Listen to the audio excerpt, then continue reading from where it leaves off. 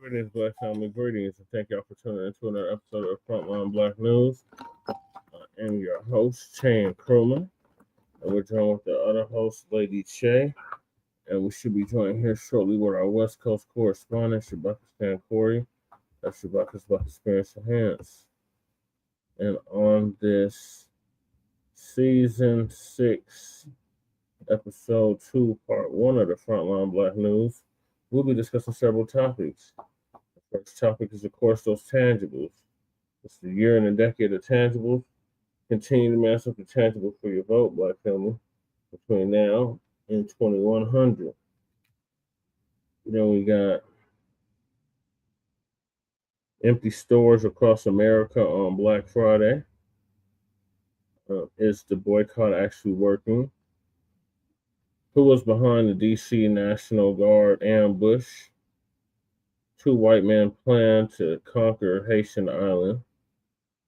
The history of Latinos aligning themselves with white extremists. Update: Broward County Sheriff fires cowardly deputies. Deported African woman gets dragged by Ghanaians. And if we have time, is Pan-Africanism a threat? Professor Johnny Smalls calls FBA cowards. Church of Black Power weighs in. And if we have time as well, Pan-Africanists can't stand Black Americans delineating. It's drawing his money up. And we are based out of East Denver, North Aurora, Colorado. We get the news from a frontline and Black First perspective. We are part of the New Blacc Media and also signal boosters of the New Blacc Media. We have been around for 6 seasons now and counting. And we have several platforms that are part of the Frontline campaign. Frontline Black News is the first one. We started back in 2020, 2021. Shabaka's Black Experience Enhanced is based off the 50th anniversary of the founding of the original Black Panther Party for Self-Defense.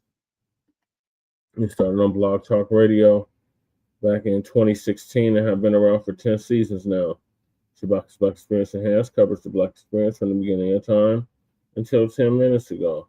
It is also part of the Frontline campaign and has recently, within the last 2 years, moved from Blog Talk Radio to StreamYard. Please make sure to like and share the show, FBA family. Please join us on StreamYard, YouTube, Frontline Black News. The links to all of our channels are in the description, including Frontline Black News, Frontline Black News 2. Please make sure you sub up to Frontline Black News 2, because that's our backup channel. Jesse Paris, aka Chan Krumah, on our personal page. The RBA, the Revolutionary Agenda, Lady Che's channel. Please make sure y'all sub up to that as well. Jay Militants, What's Cracking TV with Jay Militant. Kukizi, our brother from here, from Denver. His link is also in the description. The Church of Black Power, a brother from West California who's now in Houston, Texas. His link is in the description. And last certain, not least, we got Black Truth United, a young brother out the Midwest. His channel, his link is also in the description. And also the B1 Rolodex link to submit businesses to the B1 Rolodex is in the description. And that's like basically our modern day green book. And we also have the petition for reparations. Please sign that. The change.org petition. And then we got Black Truth, Black Voltron Reloaded's funeral and GoFundMe. We laid our brother Black Voltron Reloaded to rest about a month ago. And he still rests in paradise, rests in power. Davion Canty, the Black student expelled or withdrawn from Texas University for mocking the death of racist white supremacist Charlie Kirk. His GoFundMe is in the description. Help Greg Marcel Dixon seek justice after 10 years of dedicated teaching. His link is in the description. Chicago family whose mom was attacked by students, GoFundMe is also in the description. And last certain, at least we got Lady Che's GoFundMe. It's also in the description. And we have copyright disclaimer under Section 107 of the Copyright Act of 1976. Allowances made for fair use. for purposes such as criticism, comment, news reporting, teaching, scholarship, education, scholarship, and research. And I do not own the rights to this music. And if you don't understand racism or white supremacy, what it is and how it works, everything else you think you understand will only confuse you. In all 10 areas of human activity or people activity, and that is economics, education, entertainment, labor, law, politics, religion, sex, and war, and some say health and nutrition. And that was by Nellie Fuller Jr., who transitioned back in February of this year, 2025, at the age of 95. ProduceJustice.com. And when you, a Black person, are captured by any race soldier, you must never fuss, fight, or flee. Comply and defend yourself in court. Also by Nellie Fuller Jr., ProduceJustice.com. And last but certainly not least, we got racism and white supremacy as conscious and subconscious behavior to maintain white genetic survival, to prevent white genetic annihilation. And that's by the great Dr. Francis Cress Welsing, who transitioned back in January of 2016. So those are the topics. Make sure y'all like and subscribe. Shout out to Twin. Twin is in the building. Says, welcome to Frontline Black News. Like, share, and subscribe. That's right, Twin. Thank you. Yep, tangibles 2025 to 2100. Well, we're almost done with 2025. So now it's tangibles 26 to 2100. And he says, peace to me and peace to Lady Che. Thank you. And he says, FBA B1, and it's a tether-free zone. That's right. All right. So I'm going to hop right into it with the tangibles. So this is the year and a decade of tangibles. Continue to demand something tangible for your vote, Black family, all the way between now, what do you mean, in the end of 2025, going into 2026, all the way to 2700 or 2100 rather. Tangibles 2100. So back in 2019, our good brother out of LA, Tariq Rashid, came out with the hashtag Tangibles 2020. And in it, he was detailing everything that we, meaning the foundation of Black Americans, descendants of American child slavery freedmen, thank you, Twin, we're going to demand from the two-party system. So instead of 2020, it's 2026 for the midterms, 2027 for the next Denver election, and 2028 for the next presidential election. And foundational Black Americans are going to reject the 50-year-old plus malign neglect policy that has been implemented by the political system. This malign neglect policy mandates that Black Americans should be ignored and only mentioned in vague and non-specific terms, lumping foundational Black Americans in the groups with immigrants, people of color, BIPOC, underserved, underprivileged, underrepresented, downtrodden, vulnerable, communities of color, communities of interest, marginalized, etc., has only hindered the progress of Black Americans as a group while providing tangible benefits for other groups. In this election cycle, like I said, the 2026 for the midterm elections, 2027 for the Denver elections, 2028 for the presidential elections, and so on and so forth, Black Americans are going to insist that our needs are specifically met by politicians who are seeking our votes.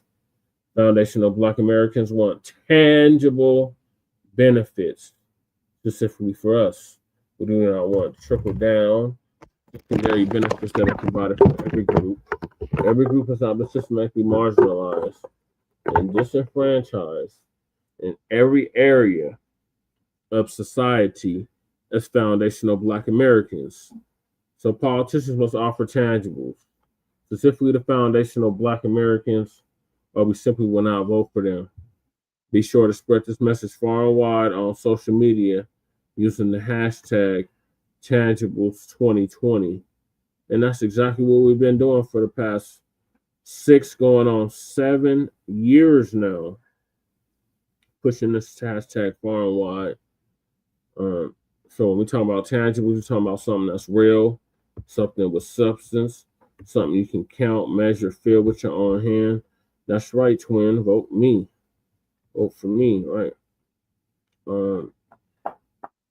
You can count, measure, feel with your own hand, i.e. a check, i.e. reparations to direct descendants of American child slavery, lineage-based payments directly to the descendants of American child slavery freedmen, the people that built this country.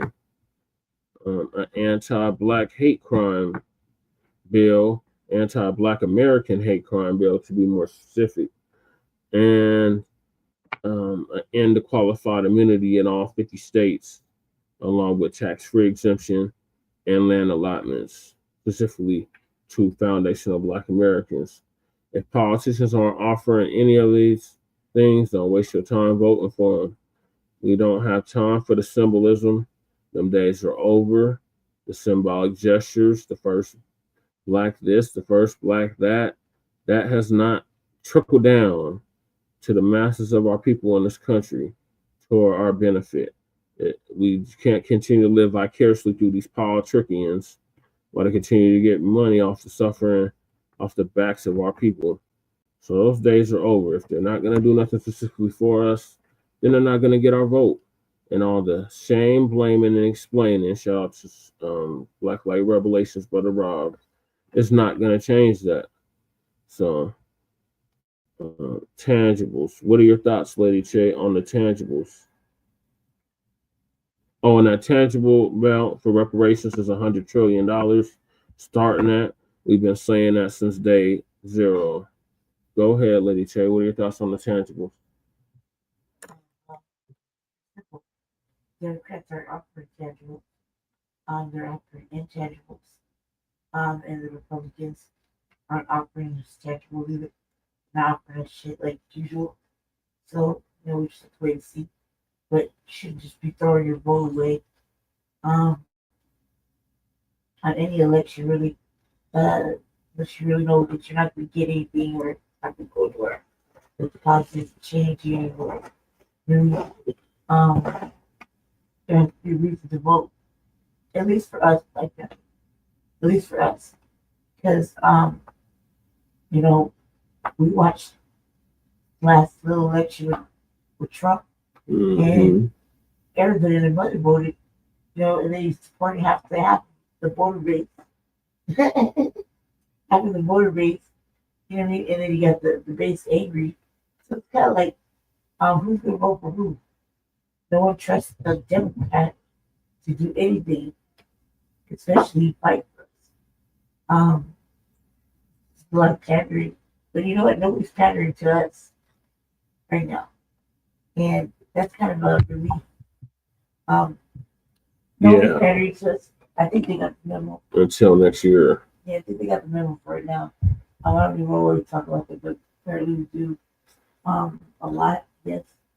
I just think that how are we going to see tangible? We just have to have a good plan, a good structured plan for all the things that we're asking for, that we're telling them we want. And we can't let them play the games. I mean, we got to be on our drafting skills, and do more reading, you know what I mean? Stuff like that to draft the right policies, right bills, or amend things. We can't just let them get away with it. And I can't just tell them, like, especially our local politicians, that they're going to do something. They actually have to be able to hold them accountable, especially at the state level. That's what I think too. It's going to be a little difficult, but it's what it is. It's very cold, and there's people outside screaming pretty cold.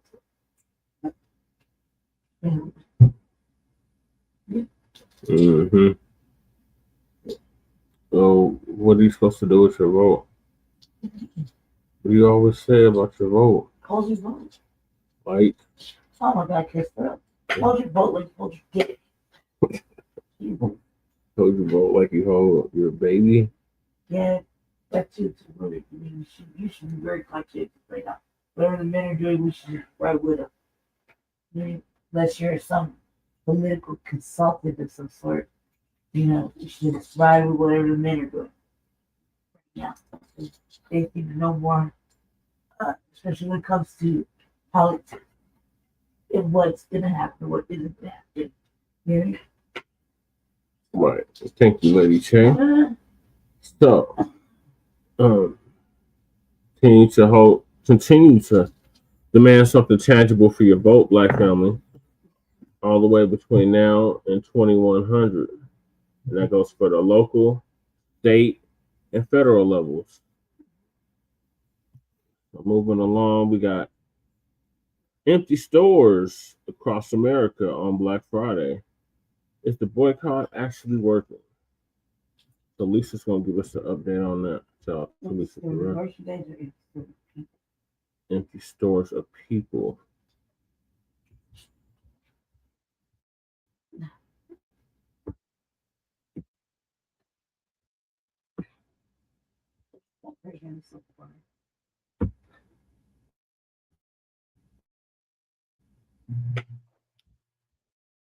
Shabbat Shalom, family.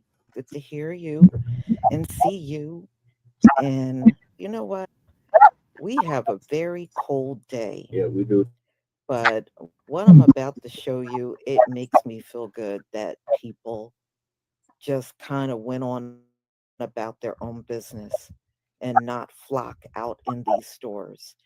And what's happening, y'all, is very biblical because in these final days,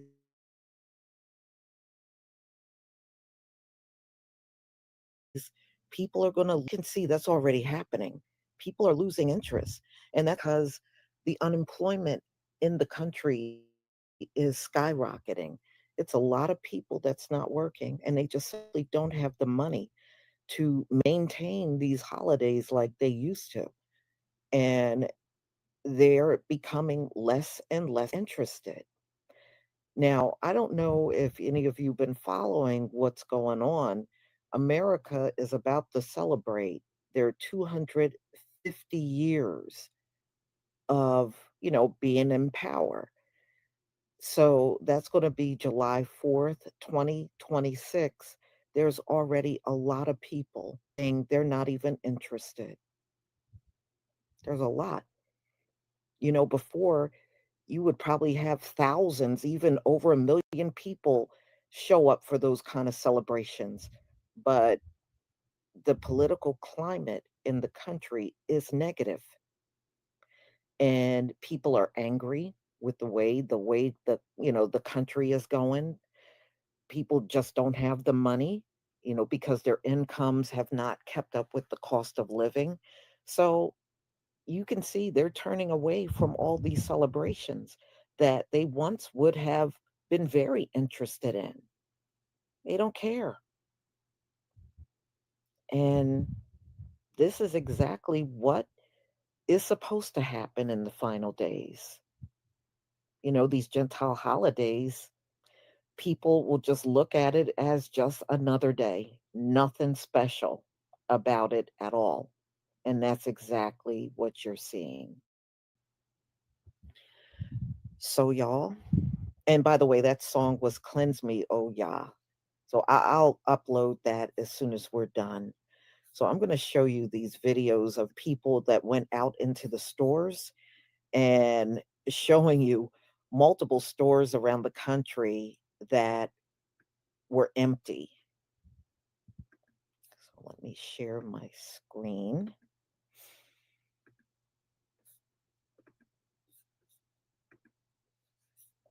Okay, please give me a one if you can see my screen.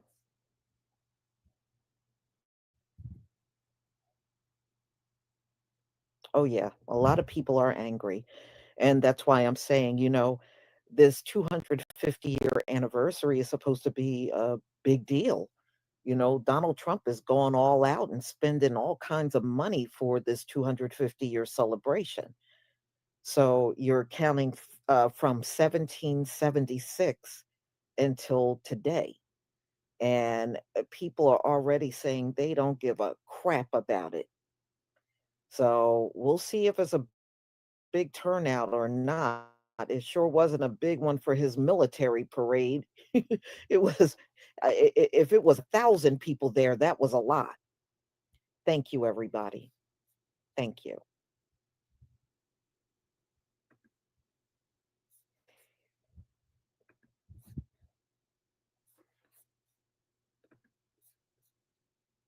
It truly makes me so happy that today is Black Friday and Sam's Club is empty. There aren't hardly anybody in there. What? There aren't anybody. There's no one there. There's no one in the store. There's probably like maybe 15 people in the entire store and entire Sam's Club, like not including the workers, of course. That makes me so happy. Like, that makes me so happy. No one's spending their money on Black Friday. It's time for change. Yes. If I didn't have to be at work, I would not be here. I would 100% not be here, but I don't have any more PTO time, so I gotta be here. Good job, guys. Good job, everyone.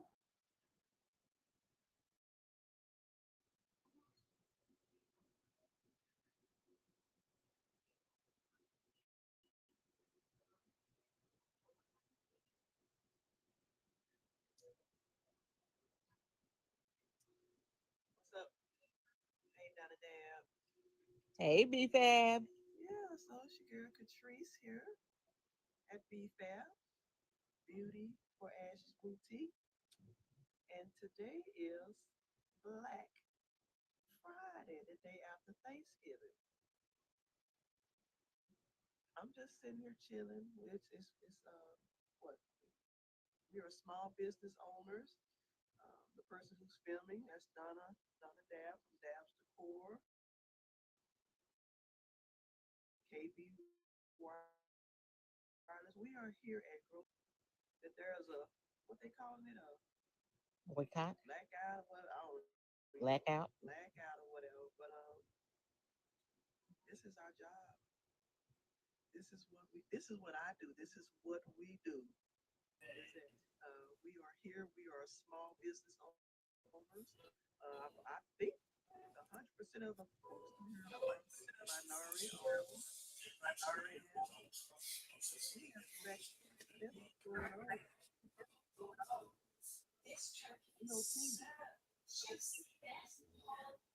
here today at 7 o'clock, and I need to see your face. Come in, shop. She has wonderful Christmas gifts.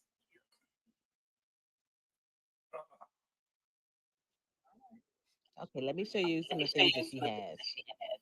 She has things for men and women, clothing, beautiful accessories.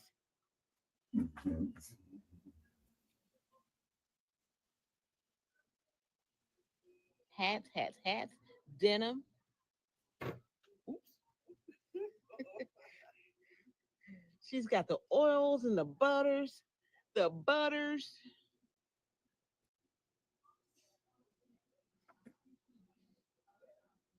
Come out and see us, 324 East Beltline Road in DeSoto, Texas, inside the DeSoto Marketplace. We'll be here till 7 today. See you guys. All right, guys, y'all are not playing about Boycott Black Friday. I have never seen a Walmart this empty, yet alone on Black Friday. Like, look at this. These are all the sale things, guys. Nobody is here. It is almost 9 o'clock. They opened 3 hours ago. I have literally never seen Walmart this dead on a Black Friday. Like nothing gone. It's crazy.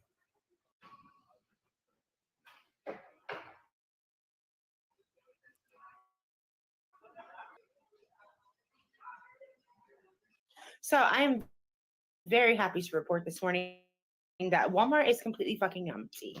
At least in my little town. And it would normally be my husband works as a vendor and he's in there this morning to, for his job to do products on a normal day. So, yay. That makes my soul happy. Keep up the good work.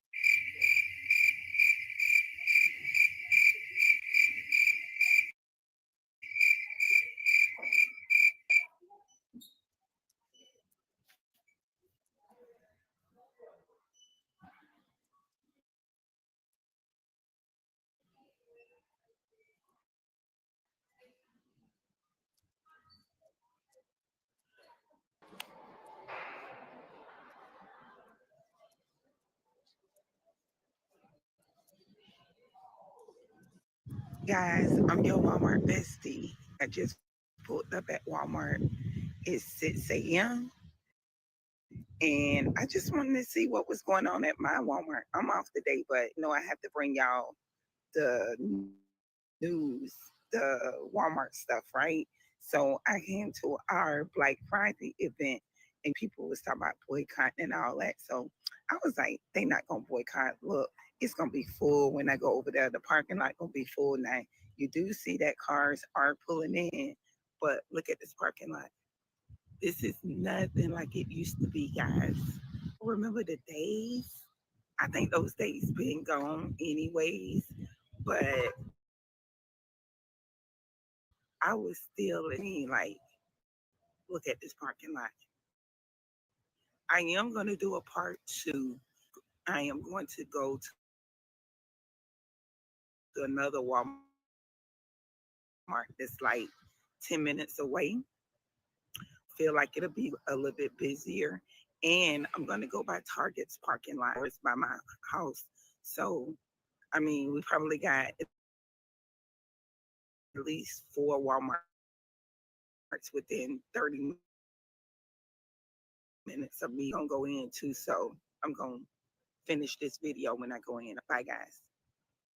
So I'm on my way into Walmart to see how many people are shopping Friday. This is my Walmart where I work at. And we just gonna see how busy it is.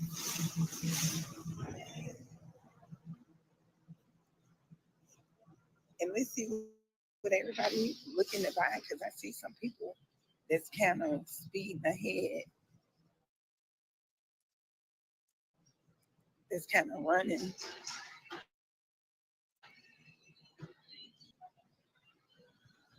Great news, great news, great news. Fuck you, Sam Walton, and that overpriced bullshit.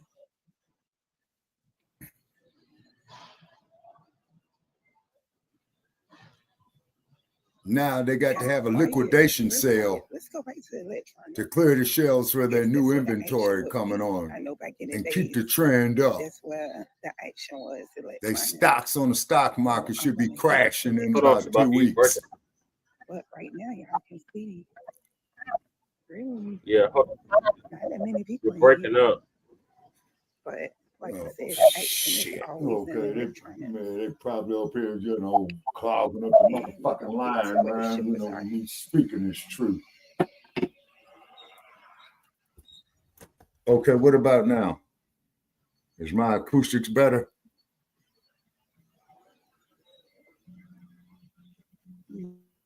Shippers. Brother check. You can see a couple of people. It's still happening. I don't know if it's on my end. Okay, it's a monkey wrench, man, because of the subject matter of what this is doing.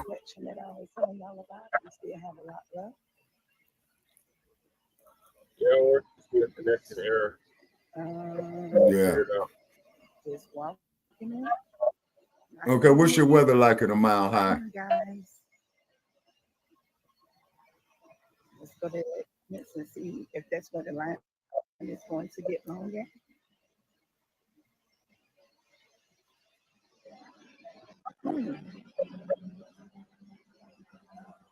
Wow, not that many people over here at all.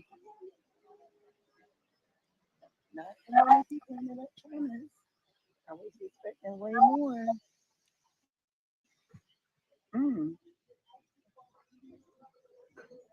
Okay, I'm gonna go up this way. We got some more shippers. I hear people over here. Good morning. Hey, how you doing? You up today? No, I'm just videotaping. You know I do TikTok. Not that many people. They still unwrapping stuff. Not that many people. Hey, Naya. How you doing? As you can see, it's not that many people in here at all.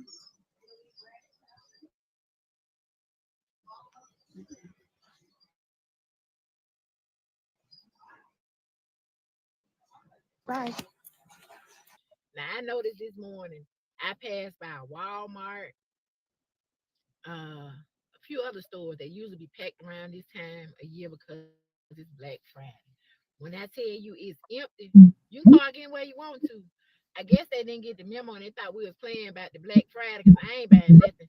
And at Thanksgiving dinner yesterday, let me tell you what the conversation was about: how to save money, how high everything is. My sister-in-law came from North Carolina. She said the average person for a decent apartment, like a one-bedroom, I think she said, or my niece said, $2,000 a month. So the topic of conversation at the dinner table yesterday was how to save money, how to pay off all your debts and like that. Ain't nobody talk about what they was gonna buy. Ain't nobody talk about the newest electronic item. Ain't nobody talk about no TVs, no net. Well, nobody talking about shopping. My mother-in-law ain't even coming this way today for shopping. I'm telling y'all. So I guess somewhere along the way, TikTok did not get the memo because every time I'm scrolling for the newest news so I can talk about some stuff. I ain't seen them, but people trying to sell stuff. Guess what? And y'all didn't get the memo on TikTok. Everybody else did. Ain't nobody buying nothing. Ain't nobody buying nothing. We trying to pay our bills, pay our mortgages, pay our car notes, pay our insurance, these high-ass utility bills, and we ain't gonna talk about groceries. We trying to survive. So ain't nobody trying to shop on Black Friday with all these fake breaking sales that ain't really sales. Everybody done got out of debt, and guess what? For once in a lifetime, ain't nobody trying to get in debt again. Cause next year, my family get together. We was eating, enjoying each other's company, talking about good times to how things used to be when nobody talking about shopping. Nobody was talking about Black Friday sales. So I guess TikTok didn't get the memo. Now these folk off my timeline selling all this stuff, because guess what? I ain't buying nothing. The storehouse is empty.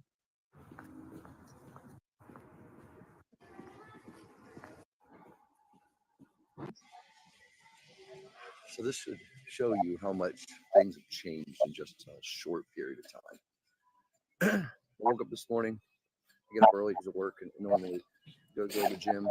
I had to go to Walmart to get some toiletries. It didn't occur to me that it was Black Friday. And then I realized there's nobody here. If I would have gone to Black Friday Walmart when I was a kid, man, this place would have been packed and people have been punching each other. But times have changed. Everything's done online now. People don't necessarily go to the stores. It's just a surreal moment for me because I didn't realize it was Black Friday today for some reason. And then until I was here. And if this would have happened 20 years ago, 15 years ago, oh, I'd have been miserable. And then wall-to-wall people punching each other over the newest freaking Teddy Ruxpin or something. But just surreal moment for me, realizing the times have changed. Things have gone by so fast. Have a great day. Be safe. God bless. Wow. So Walmart was completely empty for Black Friday. Okay. Yeah, well, that's great news. Some parts of the country, it was pretty empty in a lot of stores. I told even around me, the stores really was not that active, you know. And see, back in the day, I used to always know when the stores were packed because I always knew someone that would work at Walmart or Target. I knew a couple of people that worked at Home Depot. Yeah. And now these stores are empty. The ones around me were not packed at all. So it might have been in some parts of the country, but it seems like a lot of people sat out this Black Friday from going to big retailers and doing more shopping online and with small businesses. And that's a wonderful thing. So, and if you have not checked it out, I have 37% off on Shopify and Etsy. 37% off of the entire store. And if you're on Shopify, you want to use Cyber37. That's the promo code. And if you go shop on Etsy, it's Cyber25 to get your 37% off discount. So, y'all, I am grateful that so many people boycotted this Black Friday. See, this is really going to hurt them because a lot of these big retailers, they depend on getting their Exactly. biggest revenue of the year Exactly. from Black Exactly. Friday to December 24th. They heavily Exactly. depend on the public bringing that money, and sometimes they'll be in the red all year. And the Christmas, the Thanksgiving, Christmas, and New Year's will put them back in, in a safe zone and not in the red anymore. But yeah, it's been rough. It's been a rough year for the average consumer in this country. And people are not playing. They're not going to be out here spending money in these big box stores that they don't have. And you're not really getting a sale anyway. I remember when they explained what they do. What they do is they mark the price all the way up and then throw a sign up saying 60% off. And the price that you're buying it at is actually the regular price. So you're not getting Exactly. a discount. That's Exactly. what they've been It's doing called now. bullshit, Lisa Cabrera. A lot And I'm glad you motherfuckers see didn't that go out there and spend that money on that all shit. you're buying, if you're getting this huge thing, the regular price. And that's how they've been playing the game this entire time. So if it's a 60% sale off, what they do is they mark the product up 60% and then take it back down to the regular price. So you are never getting a discount. You're actually paying the regular price. Yeah, it's pretty messed up what they're doing. It is really messed up. So, y'all, thank you so much for being here. Thank you, Lisa, for this update. All right, greetings, Shabaka. I didn't get to introduce you. Greetings, Shabaka. Yeah, from the greetings. Mile High Yeah, Income and Illegal Migrant greetings. Flooders. Okay, greetings from Sin City. Sin City. Okay. Oh man, I'm just staying in, man, healing up for an old bastard in pain. But the thing is that this video that you just showed, sir, made my day. Is because for the last 8 years on social media, I've been telling people this. You see what I'm saying? Okay. Now, here's the chain reaction that's going to happen with Walmart. Okay. Them motherfuckers right now is sitting up right now figuring out how they're going to keep their jobs. Is because the CEOs, the board of directors of Walmart's, they're getting ready to fire a whole lot of these sales managers. Thus, in turn, the sales managers is going to fire a whole lot of these retail workers who was working in Walmart. Now, what has happened is that the law of microeconomics had kicked them in the ass. Okay, microeconomics is just the science of the economics of the firm, corporation, business entity, what have you. Macroeconomics is the economy as a whole. So what you have here is a right cross that was thrown off the microeconomic specter that floored the microeconomic specter in it. You see what I mean? Does that make sense? Yeah. Okay. Yeah. So what it is that I've been saying all along, instead of us going out here spending our money with these bastards, we need to build up our own infrastructures on that. But that's too much like right. Okay. Don't buy the shit. Don't buy That's what I've been saying, Brother Chaz, for the last 6 weeks, man. At least for the last 6 weeks. Now, I'm not patting myself on the back or anything like that. I'm just hoping that this has broadened people's perspective. breaking up again, on the true economical power that they have, particularly us as a people. Because as they say, don't nobody spend money like us, right? You remember a few Christmases ago, or a few Black Fridays ago, motherfuckers standing in line, fighting each other, trying to grab over this shit, man. Oh, man. Sam Walton and his family was getting their jollies. Now, them is some piss-po hurt motherfuckers right now. And Sam Walton and your family, I'm glad you motherfuckers are going through this. Now you see what the fuck we go through every goddamn day.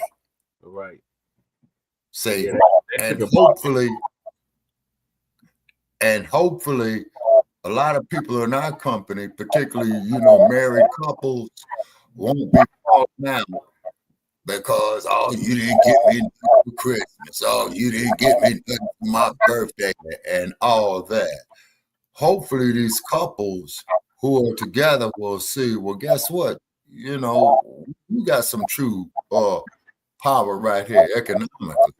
Let's build up our own shit, okay? Also, too, Facebook, I want to say you guys finally unblocked me, okay? Because I did not violate your community standards. All I simply did was simply put up the truth, okay? So don't take it out on me, take it out on the truth. Now, keep in mind, I'm not the most brilliant motherfucker that there is. I got more flaws than a little bit. But this just goes to prove, okay, is that the economical power of the people will bend still. Now, Black family, guess what? This should be a revelation to us. Look at how much money we spend on these holidays. Look at how much we contribute to the gross national product of the United States. And you OTBs got the fucking audacity to tell us that we do not deserve reparations. Yeah. If it wasn't for us, your damn economy will collapse. Right. That's right, Shabaka. So hopefully this momentum continues going through our absolutely. And into 2026. What are your thoughts, Lady Che? Black people, they ain't nobody patronize them. Glad about that. Glad, she don't even, motherfuckers don't even spend the money like that.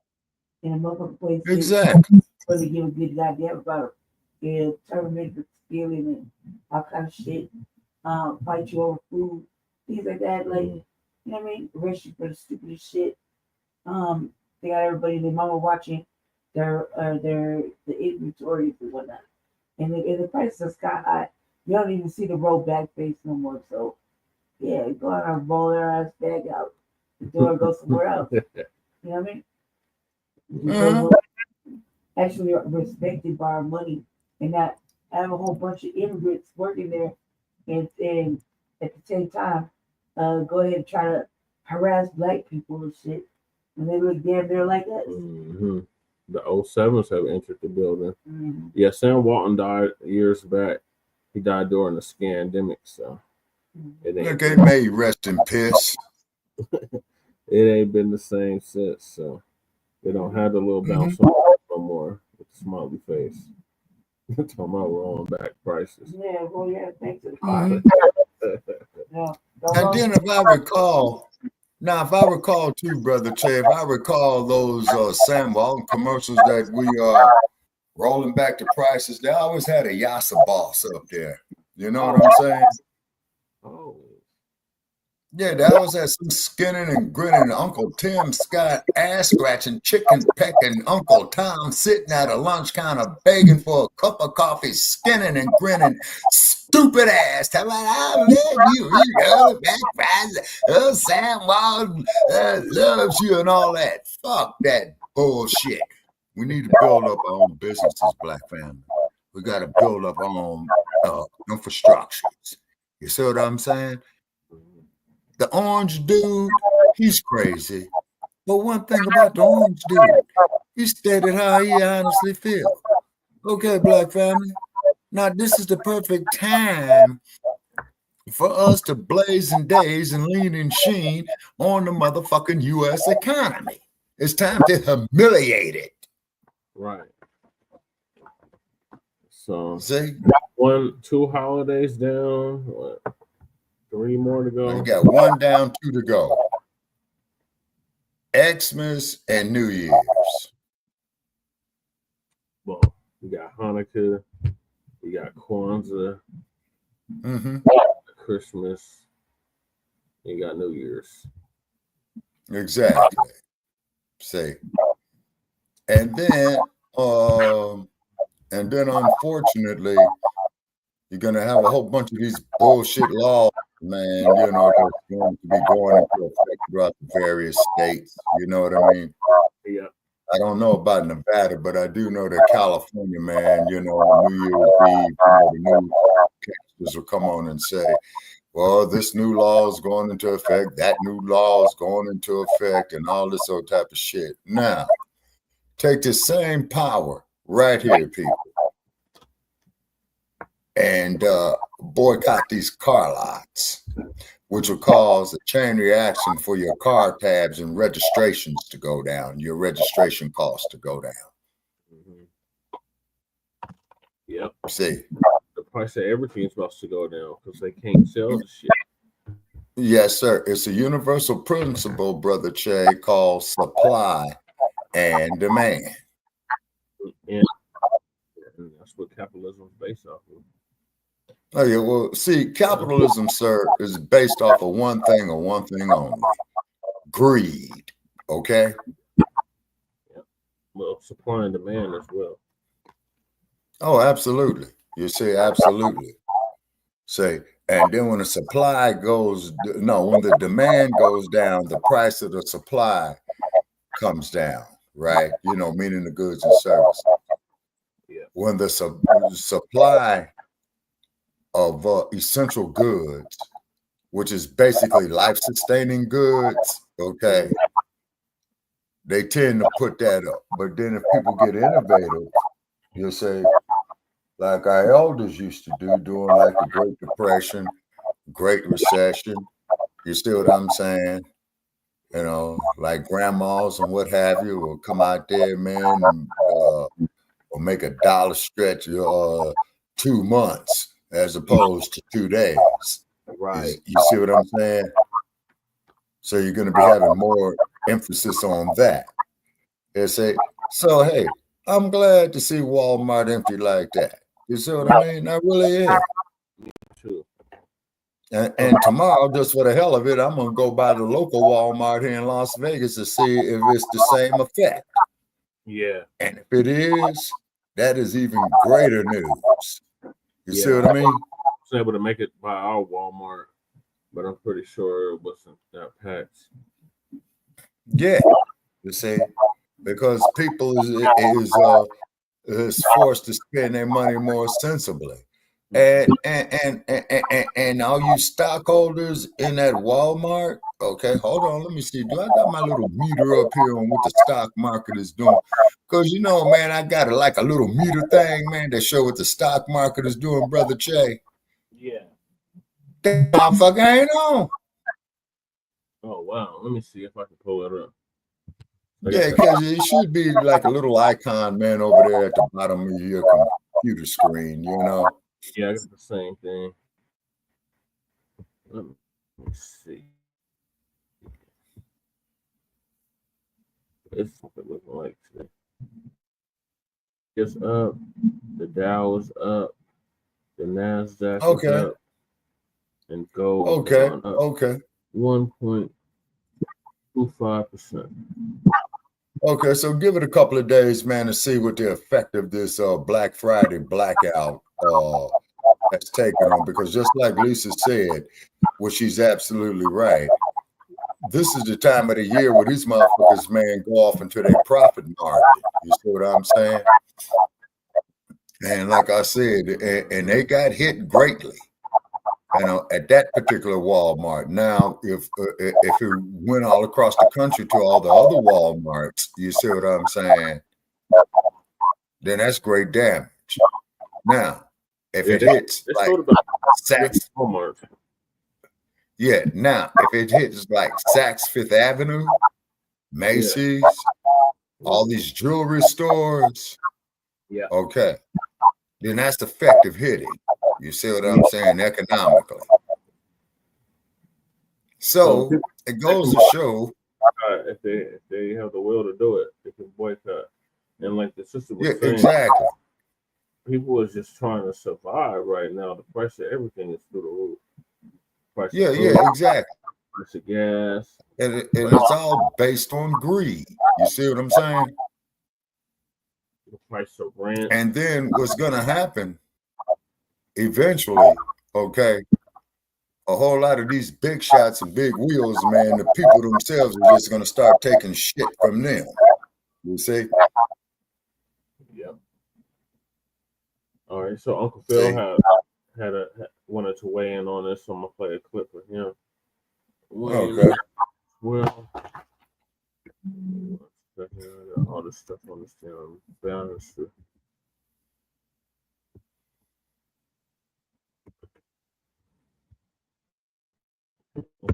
Uncle Phil had to say about this.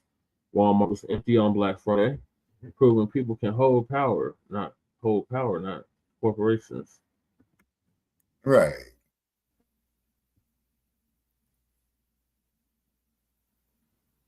Lost their job this year. You know, they did a report recently that 600,000 Black women have lost their jobs this year, which is utterly crazy. Prices is high. Rent is high. Nothing's going down. Groceries high. Inflation is high. Everything. They have these corporations, in retail especially, come up Black Friday. Oh, we got to get the sales out. Then it was years ago that these so-called Friday have year only bringing the price down to regular price. You're not even getting a deal.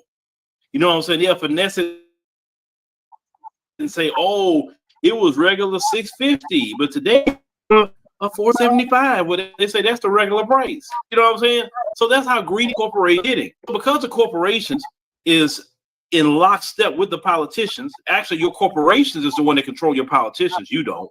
Yeah. A lot of people say, you know what? Look, this is what's going to happen. Black Friday crap. We cannot make jobs anyway, and they sell it in those stores. It's going to like make or break nothing for any of us. So I want you to check out this clip from this sister that she went into Walmart, one of the most famous in the past, for Black Friday. Right? I want you to check this out. So I'm on my way into Walmart to see how many people are shopping on Black Friday. And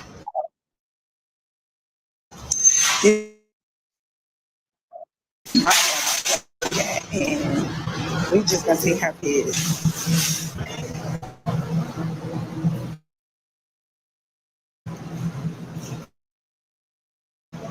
And let's see, looking at that, I see some people that's kind of speeding ahead. Now, is this another Walmart or the same one? Right here.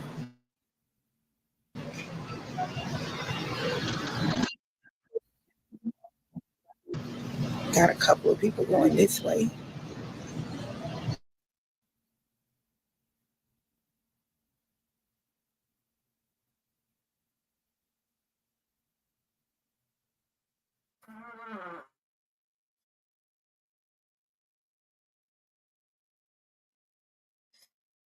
Okay, Brother Che, the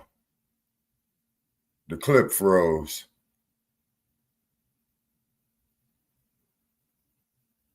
Brother Che? Earth calling Brother Che.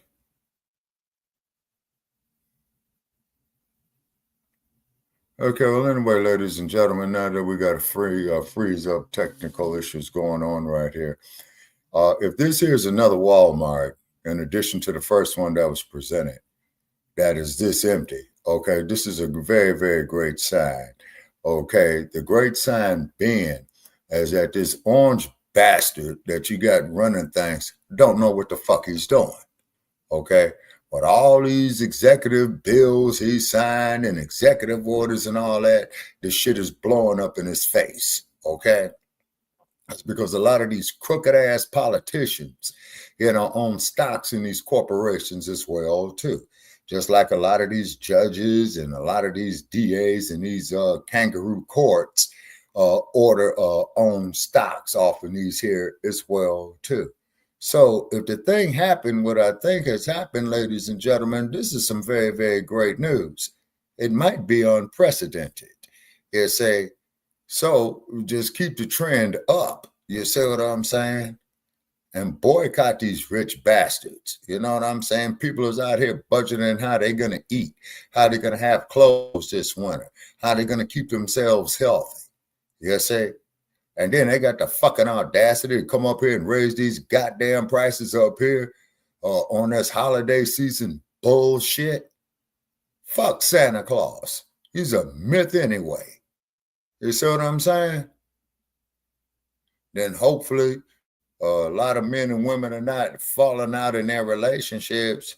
Oh, well, you didn't buy me nothing for Christmas and all that old type of shit. You know what I'm saying? Thanks for holding it down, Shabaka. I had some technical difficulties. Oh, okay.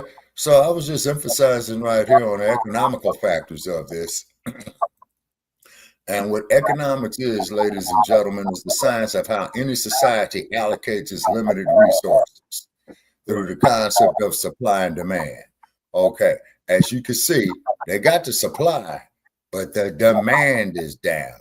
And you could best believe that these upper level managers and these junior executives of that Walmart corporation and other retail corporations, these motherfuckers are biting their fingernails because what's getting ready to happen to their asses next. They're going to get a boot in the ass and told that your services are no longer required. Yeah. See. I definitely want to give a hand clap to the people. Hand clap to the people because you did not go in that Walmart and waste your hard-earned money. Let me tell you something, even about those kids. I just said that. I got to do Christmas. You don't have to do nothing about no Christmas that's coming up with those kids. If you want to buy something they need. They need clothes, they need shoes, they need some more school clothes, something that is needed. Yeah, right, it's fine. Those kids don't need no toy or none of that other mess because the majority of these kids got a tablet or some video game system, and you can buy them a game if you want to. But that's far as it goes. I would not go out there to spending frivolous money, spending money on all these Christmas decorations. That is a waste of time. It's a waste of time. Now, if you got something from the past, okay, recycle it, great, do your thing. But don't go buy nothing new. No, because these corporations and these prices, they're so ridiculously high, they've made enough money. They are greedy. Yeah, they are. Exactly. They can say, okay, we're making good money. Everybody getting paid. CEOs getting paid. Investors can good. We want more, and we want more, and we want more. Like, how much more do you need?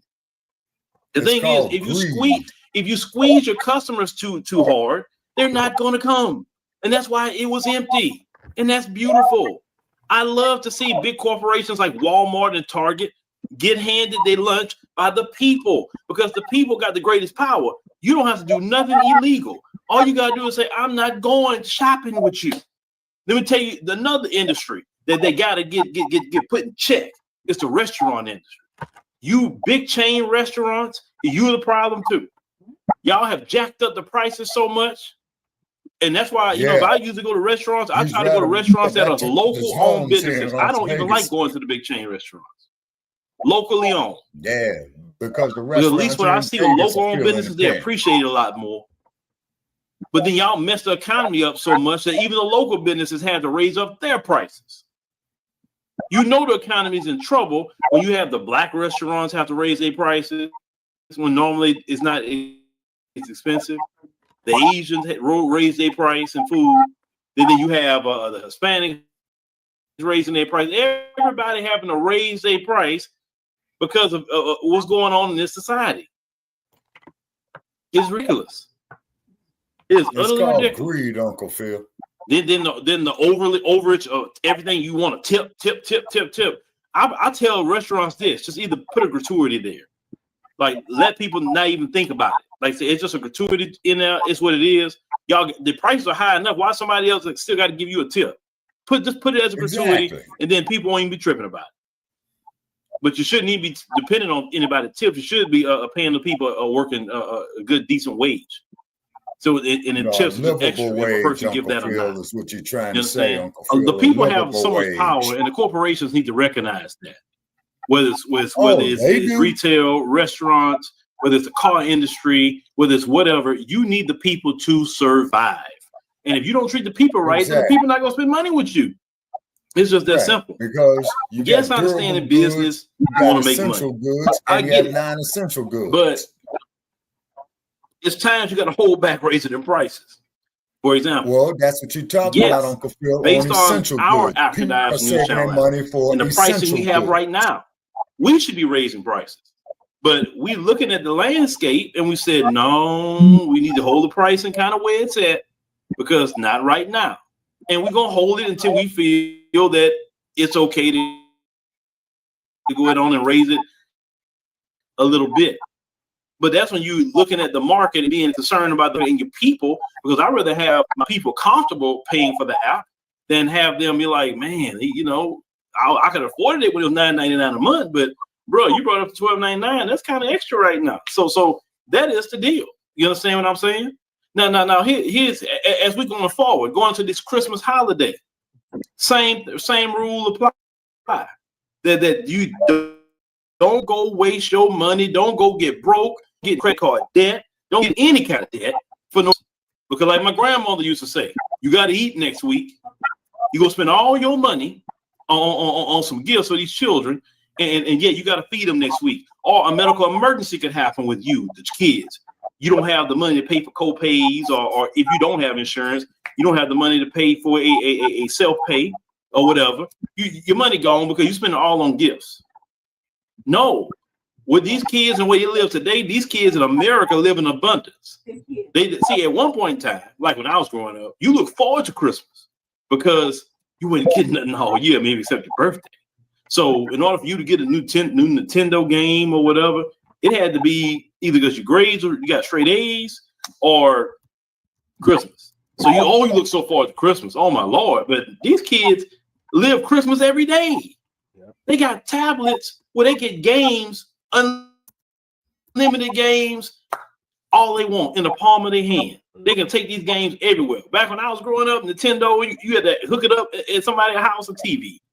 Trading games. Hey, I'll give you my game for a week, and we trade and we borrow each other's stuff. I mean, that's all we were limited to. We didn't have online gaming. So these kids got everything. You got TikTok shop, people ordering toys and games. We didn't have nothing like that growing up in the 80s and 90s. So every day with these kids is Christmas. Every day. So man, forget these corporations talking about, you got to do all this Christmas shopping. No. People don't have no job. Rent too high. Mortgages is too high. Car insurance keep going up. Man, forget exactly. Yeah. Keep your money in your pocket. Look, save your money, go take a vacation. Save your money, take a family vacation. Do that. I'd rather you spend your money on a family vacation or a vacation with you and your lady, or vice versa, you and your man. I'd rather y'all do something like that with your money than give it to these freaking corporations for gifts. These corporations need to drop these prices. Grocery store too. Necessities. All this extra stuff. You don't need candy. You don't need chips. You don't need all that stuff. Right. At the end of the day, it's what the people say, and the people must control the market. So congratulations to the people for taking a stand. Walmart, one of the biggest corporations in America. They employ the most people. And for the people to not show up, that tells you a lot about the economy. Yep. That's right, Uncle Phil. That's say a lot. No, he's right about that. And what he's talking about is what they would call macroeconomics, which is dealing with the economy as a whole. Microeconomics is the economy of the firm, like Walmart. Like these motherfuckers who specialize in macroeconomics at Walmart. Oh, these motherfuckers got a whole lot of overtime that they got going to be doing for the next couple of days. See, Now, another industry that is going to hit is going to be the trucking industry. Because how many times you've been out on the highway, you see all these large cars going out there. Walmart got their own trucks with that overpriced shit. You see what I mean? Yeah. Yeah, let's hear from Lady Say- Shay, Shabaki. Yeah. Go ahead, Lady Shay. What are your thoughts on this? Uncle Phil said, "Fuck them kids." He didn't say fuck them. Yes, he did. He said give them said, something "Fuck that's the kids. essential." Fuck He said Christmas. Yeah, buy 'em- exactly, Lady Shay. He didn't say fuck. He said fuck the kids. He didn't say fuck He them. did in his own way. No, he said buy them something that's Look, essential, first of all, like little clothes, kids, little motherfuckers like with books. shoes. Get actual books. You know? They don't read no Teach you how to more. read. They don't Matter of read fact, no watch more. Well, they need to start reading, Lady Shay. For real. They read tablets now. Listen. Hold on, listen. They say our children don't even know how to read or write. They don't. Not our children, but they just don't even know how to read or write or do math. So, you know, you do your child a favor, teach them how to motherfucking read and write and do some math any way you want to. But teach them, because apparently they ain't getting that shit in school. So the best thing is bonding, right? Mhm. Bond. I didn't give no solutions. I'm like, so what's the solution? You don't get them no shit for Christmas. They get to He watch didn't it say every- that. You So, misunderstood what he said. No, no, that's not what he said. He said I buy heard what he said. essential shits, I heard what he said. not bullshit. I heard what he said. Essential shit. I heard what he said. I heard what he said. I translated it out. I felt like translating. So, in my opinion, that's what he said. So, yeah, look here. What's the solution then? Do something, take them on a vacation. So you want to spend money over there with other people, other places to go take advantage of shit. No, the answer is really just get in their face and do some fun with them. They'll want that more. You do some fun shit with them. You ain't got to take them and spend no money or a lot of money anyway. You just got to pay attention to them and have some fun. You know what I mean? The whole thing is they're at school getting filled up with social media and these unattractive social norms and thinking they just like everybody on the internet. And they really messing up their life. They're not really studying. They don't know how to read, write, or do math, which is crazy. And you don't want no illiterate kid. You need a kid that's gonna be able to feel passionate about something that isn't gonna get groomed, right? They get groomed. So why would you award a kid that can't read or write? What you mean? You keep talking I about think teach them how to do something on the weekend. Right? but Get them a book. You know, it's they don't know how to holiday read. season. He was You saying get that a book. if you're gonna buy them something they actually need. Yeah, get some books. Yeah, which would be the old game of Scrabble, because that there teaches you how to read. Shit, play any of them games with them. There's a lot of fun out there. Teach them the game of life, risk, Monopoly. Right there. Risk. Well, me and Matt, Dr. D, used to go back and forth on some fucking Risk now. Yeah. You know what I mean? First time in on the Risk board that I wanted to control was Africa. Yeah. See, and there's all kinds of things that they can get into. There's all kinds of black shit going on that the kids can get into, dancing, learning that. You know, yeah, like Scrabble. Scrabble's good. Yeah, Scrabble's real good. good. You know, Yeah, because you see, Scrabble will teach you how to read. Yep. Yep. And sharpen your reading skills and your comprehension as well, too. Give some books. You need some graphic novels, things like that, some fun stuff. You know what I mean? Teach them some fucking math. Do some rhythmic shit that we didn't get to have in school. You know what I mean? The way stuff now got little beats and rhythms and a little flow to it. We ain't had none of that shit growing up. You understand? It bullshit. This right here could be a whole black experience all Christmas long. Kid and a family doing family kid shit. Glad you brought that up, Lady Shay. Because one of the notes that I got right here that's in line with our topic, the lies about Thanksgiving. Okay. A, the pilgrims came with lies and deceit. And why is the Negro loyal to the descendants of the slave master than to his own people? Intellectual property stolen from black people that we have mentioned before in the past. How white America benefits off of our division from within. And what we speak here on this platform is not hatred. Oh, were you done with each other? Pretty much. I mean, there's no excuse. At the end of the day, you know, we should really think if we're going to be spending money, we should be teaching them stuff or doing fun shit. I mean, who cares if they get bored? That's your job to make it entertaining. It's your job to be entertaining. You know what I mean? They can get it, they can learn. Especially when it comes to math, reading, spelling, writing. You know what I mean? Encouragement. Shit, you could do this shit with ChatGPT as a game. Me and my brother be playing these games, right? We talking shit to each other, right? And send it out text message.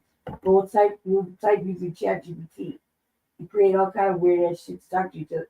And you hear us laughing, and he'll be laughing in one room, and then 10 minutes later, we hear me laughing, and then 5 minutes later over there, he's like, "God damn, man!"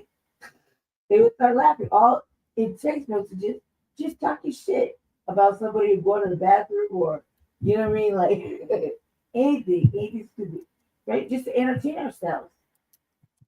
And in that whole time, it gets darker and grimmer, or lighter and brighter. You know what I mean? And it's fun.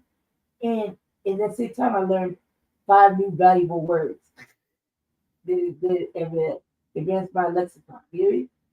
Which I didn't know before. So, yeah, just do fun shit like that. It's free, ain't hurt nobody, and it causes you to explore shit, get to know your kid a little bit better. Because I guarantee you, the only one who's knowing your kid is that motherfucking algorithm that they're looking at. You know what I mean? So, yeah. So I think you should do. I think everybody should just say creative, and you can do creative shit. You know what I mean? On there. That's just one free activity. You know what I mean? It'll teach them a lot of things. You learn a new language in a matter of a week. All kind of shit to do. You know what I mean? And just teach them the emphasis of being better. Like, nobody told me I could to go to school, or I should go, or even gave a fuck. So at this point, I would never want my child to be illiterate. You know what I mean? Especially our children. And it's intentional when they do it to our children, not teach them reading, writing, and arithmetic. You know what I'm saying? Well, you can't rely on the school to do At all. any of If that. you're going to send them there, you send them at your own will. Now, you got to spend time with them. This is fun shit. Have the family over. Shit, they'll learn how to interact and do all kinds of things. Have manners. You know what I mean? Better like that. Well, I was blessed to have been educated before I even went to school. I already know how to read and write and all of that. My math before I even started school. Me too. My mother taught me. Well, that's good, Brother Che. Yeah, now, I got a story here I would like to read about an incident in the past. Is it short or is it going to be long? Because we got to move to the next topic. Okay, it's semi-short. I'll make it quick as possible. Basically, what we were saying is, Brother Che, that on November 28th in 2008, crowds of shoppers at Walmart and the Green Acres Mall of Valley Street, New York, broke through a sliding glass double door, knocked over a 34-year-old employee, fatally trampling his own body in their rush to secure items at a Black Friday flash sale. This dude was 6'5", weighing 270 pounds. And he was assigned to guard the door because of his sight. He died of asphyxiation, meaning he couldn't breathe. But even as the grim nature of the scene unfolded, at least part of the crowd seemed unfazed. According to one eyewitness, some shoppers refused to leave despite of the death. Now, that's a big change, you know, of what's happening on this Black Friday. You see what I'm saying? So therefore, so therefore, what is happening is that the people got knowledge. I'm sorry, they got conscience of their buying power because you got this unstable orange bastard, tariffs on everything. And what the fuck did we say, Brother Jay, 6 months ago when this bastard was doing this shit? This is going to cause a negative change in the overall economy. And this here just proved our point. And don't buy the shit. Exactly. And shit, I guess the message got out. Just buy essentials. Yeah, that's it. That's it. Just like Uncle Phil said. If you're going to get these babies some games or whatever, get them some reading games. Get them some math games. Get them some games of how they could write cursive again. You know? Grown-ass man, 35 years old, came and told me 6 months ago, Brother Che, that he didn't know how to write cursive. Yeah, they stopped teaching it. They stopped teaching it. I don't know how to write print. They stopped teaching it after I graduated from high school. They stopped teaching that. I didn't never learn how to write print, so I don't know how to write. I learned how to write in print, cursive, all of that. I knew how to do all that stuff before I even started school. Exactly. But it's real easy, Lady Che, to learn the cursive. It's real easy. I was just lucky enough to have a parent that gave a fuck. My mother taught me before. Yeah, that too. I learned how to read, write, do math, right before I went to kindergarten. And I could do the cursive with both hands. So I was thinking I was going to get things. My mom didn't want me to be like, look at like, I was slow or anything. I didn't have no stuff. Keep in mind, that's what cursive is. Okay. Now, let me ask you all this. Okay, wait a minute. My brother Che did put the topics in the email. Wait a minute. They get shit for Christmas. I don't give a fuck about none of these holidays. Yeah, man, fuck them, man. It's because they lost the meaning to it, man, with this greed shit. You know what I'm saying? Maybe like my mom said, fuck all these motherfucking holidays. Yeah, no, I was just joking. Exactly. The way Uncle Phil put it out was like, ain't nobody gets shit. No, just essentials. If your kids need clothes, get them new clothes. They need they need drawers. They need shirts, pants. Get them. They need shoes. Get on that. Yeah, I get a baby. I'm cool with it. I ain't gonna be shit. About time I got to what 12. That's all I used to get for Christmas. I didn't get no electronics, no fucking phone. Yeah, I got essentials, clothes, pens, notebooks. But me and my brother are still. Hey, Kelly Ray, long time no see. How was your weekend? And then also too, I used to give gifts like that. You know what I'm saying? Yeah. Yep. Same here. Yeah, the little ones in the family. No, I'll get them some rulers, some pencils, some books on key points, Black history. Right. You see what I mean? Yep. You know? You did right, Sebastian. All right, I'm gonna move on to the topic, y'all. Okay, the next topic is who is behind the DC National Guard ambush? Because I'm looking at the topic list, Brother Che. Yep, that's correct, Sebastian. Okay. Now, they were saying is that there was a motherfucker who they gave political asylum to from Afghanistan that went and did that. It was one of Biden's asylum seekers. Yeah. And okay, now what's all that?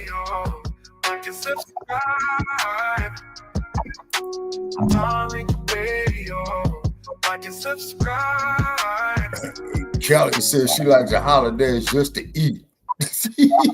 My great fellow Americans. Man, your arm stinking ass deserves to go right Two straight members of to the fucking National jail. Guard serving in Washington, D.C. were shot at point blank range in a monstrous ambush-style attack just steps away from the White House. They had been deputized as part of the most successful public safety and national security mission in the history of our nation's capital, the D.C. Safe and Beautiful Task Force. Oh, today was Brother Isaiah's birthday, our East Coast correspondent. Oh, yeah, that's right. Yeah, I saw it. Happy birthday to you. Yeah, he's 36, I think. He's 35, 36, so happy birthday to Brother Isaiah. He was born in he was born in 89, so yeah, he'd be 36. Yeah, okay. So that's 2 he was born the year I turned 30. Yep. In the year I turned 2. Yeah. Okay. Tell them we're so live. definitely happy. I'm not on Facebook. You know, when we message people on Facebook, I can't message nobody. I can't contact nobody on Facebook. And I can't share it. Which has and I achieved can't an share it on- unprecedented reduction in violent crime and crimes of all type. This heinous assault was an act of evil, an act of hatred, and an act of terror. It was a crime against our entire nation. It was a crime against humanity. The hearts of all Americans tonight are with those 2 members of the West Virginia National Guard and their families. The love of our entire country is pouring out for them, and we are lifting them up in our prayers. As we are filled with anguish and grief for those who were shot, we're also filled with righteous anger and ferocious resolve. As President of the United States, I am determined to ensure that the animal who perpetrated this atrocity pays the steepest possible price. I can report tonight that based on the best available information, the Department of Homeland Security is confident that the suspect in custody is a foreigner who entered our country from Afghanistan, a hellhole on earth. He was flown in by the Biden administration in September 2021 on those infamous flights that everybody was talking about. Nobody knew who was coming in. Nobody knew anything about it. His status was extended under legislation signed by President Biden, a disastrous president, the worst in the history of our country. This attack underscores the single greatest national security threat facing our nation. The last administration let in 20 million unknown and unvetted foreigners from all over the world, from places that you don't want to even know about. No country can tolerate such a risk to our very survival. An example is Minnesota, where thousands of Somalians are ripping off our country and ripping apart that once great state. Billions of dollars are lost, and gangs of Somalians come from a country that doesn't even have a government, no laws, no water, no military, Trump, no fuck you nothing. in that. As their representatives in our country preach to us about our Constitution and how our country is no good. We're not going to put up with these kind of assaults on law and order by people who shouldn't even be in our country. Then, We must motherfucker, now then go turn re-examine every yourself single in. You're a alien goddamn who was convicted in our felon. country from Afghanistan Go under get in your Biden. jumpsuit and And walk we the must take concrete, all necessary trick. measures Fuck to ensure you. the removal of any alien from any country who does not belong And you here a or goddamn add benefits. alien from outer space, you orange bastard. He's right, Shabaka. I don't know why you defending Biden. Biden allowed this I ain't shit, defending Shabaka. Biden. You're As telling far him as to I'm go fuck concerned, him and Biden, man, are 2 sides of the same coin, brother Che. He didn't let in all these goddamn illegals, though, Shabaka. He's trying to get them out. You sitting up here getting mad at him for telling it like it is. The people, Biden let all these goddamn illegals in here.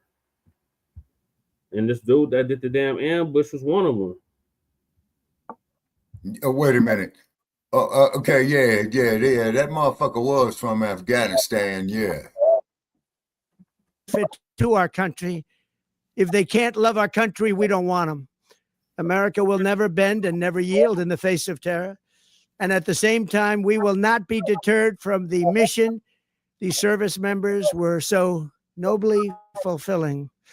That is why tonight I can announce that I have directed the Department of War to mobilize an additional 500 troops to help protect our capital city.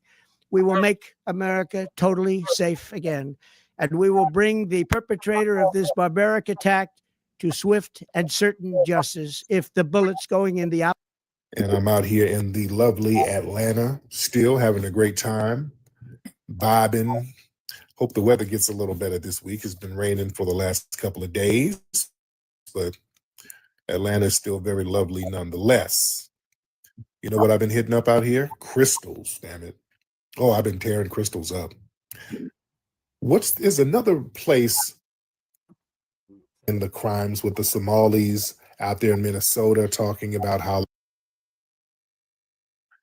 First thing we got to talk about, family. You know, you heard about the story, what happened out there in D.C. Some Afghan national ran up and ambushed some National Guardsmen.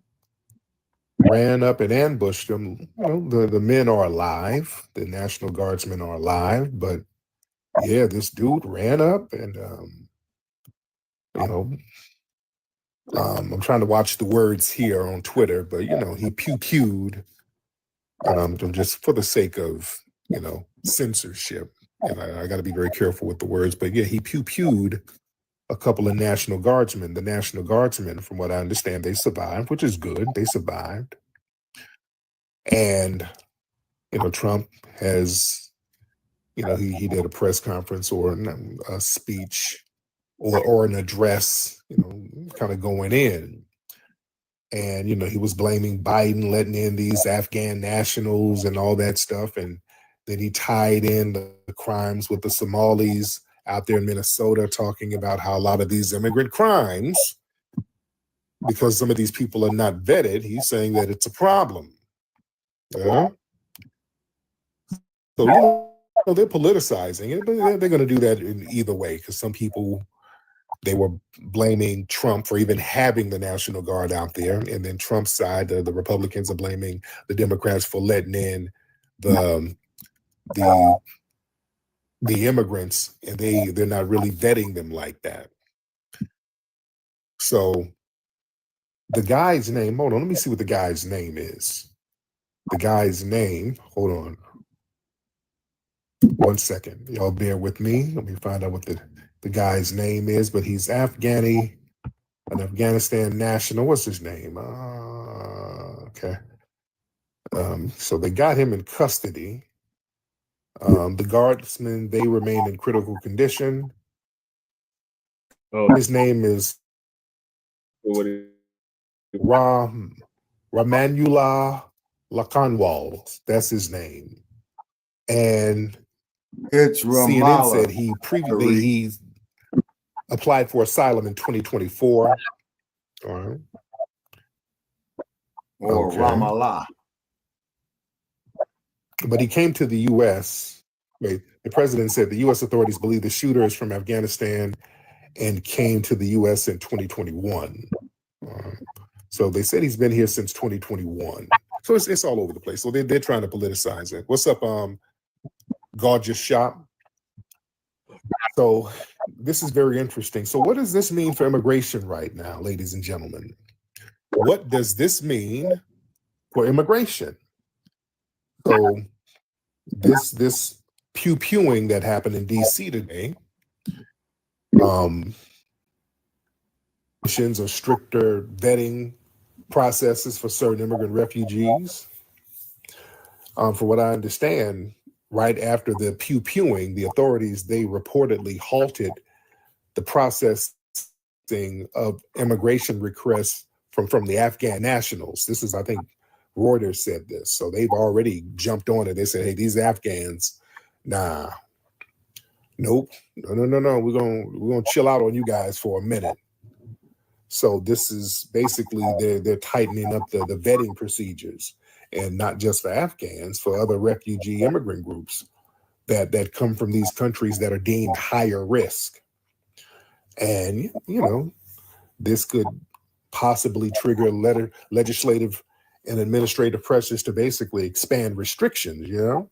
They might do more background checks, or they might impose additional security provisions, you know what I'm saying? So it's about to get sticky out here. And, you know, a lot of people, the public, with stuff like this happening, people will start looking at immigration and they with some of these folks. Yeah. With something like that happening so near to the seat of government, you have a foreigner who just got here a couple of years ago pulling something like that. Yeah, that's not a good look. You know, so yeah, he gave the politicians an Uno card to run with. You know, so now when they start these immigration restrictions, and they're halting these asylum policies, they can't turn around and say, oh, this is a humanitarian issue, because now they can say, hey, this is a security risk. So this requires urgent and restrictive responses. And they're not going to really get no pushback, right? So it's about to get very, very interesting. And, there's going to be public backlash against some of these refugees and recent immigrants. High profile violent incidents like this from foreign-born nationals, that makes people side eye some of these folks. So now the policies are going to get stricter and tougher, and then there might be some legitimate immigrants, and they're going to catch strays, proverbial strays for this type of stuff. People are going to be looking at them funny style. I agree. Speaking of immigrants, who's trying to come in now? Who is this? What's up, man? Yo, what's up, bro? How you doing, bro? What country you from, bro? I'm from Yemen. You know Yemen? Yemen. There you go. Yes. Are you in the U.S. now, or are you still in Yemen? I am New Jersey. New Jersey. Okay. So what's on your mind, bro? Good. And you in America? Yes, I am. I live in Los Angeles. I just happen to be in Atlanta. Oh, Los Angeles. I like Los Angeles. Oh, there you go. What's going on with that hair, man? Is that a lace front perm? What's going on with the hair? The hair is very interesting. I'm living here with my family. Only my family here. There you go. All right, there you go. Brother got the Sonic the Hedgehog hairstyle. Okay, there you go, brother. Okay, that hair is throwing me off, brother. All right. That brother had the Addams Family perm. Shit, what kind of perm was that? All right. Yeah. They say he had the Count Chocula perm. All right, there it is. That brother put all types of mousse in that perm, brother. Good Lord. That nigga had the Bride of Frankenstein perm. All right. Okay. All right, Sonic. Man. All right. But like I said, man, y'all share this space. We need to get a few thousand people up in here. Share the space and hit the hearts. Now, family, another aspect of this thing today with this pew-pewing near the White House. Now, family, this is why a lot of people are upset with us delineating. You see, now we see why people are upset with us delineating. As we see with Trump tying in the Somalis and the crimes happening in Minnesota with this Afghan dude doing this today. It's not framed as minority or people of color. It's not framed under that banner. And that's because we're not sitting up here upholding that minority people of color banner. You see? So when we delineate, that exposes some of these immigrant crimes as immigrant issues. So they're looking at stuff like that as immigrant issues. See, before delineate, who was perceived as non-white, we'd automatically get lumped into it. They would just throw it under the whole lazy minority or person of color banner. And we have to sit there and accept the stigma with these people.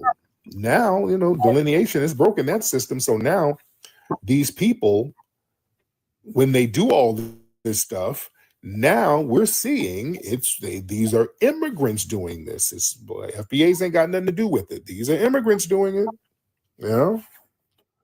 And this is why a lot of non-FBAs are upset with us, because us delineating removes the shield that they use to hide behind.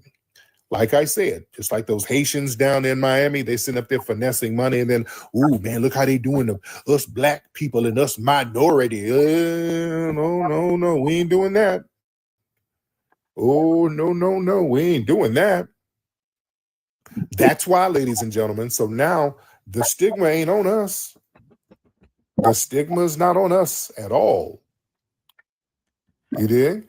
And what's interesting, See, a lot of these people who are on the hot seat right now, like the Somalis, remember we would start doing the TikTok spaces and on what's that other, what is that other app? I'm having a brain fart. Clubhouse. Yeah, these people 5-6 years ago, especially the Somalis were very vitriolic towards us. They were some of the first people, some of the main folks hopping on these live apps denigrating us. They were some of the first people hopping on these things, clowning us and talking about we're ghetto and baby mamas and we eat Popeye chicken and smoke crack. Yeah. They were some of the main people doing that. Yeah. Now they're on the hot seat. And now they're looking at us like, hey, why y'all delineating? Yeah, because you delineated. Yeah, we're delineating because you delineated. Yeah, this is why these people have a problem with us delineating. Not because they want some damn unity. No, they need us as a shield. So when they do things as immigrants, we come through with the cape, and we don't have the cape on right now because they told us to stay out their business. You work hard, and you work harder than everybody, and you grind hard, and you got a work ethic, and okay. Well, you handle your candle. Because now a lot of these people are upset because delineation means that foundational Black Americans are not obligated to politically shield them anymore.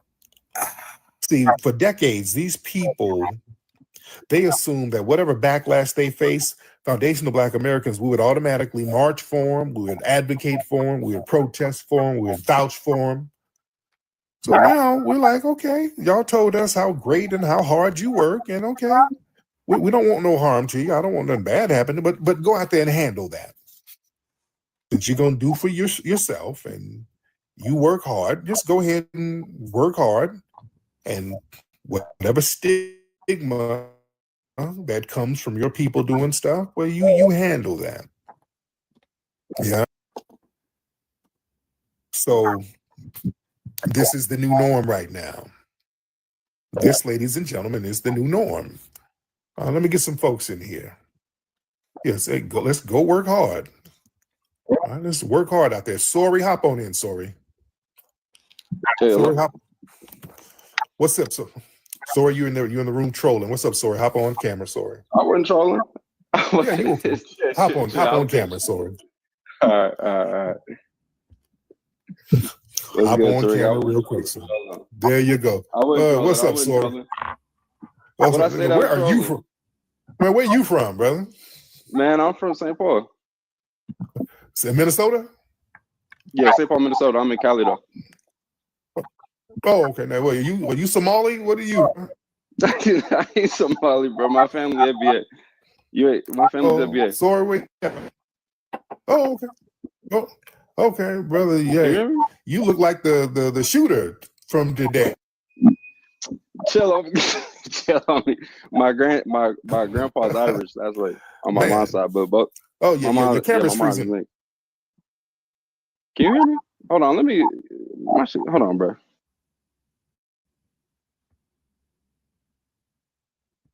Oh yeah. You hear me, bro? Okay, we'll get you back, brother. Damn. This brother got 2G Wi-Fi. Okay. Yeah, we'll get you back up, brother. Good Lord. All right.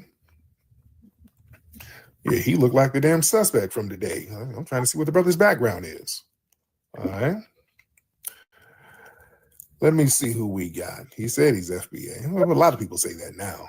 Yeah, that beard. I don't know, brother. That beard looked like you from Yemen. All right. And you got that hairline covered up. What's happening? See, when people hop on with them do-rags, we're going to see what's happening. All right. What's up, Miss Candy? How you doing, beloved? Candy, hop on in here, Candy. I see you over there, Candy. Candy, hop on in here. Let's see what's going on with you. All right. Hey, what's up? Hey, Miss Candy, how you doing, dear? I'm doing good. Just got finished putting some stuff together. It's that time. Tomorrow, Thanksgiving, you gotta be in the kitchen burning. Oh, let's see what you got in there real quick. Hop on camera. Oh God, Tariq, Real quick. Let's see what you got in there. Friend, come on, don't do me like that. My Real hair is quick. a scarf. It's all right. We ain't gonna trip on your scarf. Let's see what you got going on, Candy. Oh. Real quick. All right. This me. We'll do a quickie. Little something. You know what I'm saying? But I'm going off. Please. Yeah, but I'm a little shy. Okay. It's okay. Okay, I'm It's only okay. shy because it's such a public platform, and so when I get on camera, I kind of like to be my best, just in case, you know, your picture last. You know, you mess around, be looking crazy, be like, hop on.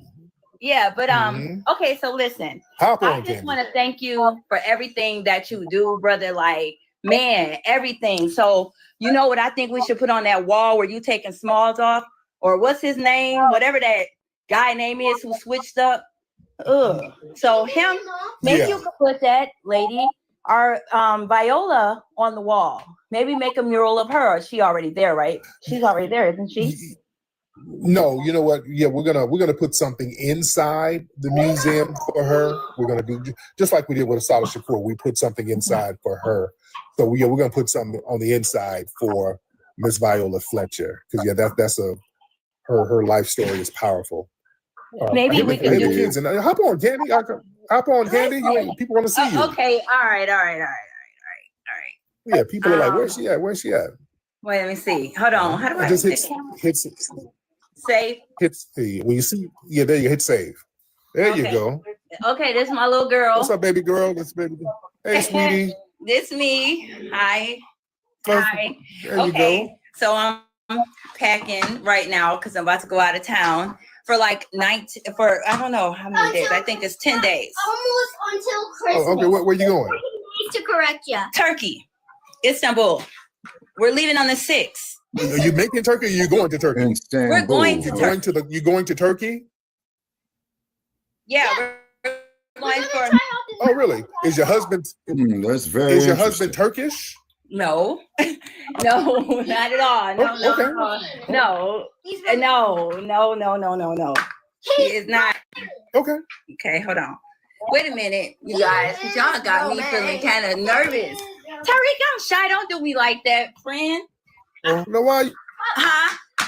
I'm shy. Why are friend. you nervous? Why are you nervous? Because I'm so shy, Tariq. I'm sorry. I'm just like, I'm not shy all the time, but I just like, I respect you so much. I've been following you for years.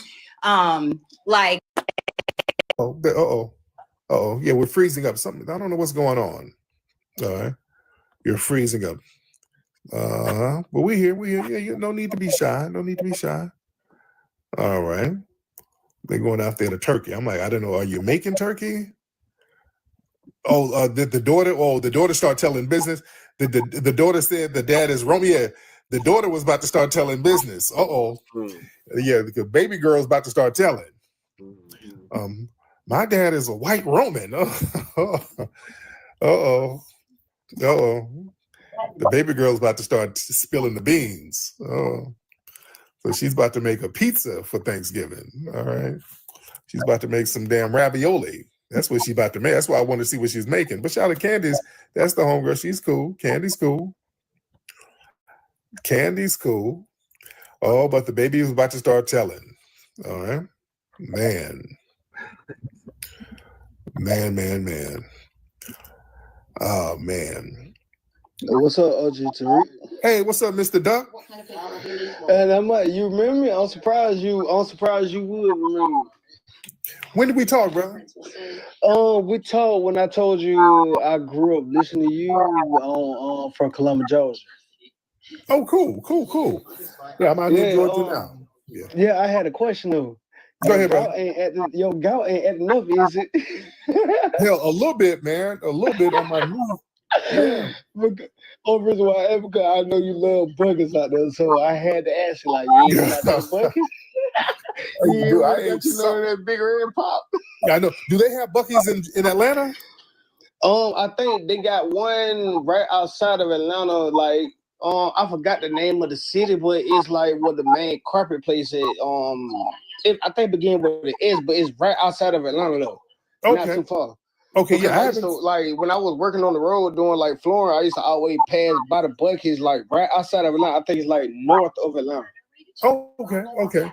Yeah, I think about it. I haven't seen it yet, so, but I'm enjoying Atlanta, man. I love Atlanta. The people are beautiful here, just the vibe. Jill, what's up, Jill? Hey, how you doing? How you doing, beloved? I'm good. How Hop are on you? this camera, Jill. Hop on. I'm literally in the bed. I'm literally in the bed in the dark right now. It's okay. Let's see. And I don't feel too good. Like I'm kind of coming down with a cold, so okay, it's okay. I'm not gonna have the best Thanksgiving, but that's all right. Now, where you from? I hear a Caribbean accent. Where you from? No, I'm from New York. Oh, really? Where your family from? Where's they from? Down south. Like South Carolina? Originally, like we're FBA for sure. Well, yeah, dear. There you go. What happened, Jill? I said we're FBAs. Okay. For sure. Like my grandmother's from North Carolina. On my mom and dad's side, they're both from the South, like all my relatives and stuff. But I've been in New York all my whole life. You grew up in Queens, Brooklyn? No, actually, so I was born in New York City in the Bronx. My mom and dad, they moved us out of the Bronx to upstate New York when I was like 7 because they didn't want us to be raised in New York City. But I came back. As an adult, I came back. So yes, indeed. Yeah, it was kind of nothing much. I was checking out a bunch of your videos yesterday and today, and it just had me laughing. Like I really like your commentary on, when you go live and different things. So I'm just like getting into your stuff. Yes. I'm in support. I love support that. all my love that, beloved. I love that.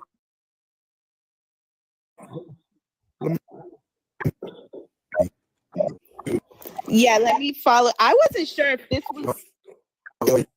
I'm so sorry. You're like breaking up. Oh, Brother Che, you still Hello. with us?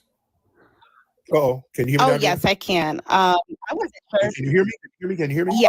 Yeah, I'm still here, Shabaka. All right. Okay. All right. I guess I could stop it now because I guess they ain't talking about. Yeah. He ain't talking about. Yes, nothing, I can hear you. Know what I'm saying? Yeah, but I wasn't sure if this was your real page. I thought it was fake. This was in the 90s. In the 90s, a lot of New York women, and I met her here in Atlanta. Was fake. Damn. Here we go. All right, can y'all hear me now? All right, because people were saying there was a. She thought the page was fake, not Tariq himself. She's talking about the page. A sound connection. We good? We good? We good? Some people were saying there was some kind of sound connection. Somebody die off on my phone. So we'll do it like that. When I was talking to the sisters, was it tripping? All right. It's better now, right? Okay. Yeah, I think the Wi-Fi might be a little trippy. Okay. All right. But I'm here. I'm here, family. I'm here. You said you can see me in the mall with trying to get numbers. Hell no. What's up, huh? Who is this? Who is this? What was it? Who is this? Who is this? What's your name? Wind Talker. Wind Talker? What's up, Wind Talker? What's up? So, Rick, how you been, baby? I am good, beloved. Now, Wind Talker, hop on camera. Let's see what you got going on. Let me see. Mm-hmm. Miss Wind Talker. There you go. All right, where you at? Wind Talker, you out there driving around? Where you at? Oh, I'm sitting in my car, and my people, they over there frying turkeys, but this wind is kicking. Turn the light on. There you go. What's up, Miss Wind Talker? What's up, Tariq? How you been, man? I'm good, dear. What city you in? I'm in Macon. I'm right down the road from where you at now. Oh yeah. What's happening out there in Macon? I know y'all cooking up something. Shoot, it's kind of windy outside, so everybody in the house or probably at a little bar or a little hangout spot. So, now, are you helping out with the cooking, Wind Talker? Not at the moment. They're frying turkeys. The men fry turkeys, so I'm gonna let the men do what they do. Mm-hmm. And I'm just chilling right now. Yes, ma'am. Yes, ma'am. What else is on your mind, dear? I'm tripping. You got the Pan-African people going crazy out here. Oh yeah. Oh yeah. Oh yeah. And I'm like, what is wrong with y'all people? I mean, I don't know what's going on. Is everybody losing logical common sense? Because that's what it is to me. I mean, people, and yes, a lot of people are saying you look like a Native American. Yeah, she does. But yeah, a lot of people, and thank you for the call. Let me answer that. A lot of people are just really, this delineation has everybody triggered, and the fact that people just can't leech no more. Yeah, a lot of people can't leech no more. Yeah, that sister had those indigenous features. She definitely had those indigenous features. You see a lot of people down here in Georgia and Alabama who look just like her with them indigenous ass features. What she looked like, that's what many of the East Coast and Southern indigenous people look like. They look like her. I want y'all to understand something. Yeah, you see people look just like her all over down here. Yeah. That's exactly what they look like. Yeah. Yes, indeed. All they did, they just got them and reclassified them as Negro. Let's be real, you don't see no West Africans looking like her. I'm not being mean. Like the good sister who just called up. Y'all from West Africa. You don't see no West African looking like her.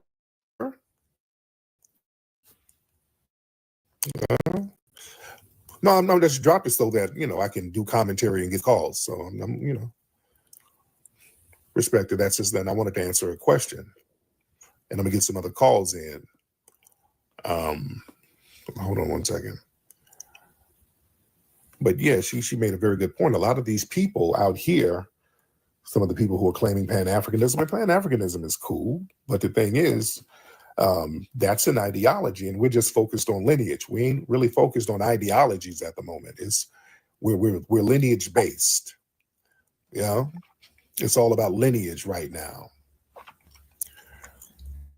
and that's what it is. Yeah. The Wi-Fi and the internet, it's kind of janky out here, especially around with the GPS.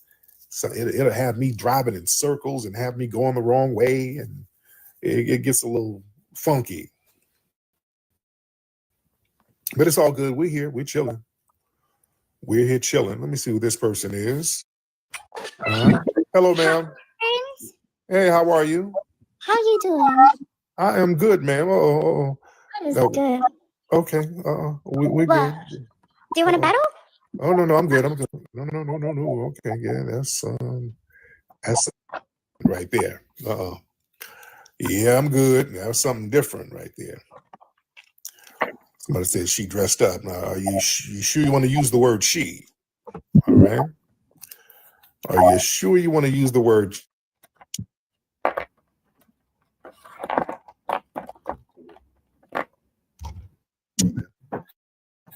When I get text messages, it goes, yeah, it was something. Yeah, I didn't even want to go down that rabbit hole. With respect, I didn't want to go down that. All right. Man. All right. Yeah, I didn't want to go there. Get the ball rolling. We're trying to do like how y'all did in California. You know what I mean? Mm-hmm. Sponsor our constitutionally sound bills. One for call to action. What's up, Afro Elite? My brother Afro Elite is in here. Let me get Brooke in here. Oh yeah, there she goes. Let's get Sister Brooke in here. Hey, Brooke. Thank you so much. How are you? I am good, beloved. How are you, dear? I am good. And how's the family? And the family is phenomenal, dear. So let people know what's going on with the call to action. Yes. Okay. So I think everybody has heard by now, but we are trying to get everybody to send emails to our legislators so they can co-sponsor our constitutionally sound bills, one for reparations, and then the other one is for our delineation and disaggregation here in New York. And I just want to remind everybody, tomorrow when you are at Turkey Day with your family, please take the link with you and have all of your family fill out the emails. Get grandma who's not tech savvy. You can help her with it. It only takes 30 seconds to do it for one person. And that way you can get all your aunts, your uncles, your cousins, get everybody to fill out our call to actions. Y'all know that my goal is 50 million emails. And this will help, get the ball rolling. We're trying to do like how y'all did in California. You know what I mean? Mm-hmm. So, so if the family could do that, I'm going to be posting them in the chat periodically throughout your broadcast here. And I really appreciate you letting me come up and do that. Absolutely. And everybody follow Sister Brooke, please. Y'all need to follow her. Thank you. Yes, indeed. But thank you so much, beloved. Yo, what's up? What's up, Rick? Hey, how you doing, Blacc? Chilling, man. Long time no hear, man. My man, what's going on with you? Up here in DC, man, where they, pewing National Guardsmen. You heard about that, right? Oh yeah. I talked about that earlier, man. What's the vibe out there now? What are people talking about? I mean, just basically, it was I think it's a Lebanese tether. They say that it was part Afghan, Afghani or something like that. Yeah, they say he's part of those Mideastern people that came through with the Biden administration. So. You're gonna have a lot of that going on when you don't, have people vetted well and they're just roaming around the city. You know what I'm saying? You got a lot of strange people running around DC. So, you already got the street politics, then you got these foreigners coming here with this foolishness, you know what I'm saying? So, but it's as far as the hood, we're not even fazed by it really, because the wild part about it happened downtown, not too far from the White House. And I'm sure a lot of them are probably shook down there because they're not used to things happening down there. But this TC, man, they can go down anytime, anywhere. You know what I'm saying? Oh yeah, my man, my man. Thank you so much, Blacc. I appreciate you, man. Nice kicking it with you. Bushmeat Barrister, what's going on? Hey, Tariq. Yeah, I want to discuss what happened recently in Chicago, basically, where a young white woman was set on fire by a foundational Black American man.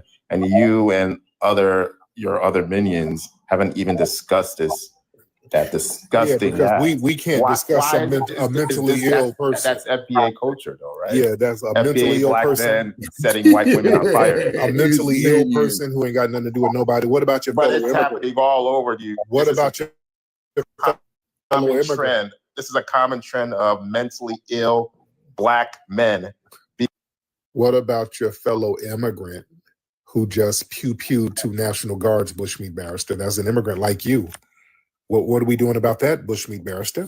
Well, I swear to God, that motherfucker wouldn't be disrespecting Come on, Bushmeat. me like that. That's for real. Bushmeat, unmute yourself. Yeah, you're not going to talk over me, Bushmeat. Bushmeat Barrister, what are you going to do about your fellow immigrant? That was an Afghan national, not he's an immigrant just like you. Why aren't you going to talk about that FBA man we talk about on fire, though? Yeah, he's mentally ill. Ain't got nothing to do with that. Let's not talk about. He's crazy as cat shit. All right, we ain't got nothing to do with nobody. But your fellow immigrant, though, he wasn't crazy. Yeah, he went through a whole process to get over here. You and your fellow immigrants, y'all came over together. All right. He's an immigrant just like you. Went through a process waiting to undermine us on this land over here, just like you do, right? How about we discuss the issue with young Black men who have mental issues? I think this is a huge epidemic about, Why don't we discuss musty tethers who come over here and try to undermine us, like you, Bushmeat Barrister? And you got to get on camera, Bushmeat. Get on camera. You don't allow. What about all those other people? What about you getting on camera? There you go. All right. You got to get on camera. Yeah, the fact that he tried to act like a woman the other day. This big old sassy punk. But we all knew that Bushmeat Barrister is a big old sassy queen. We all knew that. We knew that.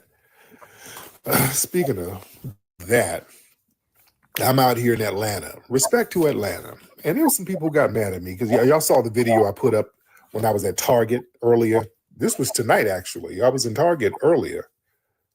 In fact, there's a picture of me. I'm in Target right there in the picture. That's me at Target. I went to Target over at Atlanta Station. That's the name of it, guys. It's been revamped. I don't know nothing around here now. It's I used to kick it real hard out here in the 90s, but Atlanta is a whole different city right now. It's a whole different city. Yeah. Hold on, who is that? Coco Chanel. Hold on, wait, hold on, no, hold on 1 second. Let me hold on 1 second. Hold on 1 second. Hold on. Coco Chanel, hop on, Coco. People be trolling in the chat room. Coco Chanel, hop on, ma'am. But was it? I think the Atlanta station. I don't know. The area. What's up, Professor Allen?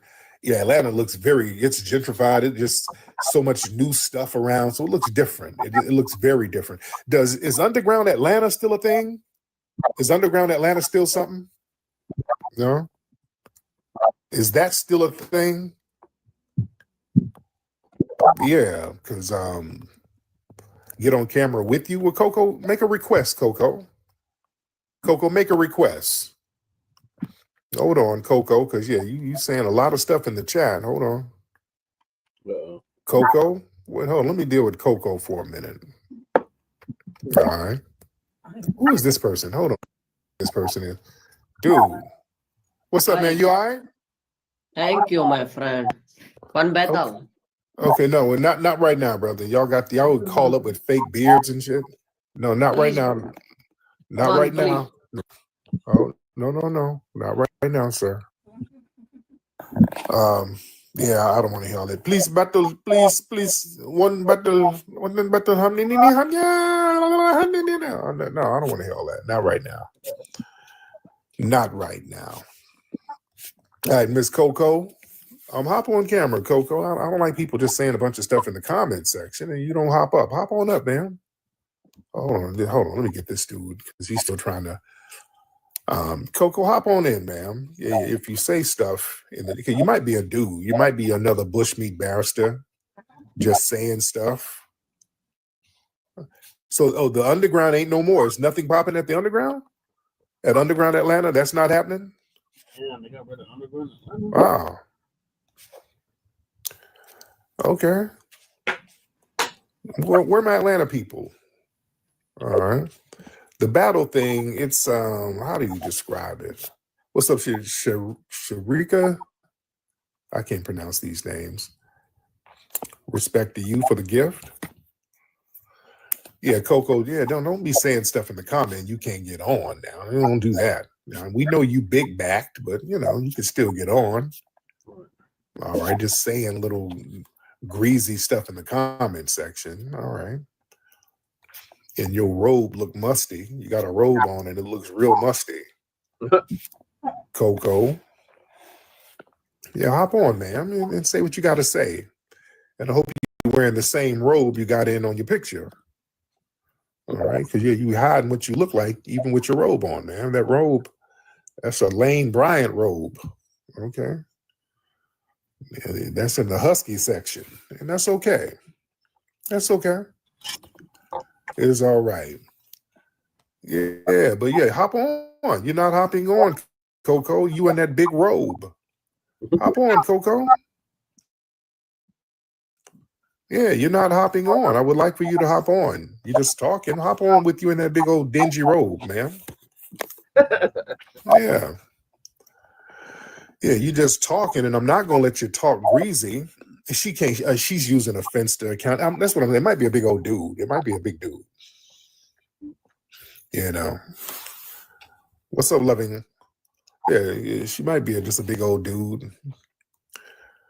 But yeah, she's not getting on. I would like for her to get on and say what you got to say. Say it with that big old husky chest. Say it with your full chest. Don't be all passive aggressive in the comment section. Now, we don't do that.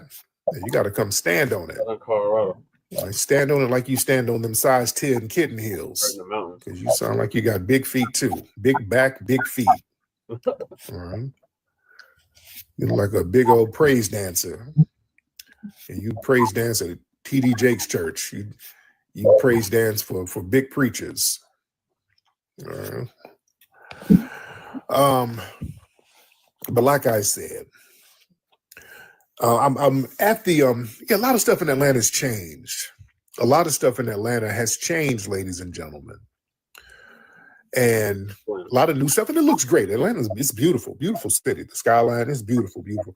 I went to the Target, kind of in the Midtown area, and I'm just getting stuff for the house. You know, I need water, and people are like, "Yeah, why are you at Target?" Because I posted a video of me at Target, and they're like, "You shopping at Target? We ain't supposed to be doing that." There's supposed to be a boycott. There's a boycott supposed to be going on because there's a bunch of black folks up in there. Okay, I didn't know there was supposed to be a boycott still. Okay, I didn't know that. Damn, man, well, where else for me to get no damn elderberry? Where else am I gonna get some elderberry? Hell, there's a bunch of stuff I needed. Yeah, I don't. It was supposed to be a boycott. Yeah, okay. What are we boycotting it for? And where am I gonna get some elderberry and baby wipes at 10 o'clock? You know? Where am I going to get that? At Marshall's, Walmart? Yeah, I went to Walmart the other night. I went to Walmart, the one, I don't know that area. It's kind of on the east side. I went there. There's a bunch of Africans up in there. And they were all looking over my shoulder, looking at my PIN number when I was punching in my credit card number. I'm like, what the hell are y'all looking at?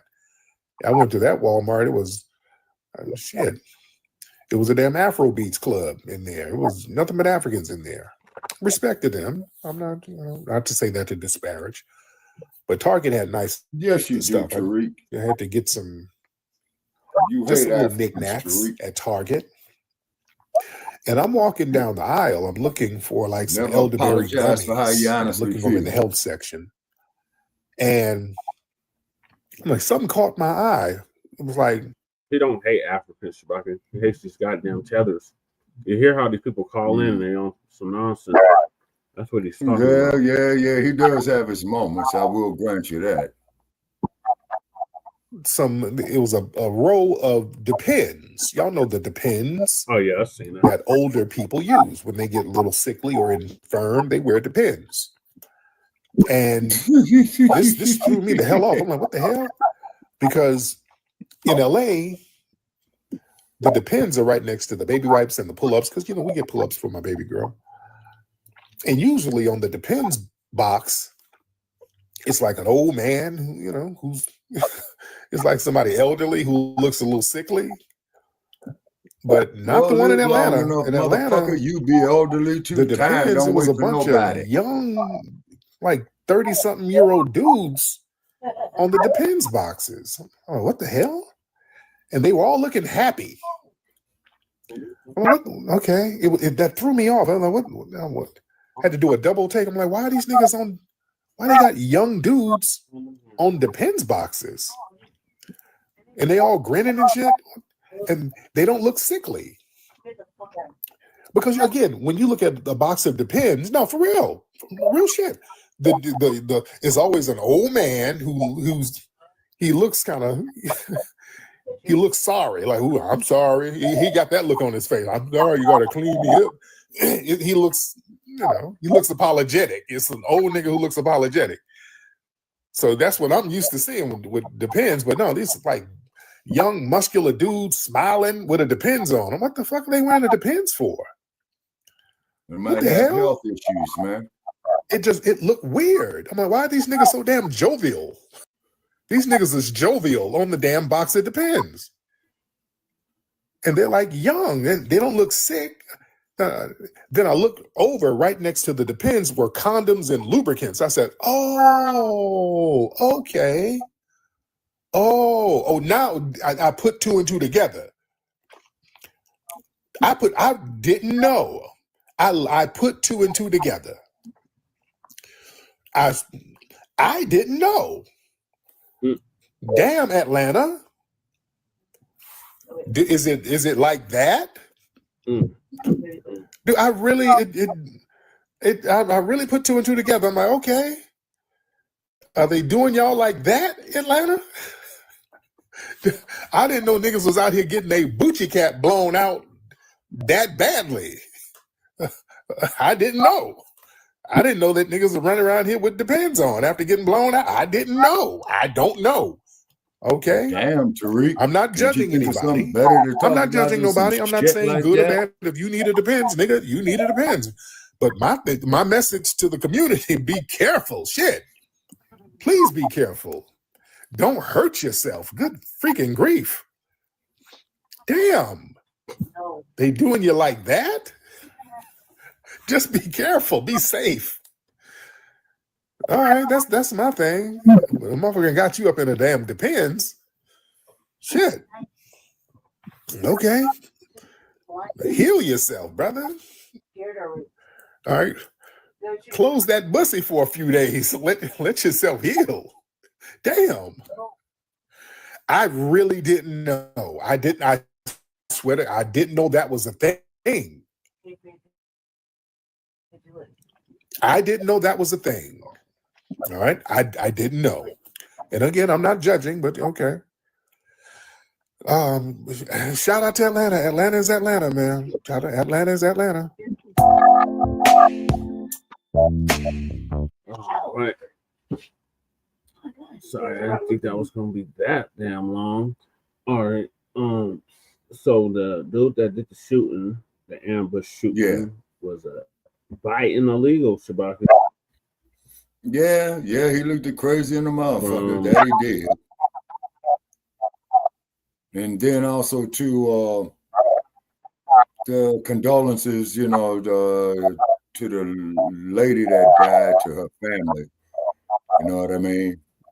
And then they're saying the other cat that got shot, saying he's in critical condition. So I'm not wishing nothing bad on him, but generally, because I lost relatives who was in critical condition, and then of course the ultimate happened with critical condition.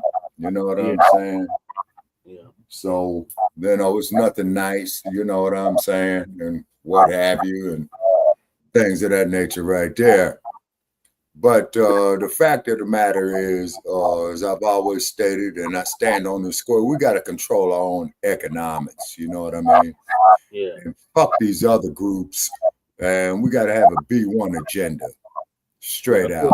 That's what we're on, Shabaka. FBA the only one that's on the B1 agenda. The diaspora B1 agenda. We the ones that's on the B1 agenda. That's why we're delineating, because we can't do it no more. These other groups, they're not on that at all. Yeah, and the quote you, brother Chad, let them hold their own nuts, is because when the damn essential goods, man, start drying up, just like that old theory that we have talked about you take a piece of cheese, man, and you put these rats on top of each other. You put in one piece of cheese. What the rats are going to do? They're going to kill each other for it. That's why, like in the Cabrini Green, the Jordan Downs, you know what I'm saying? That's why they're called projects. You see what I'm saying? Because for all practical purposes, they're based upon, the these rat experiments, particularly in the East, Brother Che. As you know, because Denver, Colorado, I've seen them where they had a few. Because when that snow hits, man, you know what I'm saying? Motherfuckers is gonna go into beast mode to get up out that shit. And it's 49 degrees here, man, and I got the damn heat on. Yeah, we used to have some, but nothing like New York or Chicago. Yeah, Chicago really get it, man, because Chicago, that motherfucker can go 40, 50 degrees below zero like Montana because they're off that Great Lakes. You know what I'm saying? Yeah, I wasn't even talking about the cold, but yeah, it's cold here now too. I was talking about the projects. The ones back east are a lot bigger than the ones we have here. We don't really have none here. Yeah, because I think in Denver, I saw them like 2 to 3 stories back east, man. Them motherfuckers will go up 40 stories high. Yeah, like the Robert Taylor homes, the Cabrini Greens, you know, a few of them they tore down, you know what I'm saying? They tore it up both and whatnot. Yeah. And then, you know, and everybody goes off into a savage mode, you know, this type here, because don't nobody want to freeze to death. Because I'd be goddamned if I'm going to go out here and freeze to death, man. And it's 49 degrees here, and I got the heat on, you know? Oh, shit, you're warm. It's 17 degrees here. Oh, hell no, man. I've been in there in that shit, driving in the car, sliding all down the motherfucking street. And all that shit. If you were and over there, that's what people drive crazy as hell. Oh, cool. Shit, I remember one. Yeah, I remember one when I was back there. Motherfucker came around the corner too damn fast, man, and flipped over the goddamn car. Shabaka Koufax all toe up now. They got that bus record they putting up. They don't even look the same. No more. They got the bus. They don't have the bus driving in the middle of the street. Damn. What are your thoughts, Lady Che, about the DC ambush? I don't know. It's leading to credit people get more closing up with immigration. So, I mean, that's a bold move to I go. barely hear you, Lady Che. I lost my voice. Whoa. Go ahead. Stay one today. She's talking about it's going to change immigration policies. Yeah, it's kind of bold to shoot National Guard. And it's bold to shoot That's National really bold, Guard. so whoever did that, why he did that. I mean, he shot 2 National Guards. Yeah, like why? You know what I mean? So, yeah, he killed one of them, and the other one's in critical condition. Yeah, I don't get why he did it, but I don't understand. I don't really get it either. I was just like, so sure. This is another thing that leads to more high stakes immigration, you know, reform. More raids and more shit like that. Fuck reform. You reform shit. You just keep your motherfuckers out. And making it harder for motherfuckers to get in. Right. So, you know, so it just pretty much doing Trump does. So, he sounded sad. We leave it at that. But he also did warn everybody that, you know, then not to put no hands on the National Guard or police or anything. And they would react like that. So that's that enemy within type shit, you know? Mm-hmm. Thanks to old sleepy dementia Joe Biden. Right. Yeah. And like you said, Brother Che, that son of a bitch since 1972 had introduced all the goddamn mass incarceration bill of black folks. Yep, since 1972, every crime bill. All Biden's bill. Yeah, and his son, the biggest goddamn dope fiend going. Yep, Hunter. Mm-hmm. All right, so switching gears, we got a white man plan to conquer Haitian Island. That shit right there. Well, if them white men plan on going down there to Haiti, I hope the spirit of the Haitians who got rid of them crackers in the 1700s, man, re-submerge on their asses. We can only hope. I mean, what the fuck is in Haiti, man? Haiti is one of the most impoverished nations in the Western Hemisphere, if not the whole goddamn world. That's by design, though, Shabaka, because it's mineral rich. Ah, yeah. Minerals. Yeah.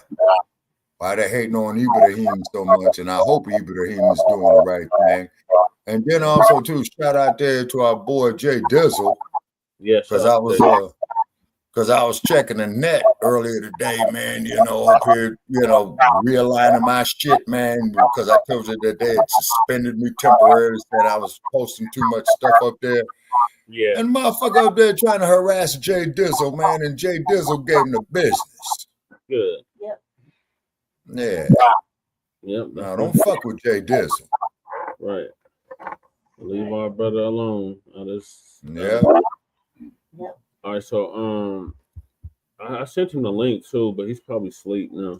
Yeah, Jay, man, he's got a real tough schedule. Plus, that Jay's looking good because you know what they tried to do to him a few years back, you know. Try to unalive him.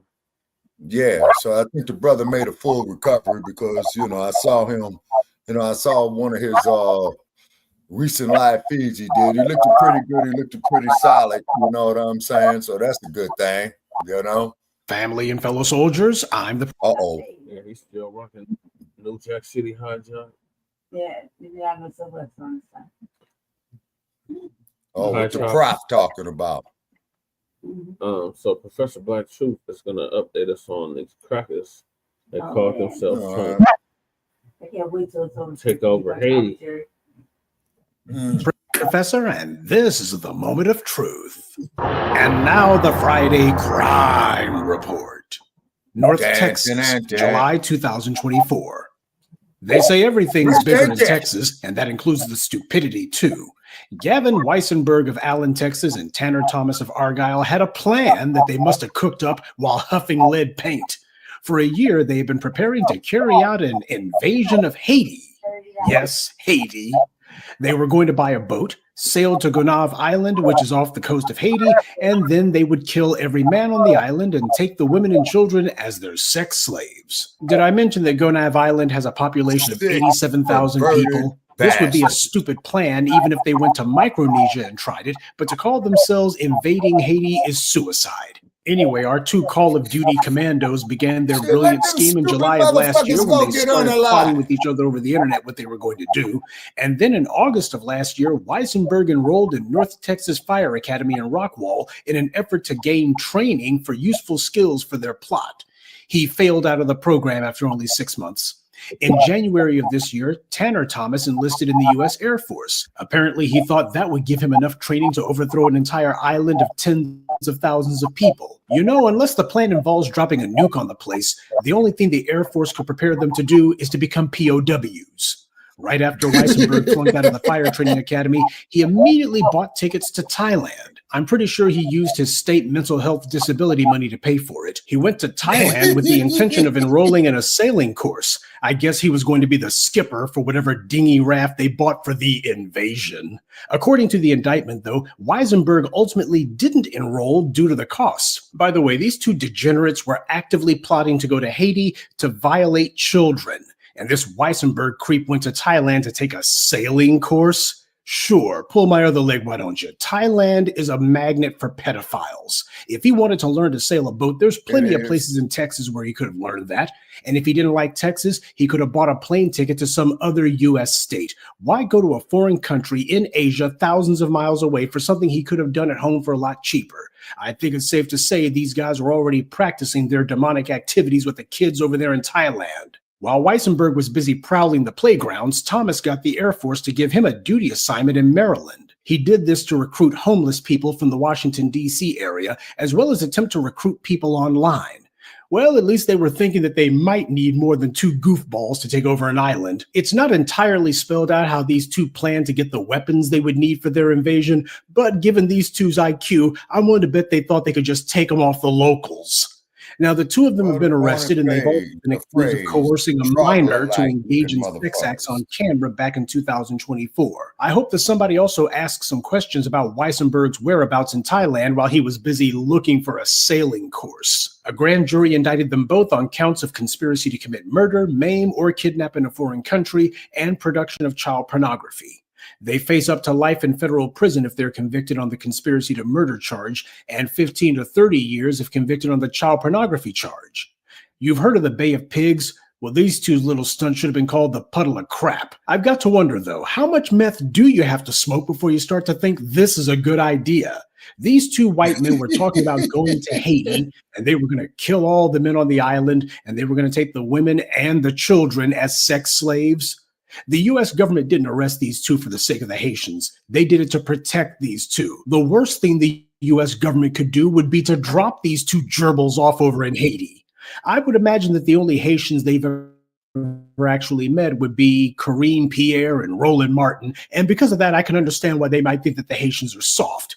But if they ever made the mistake of actually going to Haiti, then they'd find out there's a reason the French never came back. Even the U.S. doesn't want to go in there since it would be like Mogadishu, but without the RPGs. Well, I, for one, say let them go. They'll have a chance to meet some of the friendly locals like Barbecue, the corrupt cop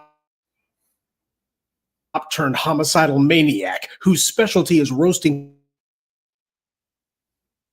people alive, hence the name. Barbecue and the rest of those lunatics would turn them into, they would turn those two white boys into their sex slaves. Ordinarily, I would say that these two have read the Turner Diaries too many times, but they would have to learn to read first. This is what happens when your formative years are spent in video game chat rooms where you talk racist trash while playing World of Warcraft. A lot of things sound good to idiots while they're smoking cheap weed and have been going on marathon video game sessions while binge watching their favorite TV shows starring white guys acting tough. You start to brainwash yourself and think you can do that mess for real, but you can't. But this little incident does answer the question, do these morons who like to talk trash in comment sections and such actually think that they're tough enough to call themselves killing a whole bunch of black folks on their own? Yeah, they've actually convinced themselves that they can. See, this is the end result of all of those decades of action movies that people like these two love to worship. Everything from Rambo to John Wick. They win a couple of rounds on Call of Duty and they start telling themselves that there's some sort of elite soldier, when in reality, they're just a couple of pencil-neck pedophiles from Texas. All right, now here's where the conversation gets a little serious. Military training is all that would be required for Governor Rolaids for them to take over an island in Haiti. Well, perhaps they got the idea for websites like this, militarytimes.com. Last year, around the time these two had first started planning their invasion, militarytimes.com posted a story entitled, "This Marine ruled as a king of a Haitian island for 3 years." It was about a guy named Faustin Workus, and this Military Times website gushes over him as, quote, the stuff of Marine Corps legend. Long story short, this article says that in 1915,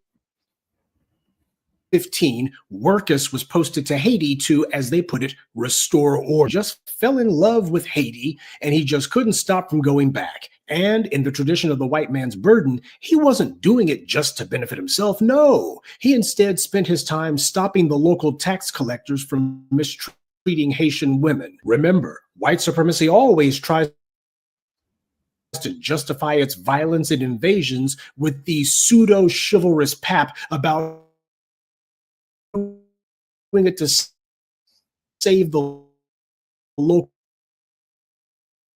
women from being mistreated by. It's supposed to be their way of saying, well, according to this story, the woman Workus rescued from the tax collectors claimed to be Queen Taimini of, wait for it, she claimed to be a queen from La Gonave. Any of this sounding familiar yet? This so-called article doesn't say what happened during this guy's time, but it does say that 5 years later, Workus was still obsessing over Haiti and badgered his superiors to send him back there. Kind of the same way that that Tanner character was badgering his superiors to send him to Baltimore. They understand that when you're white, the military lets you choose where you go. Now, of course, this article tries to make this Workus character out to be so beneficial and benevolent to the locals, so much so that they just had to make him their king. The talking point used is that there was a superstition that a previous ruler who disappeared in 1848 said that there would be a descendant with the same name who would come back to the throne. And this was how this white guy from Pennsylvania became the White King of La Gonave. Well, the king only ruled for 3 years, and then he went back to the States and never returned. A strange thing for a king to do, don't you think? This guy spent years trying to get to Haiti. He nagged his superiors to send him there time and time again. And then when they do it, he becomes a king and then leaves after only a few years. And the story never says that Workus married Queen What's-Her-Name. This woman was his queen, but apparently they weren't married either. How accepted was this guy? This so-called article says the guy oversaw the construction of the first airfield and directed the first census. Now, that airfield was for the U.S. military aircraft. He certainly wasn't doing it to have an airfield for the locals. And a census, that's just a head count, which is a crucial part of how the military does their assessments. You always want to know how many of the local people you may have to kill. Now, as we all know, the Europeans and their diaspora were obsessed with trying to become kings, even if only in name. And the ones who actually did travel, they were always telling tall tales about all the great stuff they claimed to have done. They were constantly telling lies and fairy tales about how wherever they went, the locals bowed down to them and just couldn't wait to make them their leader, which is why they had to wage wars of imperialism and kill and enslave everyone they met, because Times was trying to lionize this guy. At no point does this article ever mention that the U.S. had been stealing Haiti's wealth. In fact, just a year before this Workus character first got to Haiti, the U.S. had robbed the Haitian National Bank of its gold reserves and had set up a full occupation. They were not there to restore order. They were there to set up Haiti as an outpost of white power in the Caribbean. And that wasn't even the first time the U.S. had invaded, because before that, the U.S. had passed what it called the U.S. Guana Islands Act of 1856, which authorized white businessmen to lay claim to any islands that had guana deposits. They chose to invade and take over Navassa Island. These white American businessmen who invaded these places worked the locals under harsh conditions so bad that in 1899 there was a labor riot. By the time the Haitians' labor revolt had ended, 5 whites would be dead. The U.S. arrested a number of Haitians, 43 in all, and charged them with crimes ranging from rioting to murder. And that was when 2 African-American Reed Foundational Black American organizations hired lawyers to defend these Haitians. See, that's the part of all of these struggles and revolutions that gets left out. The part the foundational Black Americans have always played in these things. Unsung heroes because we weren't looking for glory. When we saw the Haitians on code and putting in work, we didn't condemn them. We didn't say, oh, you're going to make things bad for the rest of us. We didn't try to get in good with white power by saying, we're going to help you go after them, master. Instead, what we said was these men should be free. They've committed no crime. And then we put resources behind that effort. The same way the Black grassroots rallied in 2020 during those uprisings and made sure to get people the legal help that they needed, get people bailed out. We got a long tradition of doing this, a strong tradition. Now, the white government's original plan was that they were going to make a mass example out of the Haitians, give them a fair trial to be immediately followed by a fair hanging. But as a result of the support they got from the FBA community, 3 of the defendants were convicted of murder and sentenced to hang. Supporters of the defendants mounted a petition campaign urging President Benjamin Harrison to grant clemency. As a result, he commuted the death sentences to life imprisonment. After that, the U.S. abandoned its direct exploitation of Navassa Island, and from then on only made rhetorical claims to it. That's what was going on before the white Marines showed up, raping the land of its resources and stealing the nation's wealth. This was the order that the U.S. sent this Workus guy there to restore. But of course, there was no mention of any of this in the Military Times because they care about history so much, right? I've been telling you for nearly 2 decades now that when you see these white guys who are so obsessed with going to these third world countries and who can't wait to get there, it's not because they like the locals so much. They go there primarily to engage in sexual exploitation, usually of children. The UN had that scandal years back where a number of so-called peacekeepers were down there raping those kids. And what did frickin' Frack the Brainless brothers want to do? The exact same thing. The pedophile charge against them is no coincidence. So while this story does fall into the man bites dog category to an extent, it's also another example that the US military has a tradition of white men going into places and trying to chase after every unprotected female they can find. Just like Workus the pervert, these 2 were trying to prey on the people there. It's been over 100 years since the last white man thought he would be the king of La Gonave, and as I've always told you, white supremacy doesn't have any new material, so they just do the same thing, only more of it. And these 2 gerbils are not boomers. They're not even Gen Xers. They're both Gen Z, ages 20 and 21. This is what white society's been teaching in its homes. This is why racism is still a problem. The people who benefit from white supremacy lie and claim that they're not doing any of it, when in reality, they're the main purveyors of it. and it's being taught from generation to generation. But that's one of the things that you're not allowed to say under white supremacy. Every major arena of the society plays along with their lies and denials, but we won't. You know, if I really wanted to be mean, what I'd do is I'd start a petition to tell the Justice Department to drop the charges against these two if they agreed to go to Haiti, and give them all the weapons you want. Give them guns, give them knives, give them grenades, hell, give them a couple of howitzers. Instead of dying in the first 5 seconds, they die in the first 5 minutes. Televise that stuff, go ahead and post it on social media. Let all of their buddies see exactly what would happen if any of these clowns actually thought that they were going to play out their Call of Duty fantasies in the real world. Websites like the Military Times have clowns like this thinking to themselves that history would repeat itself. Well, in a way, they actually would be right, but the history that would repeat itself wouldn't be Workus the wannabe white king. Instead, since these two are from Texas, the history that would repeat itself would be the Alamo. And that's this week's Friday Crime Report. Keep your eyes open and stay on alert, because there's a lot worse criminals out there than the ones the white corporate media chooses to show you. Good day and be one. I'd like to take a moment to mention some of our contributors: Bo McLean, Starlet Thompson, Otis Pimpleton, Jacques Hargett, and Nora Brown. Salute to them, and thank you to everyone for listening, liking, and sharing this message. Black empowerment only exists because of you. Oh, Dumb and Dumber. Yep. Damn. So them motherfuckers thought that they was gonna go down there, man, and Haitian do Island. shit. Yeah, I see the motherfuckers. They didn't read about Dessalines and Andre Christophe, huh? Apparently not, Shabaka. I didn't get the memo.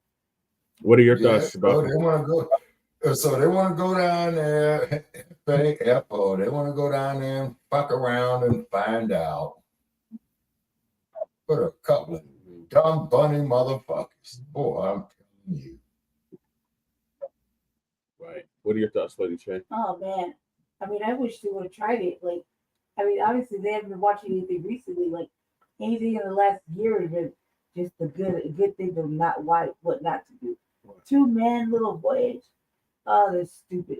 You have to kill every man in there, and I mean, you're gonna have a hard time. You got little boys, you know, running around with pistols and machetes and battery acid, and you know what I mean? And danger, right? Yeah. But like, not only that, I mean, that's stupid.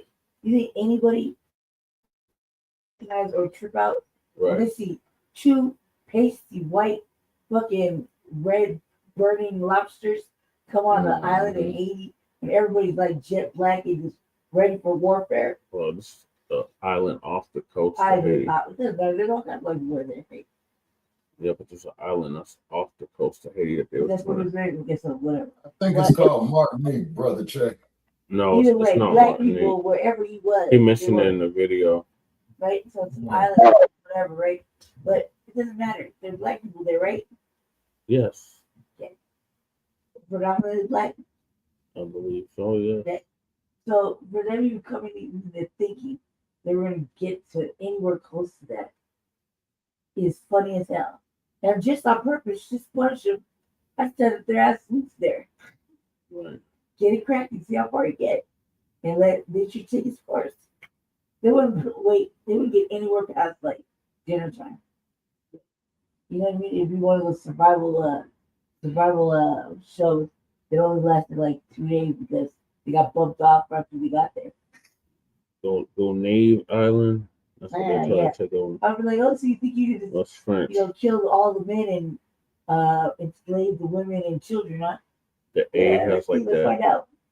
The A No, has them motherfuckers wouldn't lasted 5 minutes down there, because after they would have put the work on their asses with them machetes, man, them motherfuckers would have said, oops, we fucked up. That's the island. It's French. I don't know what that means. Just tell me about it later. I'm saying is that like just the fact that they thought they could even remotely fantasize about such a thing is so funny.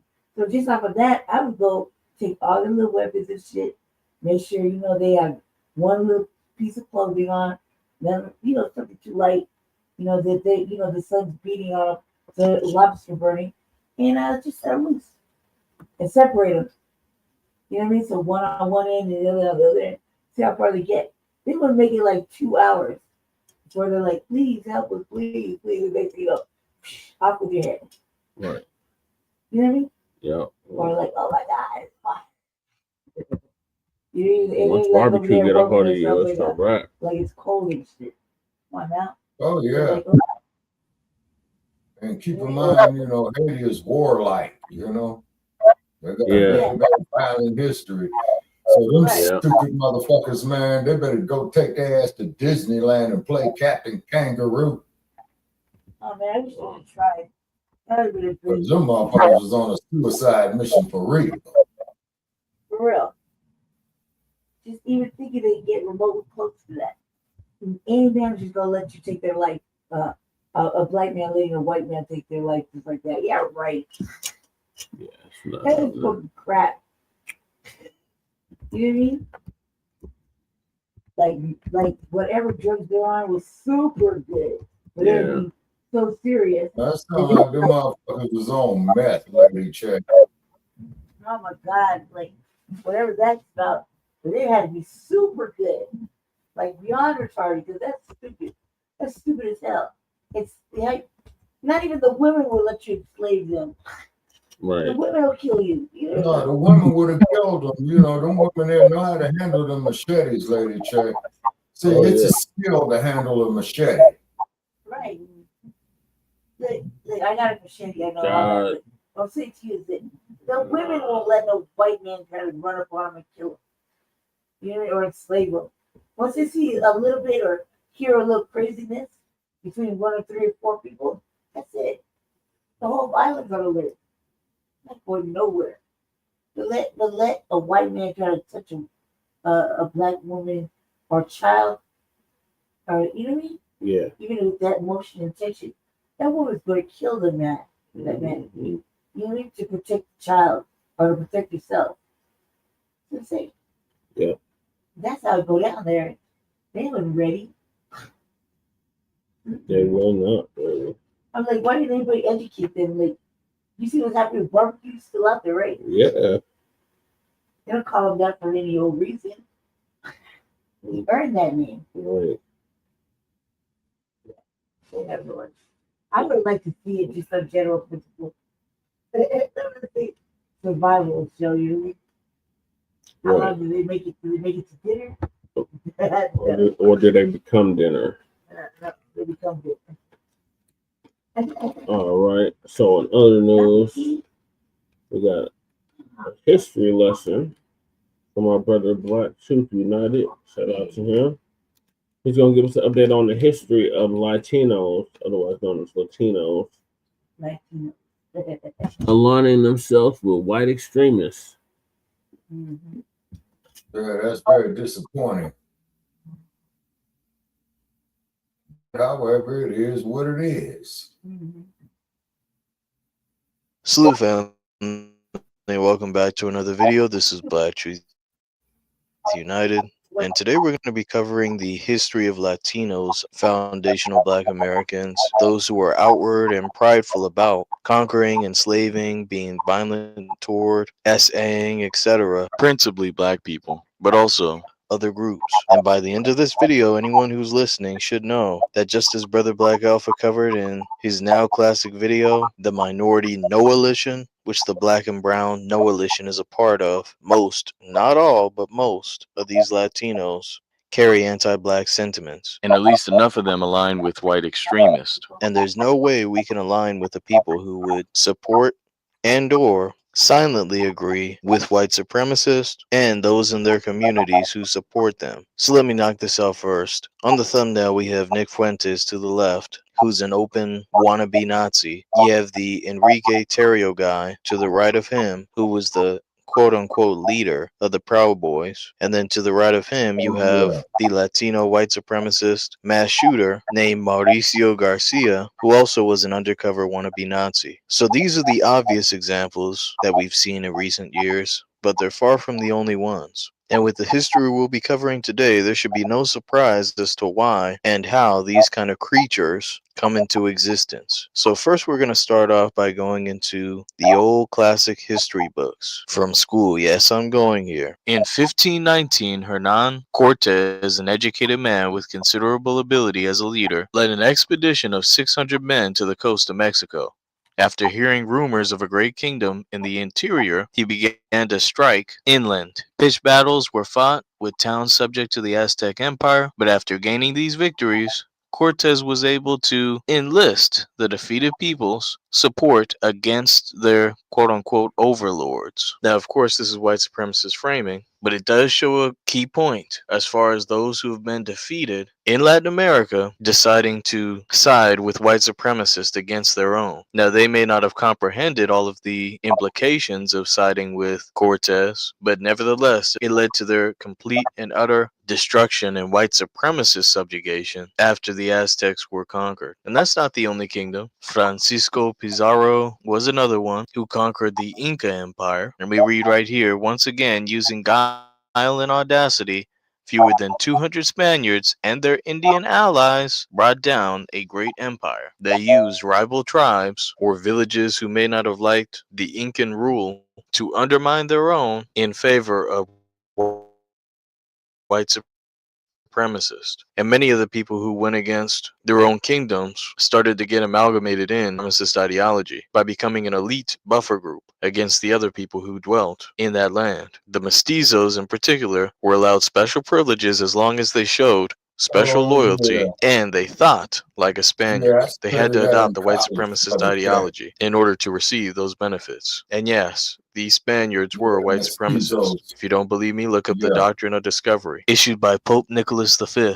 Now, this particular document is a response from the Catholic Church regarding their demonic white supremacist decree that was signed by their leaderships of enslaving and subjugating whole races of people and justifying it using their pagan religion, all while calling other people pagans. The Pope himself granted full and free permission to invade, search out, capture, and subjugate. Gotta read between the lines here. They were talking about S.A.ing, unaliving, enslaving, etc., etc. The Saracens, typically those were Muslims, anyone who didn't bow down to the fake Christian beliefs, and any other unbelievers and enemies of Christ, cap, wherever they may be, as well as their kingdoms, duchies, counties, principalities, and other property, and to reduce their persons into perpetual servitude. This was sanctioned by the Catholic Church, which had a heavy hand in the colonization process of Latin America. So yes, Cortes and Pizarro and many others, Columbus, etc., were following this evil white supremacist doctrine.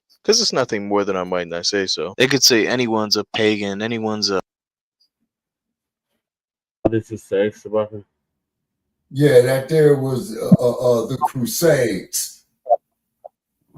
The Crusades was Europe. Yeah, because you had two Crusades, as you know, right, Brother Che? Yes. And based on what I've studied in this class called the History of Latin America, I think this is the second Crusade. Yeah. Yeah. Well, you have the Crusades and you have the Inquisition as well. Yeah, the Spanish Inquisition, yeah. An unbeliever, anyone who they didn't like. And when you look at the people who were considered all these things, well, what do you know? For the most part, they were all highly melanated, indigenous peoples, and sometimes other quote-unquote people of color, all across the world. So it just so happened to be a policy for subjugating almost entirely non-white people. A white supremacist doctrine, which was supported by white supremacist extremists, just like Cortes. And many Latinos went along with it, some of them going as far as to pay to be classified as white, as I covered in the Gracias al Sacar video. They were paying not to destroy the system that was corrupt from the core and that oppressed their racial group, but rather they were paying to instead be a part of the oppressor class and subjugate their own people who they disowned. Latinos aligning themselves with white supremacists, extremists. And that's just the tip of the iceberg. Now we're going to go into some history that I'm pretty sure you've never heard of unless you're a history buff. Specifically about the Falklands War between the UK and Argentina. Yeah, a lot of you have Yeah, never I heard of remember this. that I had never heard of it bullshit. until an acquaintance from Argentina told me 1982. about it. So now you'll get the history. The Falklands War was essentially a brief scuffle between the UK and Argentina over the Falkland Islands, Right. which was a territory owned for a long time by Argentina. This article is obviously skewed, and true is the fact that once oil reserves were found on the Falkland Islands, everything Right. changed. And the British wanted to secure that Exactly. asset for themselves. And so they started a mini Exactly. war. Now, instead of the rest of Latin America siding with Argentina, they either stayed neutral or, in the case of the Chileans, worked against Argentina and sided with the UK, the OG white supremacists, with a secret pact. And Argentinians are still pissed off about this to this day. They've never forgiven the Chileans for this. But yes, during the brief exchange, Chile was providing all types of military intelligence while pretending to stay neutral, running political interference, letting the British use their airspace and, in some cases, their markings for spy crafts, just all types of assistance. Now, I'm not saying it was impossible for Argentina to win, but it would have been very difficult. But Chile certainly didn't help. And this is why when you hear videos of Latinos saying, we've got a lot of backup, we've got these people and those people in Guatemala and Nicaragua, and a lot of these countries absolutely hate one another. They don't have any allegiance. It's a whole mess. And stuff like this, with them aligning with white supremacists, makes it damn near impossible for them to work together. No one trusts anyone, much like in the African continent. Everyone's undermining everyone, trying to show out for white daddy. But anyway, after the brief conflict, of course, Argentina was That's why forced to Plug surrender the I Falkland mean, Islands. And look at how this article nobody frames it. fooled Big Returned back to Daddy. British control. Mind you, the British only controlled the Falkland Islands for like 9 years. After that, at the most, you could call it a pit stop for UK ships. But you know how white supremacists are. It's I'm white and I say so. They claimed it was largely uninhabited and that Argentina only had competing claims for the islands. But I have it on good authority that that territory was widely known as being Argentina's. Just used it on occasion. And this is what you get when you align with white supremacists. Every once in a while, they pop up and show you who's really in control. And some of you may be saying, hey, man, that's not fair, man. Chile did Argentina wrong. That's bad. I feel bad for the Argentinians. Well, let's not forget that Argentina has a very tainted record when it comes to supporting white extremists as well. Let me remind you that Paraguay, Uruguay, and Argentina had many corporate entities which existed prior to World War II, which maintained direct ties to Germany and Italy. These companies The engaged in Nazis. direct business with the Nazi war machine, The when boys most of the from world had Brazil. an economic embargo against the Hitler regime. These companies were vital for Right. supplying the Nazis with raw material and a banking Right. mechanism to purchase Right. war munitions. It is well documented that these countries served as the primary refuge for Nazi officials during the fall of the Third Reich. Yes, you heard that correctly. Truth be told, a lot of Latin America, including Mexico, but primarily South America, became the refuge for Nazi extremists. They created direct channels, with the help of the Vatican, mind you. There's the Catholic Church connection to white supremacy again, in order to smuggle Nazis over to their safe havens. Here it mentions Brazil, Chile, and Argentina. So yes, it's hard to sympathize with Argentinians when they, for the most part, were open supporters and or sympathizers with Nazi extremists who are obviously anti-black. And that's not the only stain on Argentina's record, because for those who didn't know, Argentina was quietly committing a genocide against its black population in the mid-1800s. They did their own version of mass incarceration, forced military service to the front lines, deprived them of health care and resources that the white Argentinians received. They've always been known as extremely anti-black in Argentina. In fact, they brag about being considered the whitest country in Latin America. And they're not the only one. All across Latin America, you have genocides going on affecting the black and indigenous populations in Colombia, in Guatemala, in Brazil. Everywhere you turn around, there's a genocide being committed against the indigenous and black population. And mind you, some of these people from these Latin American countries would come to us bragging about being descendants of Mayans and Aztecs, yet in their own countries, the people and the government are working together to destroy those very populations. Absolutely sickening. And on a quick side note, yes, I know this reference is from a forum, but it's actually very accurate. I've heard this from the people. They have so much hatred for the indigenous population that they actually use the term Indian as a slur toward one another. Indio is how you say Indian in Spanish, and they use this as a pejorative in Latin America, especially in Mexico. Let me read this for you because the commenter is very accurate. Indigenous peoples in Mexico are generally at the bottom of the economic and social ladder. The native people generally have darker skin than people with European and mixed ancestry. So for many people to call someone Indio is to say that they are dirty, uneducated, that's the main thing that they use it for, poor, dark skin, short, undesirable. I've heard people use this slur to people. If someone does something stupid, instead of saying estupido, they'll say, eres bien indio. Don't let these people lie to you and say that they're proud of and that they love the so-called black and indigenous roots that they have. Most of these people absolutely hate the black/indigenous populations of their respective countries. White supremacists have the system on autopilot. Their minions, some of whom come from these very ancestries, attacking and genociding the black and indigenous people from their homelands. And in some cases, the people aren't even from their own homelands. That was the case in the Dominican Republic, which I guess, if you want to be technical, is all a part of the same island. But there's a border separating the Dominican Republic from Haiti. And that island has a lot of clashes throughout history between people who had different skin complexions and ancestry. But one in particular, which happened relatively recently, is a permanent stain on the Dominican Republic. The 1937 Haitian massacre, in which those from the Dominican Republic massacred, they claim, up to 30,000 people. And this wasn't your average massacre. This was completely vicious and satanic. Here's a Washington Post article from 1937 where the unalivings were described. Let me read this. The men were clubbed first, then hacked to death with machetes. Women were told to raise their right arm and were killed with 3-pointed daggers.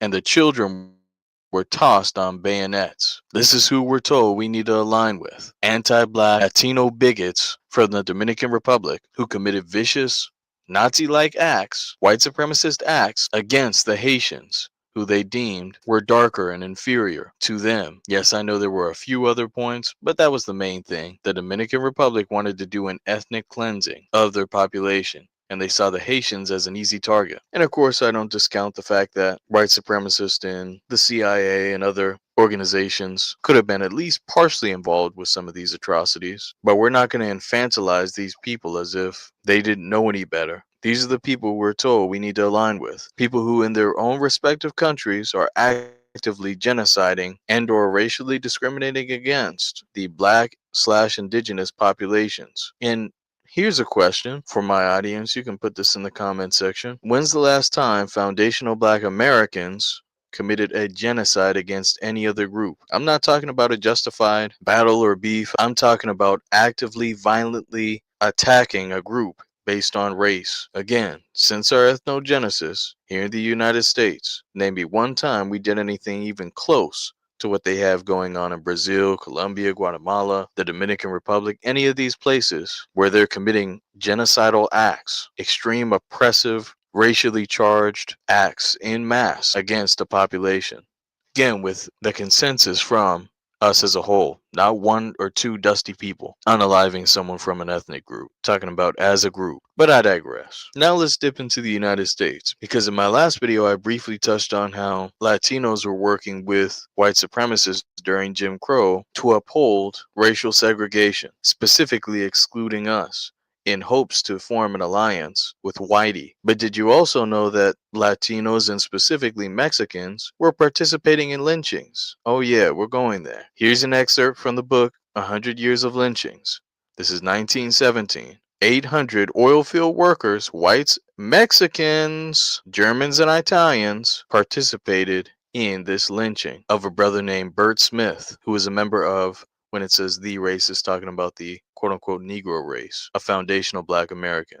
This is the Chicago Defender, and he was horribly mutilated, whereas the title says, unsexed. They removed his genitals, in other words. This is who we're told we're supposed to align with. People who participated in lynchings during the Jim Crow era. Then they had the nerve to try to say there was Juan Crow. That pissed me off. And by the way, this genital mutilation stuff is not foreign to Mexicans. For those who know about the Mexican gangs, specifically the Zetas, are known for all types of cruel and demonic acts, not only against gang members, but against civilians. They don't give a damn who you are. They target anyone and everyone in their way. They act more like mercenaries, by the way. Sometimes one cartel will employ them and then another will outbid the other.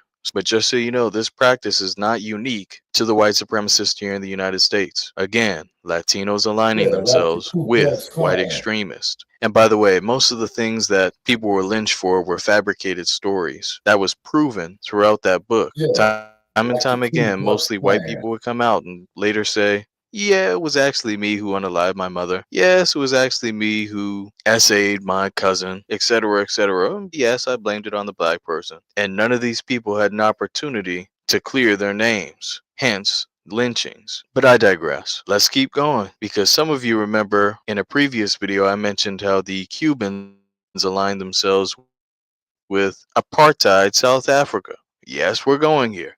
Once again, the Cubans here, for the most part, hated Fidel Castro so much that they staged a counter-protest against Mandela, who had aligned with Castro, aligning themselves with South African apartheid. This is the history they don't want you to remember, but we're covering it today because I don't want anyone to come back and start talking slick about how we're all the same and we're all in this together when these people openly support white extremists.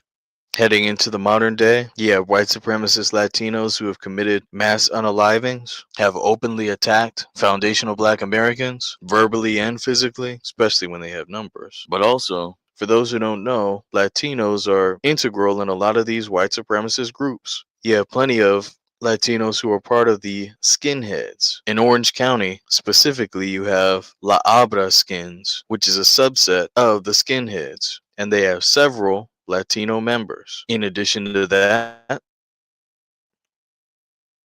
Latinos, when they're in prison, specifically in California, align themselves with the Aryan Brotherhood, who's also closely connected with the white supremacist group called the Peckerwoods. Then you have the Hells Angels, which the Mexican cartel aligns itself with, another white supremacist group. And for those who are still questioning whether the Hells Angels are white supremacists, I challenge you to look up the various cases that they've had over the years of racialized attacks and unalivings. They're pretty much only known for three things: motorcycles, meth, and anti-black racism. Latinos aligning themselves with white supremacists. And of course, I would be remiss if I didn't mention the biggest tax-funded street gang in existence, namely law enforcement, which has been infiltrated by white supremacist groups. This is the 2006 report.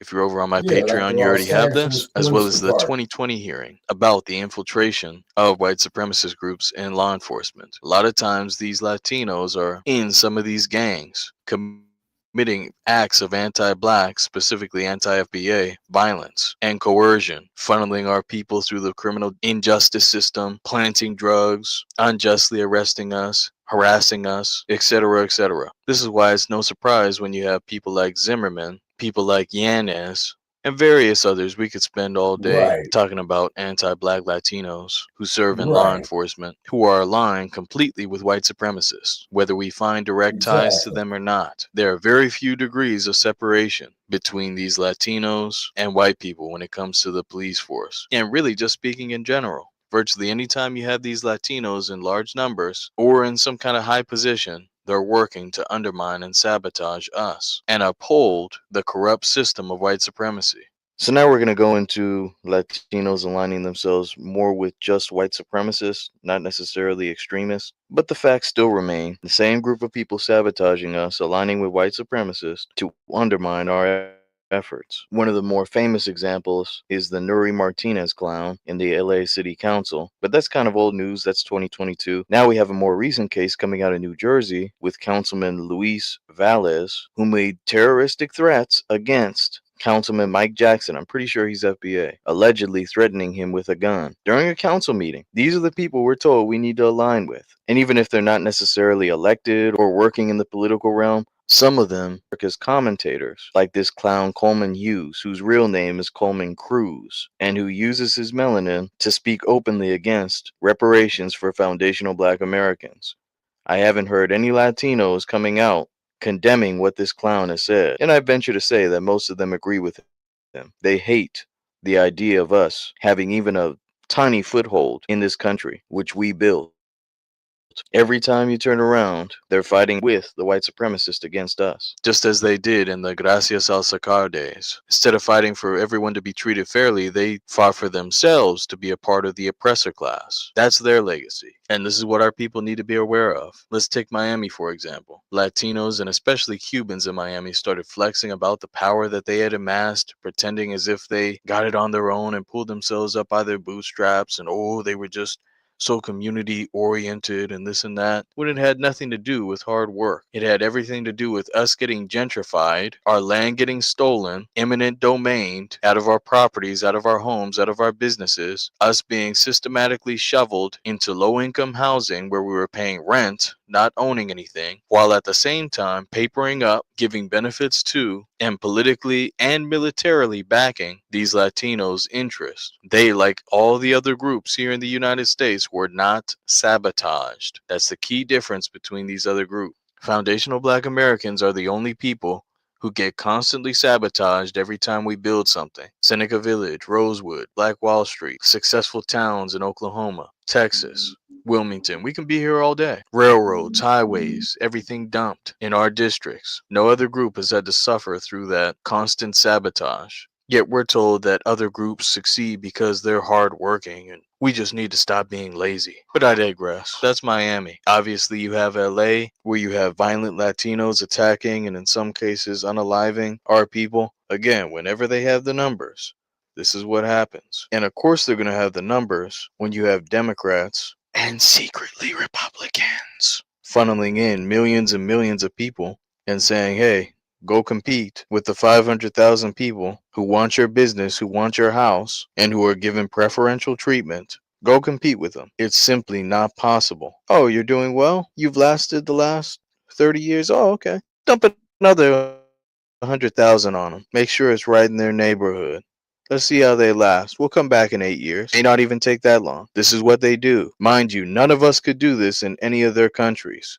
We would be ousted the very second we even thought about it. Yet the country that we built from the ground up is supposed to be a free, open territory where anyone and anyone can just plop up and pull up a plate and start eating, while we, the builders, can't even get those resources. Absolutely sickening. Now, this case comes from New York, and keep in mind, this story is very disturbing. It's one that really pissed me off, more so than a lot of cases. But I want you to keep in mind, we're talking about Latinos aligning themselves with white extremists. I want you to take a look at this image. I did black out our brother Jordan Neely's face, and I want you to tell me what you see. You have one definite Latino and another suspected Latino, dark-skinned Latino, watching and assisting Daniel Penny in the murder of Jordan Neely. This is the Black and Brown Coalition in one image. Now, mind you, these weren't the only Latinos on the train. For those who didn't know, the person who was recording was a Latino, and he wasn't the only one recording. There was another 17-year-old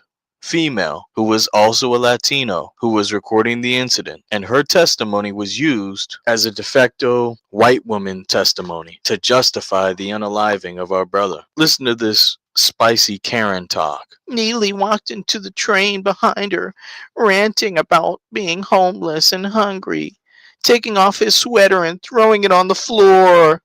Notice he didn't attack anyone. He didn't even touch anyone with that sweater. She said she was so nervous that she dropped her head into her friend's chest, but heard the sound of someone and looked up and saw the white savior, Daniel Penny, with a chokehold on Neely. This I was in fear for my life nonsense from this 17-year-old Latina was used to justify the unaliving of Jordan Neely. Damn near every single time you're dealing with a Latino, they're aligning themselves with suspected white supremacists. There are very few exceptions to the rule. And let's not forget this last example. Fair use.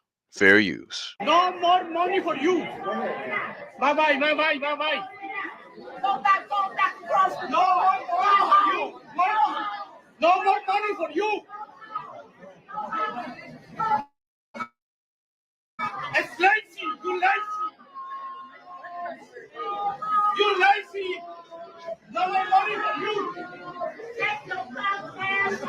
Absolutely no one listening to the sound of my voice can go to this male's country, wherever he's from, Venezuela, Colombia, wherever he may be from, and pull this same thing. And notice the people in the back smiling. A lot of the Latina females, they're in on it too. They're not innocent. They may not say his words openly, but they agree with what he said.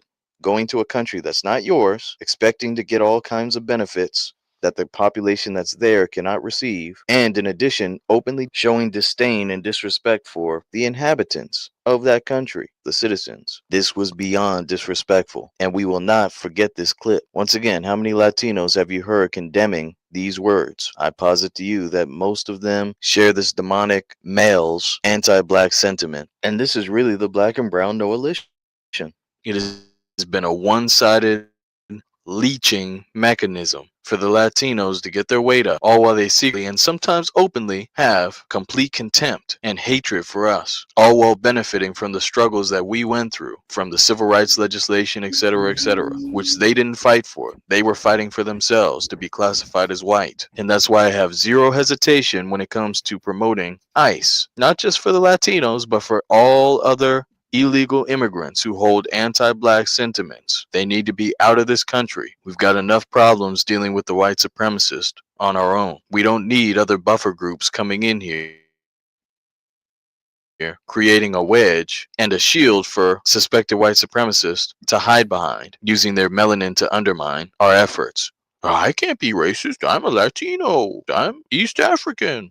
I'm an Asian. Everyone listening to the sound of my voice, you know someone or some workplace who's hosting illegal immigrants. Here's the website on your screen, because the phone number is typically too busy. The ICE form does not take that long to fill out. You only have to fill in the areas that have the asterisks, and from there you're good. Let ICE do their job. I'm certainly not getting in the way of them. And if they ask me for help, I'm going to reflect back to what their own leader said regarding us. He said, let the Negro fight his own battles. I say, let the Latinos and all these other groups, Asian, Hispanic, Arab, everyone, Ukrainian, all these different people, let them fight their own battles. There's simply too much hatred against us and too thin of a line between them and our open enemies, the white supremacists, for us to continue some fake fairy tale black and brown alliance. There may be individuals who you can work with, but as a whole, foundational black Americans cannot stand to continue fighting for groups who hate our guts. Now, with all that being said, hopefully this video has been informative. I do want to take some time out to shout out 3 contributors to the platform: Shabazz Navarra, Sister C. Terry, and Brother Carl Miller. My sincere thanks. And in addition to that, I've decided for November, with the upcoming funny video that I'm making, that I'm just going to list all of the people who have contributed to the platform in the month of November in the credits. So much respect to everyone, much appreciated, and prepare yourself for this upcoming video. I'm not going to spoil anything, but just know that the UK tethers are going to be checked all the way, so be sure to tune in with us. It's not going to be a long video. That'll be coming out next week. So with all that being said, be one and be blessed, family. All right, shout out to our brother Black Truth United for bringing awareness to the fact that a lot of these Latinos side with neo-Nazi groups. Right. And you had a lot of those members on the LA County Sheriff's Department too, Brother Che, that we had discussed a few weeks back. We have them everywhere, Shabaka.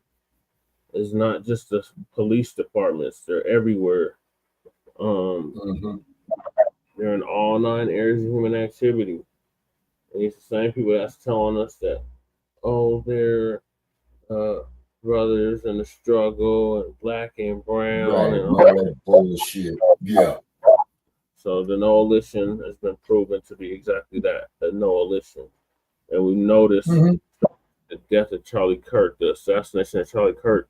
A lot of the mugs was siding with Charlie Kirk, talking about that's my homie and all that dumb shit. So yeah, fuck Charlie Kirk. I agree with you.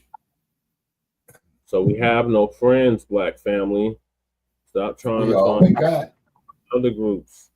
Other groups don't. They're here to undermine us, kill us, and destroy us.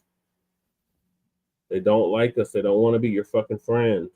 They come over here to replace you, take over, and steal the benefits that your ancestors fought and died to have. which is all demoralization, Brother Che. And some of them are melanated, Shabaka. They're very darkly melanated. That's what you got right there. That's what you call irony, Brother Che. And I tell you on the New York Minute, they ain't black, but they got African blood, like Alexandria Ocasio-Cortez. Yeah, well, let her ass get stopped by the Los Angeles Police Department. They'll remind her. Shabaka, they'll get to cop and pleas. They get stopped by the LA Police Department. Oh, don't treat me like the FBAs. This is why we're delineating. We can't do it no more. Brother Che. Listen to your wisdom, brother. But when they get booked off in the Parker Center in the LA County Jail, when they get booked, their race is going to be black. No, their race is going to be white. We've even shown and proved that. Like, there's a whole comedian by the name of Michael Blackson. His birth certificate, his passport, his ID say white. Is he out of Los Angeles? He's obsidianly black. No, he's from Ghana.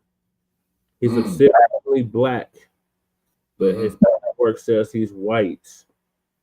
These motherfuckers saying nigga, nigga, nigga, nigga every 5 minutes, but their paperwork say white. Like, what was that fool's name?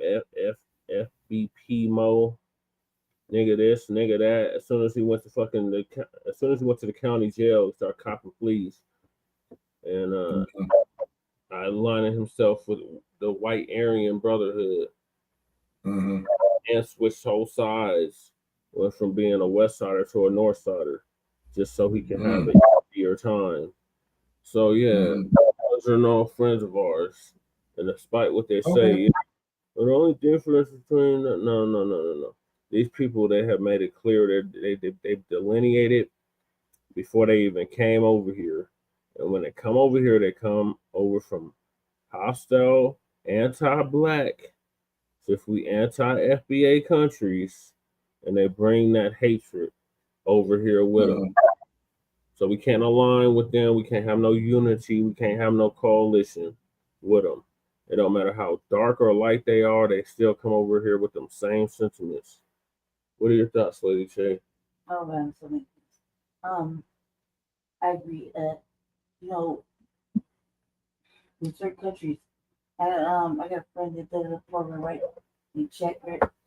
And like when we went to Mexico, I showed you a video too, with right? Yeah. Shout out to Che. Yeah. So like Michael is like he was looking for black people anywhere and everywhere, right? And he go to Mexico. And there's a lot of stories where, the enslaved would be getting off the boat. Black enslaved people, right? And in Mexico, they had a lot of they call them black skins, whatever you want to call them. Yeah, because Mexico was a slave colony. Yeah, like black natives. Yeah. Right? What they call them, Afro-Mexicans. But they have a different name. They have a different Mestizos. No, not mestizos, Shabaka. Mestizos is try to be with the upper class. No, it's another term. They have like 5 different terms for their racial caste system in those countries. Yeah, it's for hold on, Brother Che. You just brought it back to me. Where they're like, damn, that's why I'm sorry. I hated I lost my books on that because I did take a course when I was going to Los Angeles City College called History of Latin America. I was thinking of Mancados. Yeah. And I recall these terms, but keep in mind, man, this is damn near 50 years ago. You know what I'm saying? Well, a lot has changed in 50 years, Shabaki. Oh, yeah, I know. Anyway, so, black people, once that are black, when whitewashed and married into light, so they like keep that's that La Raza shit, yeah.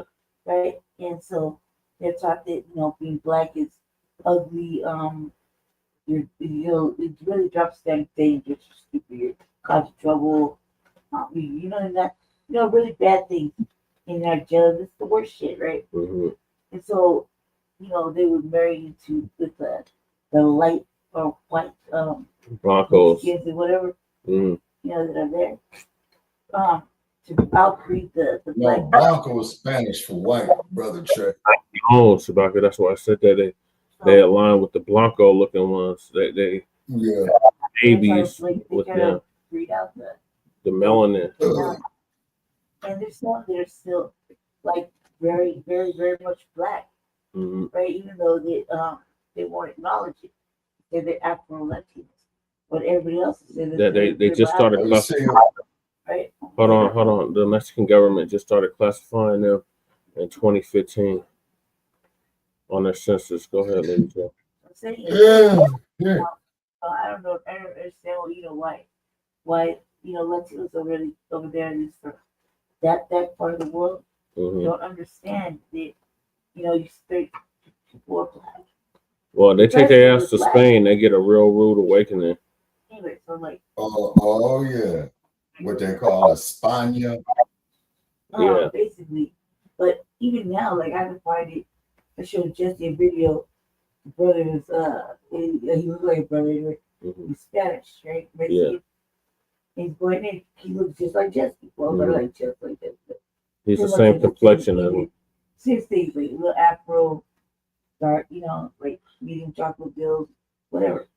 My children, I have children once, right?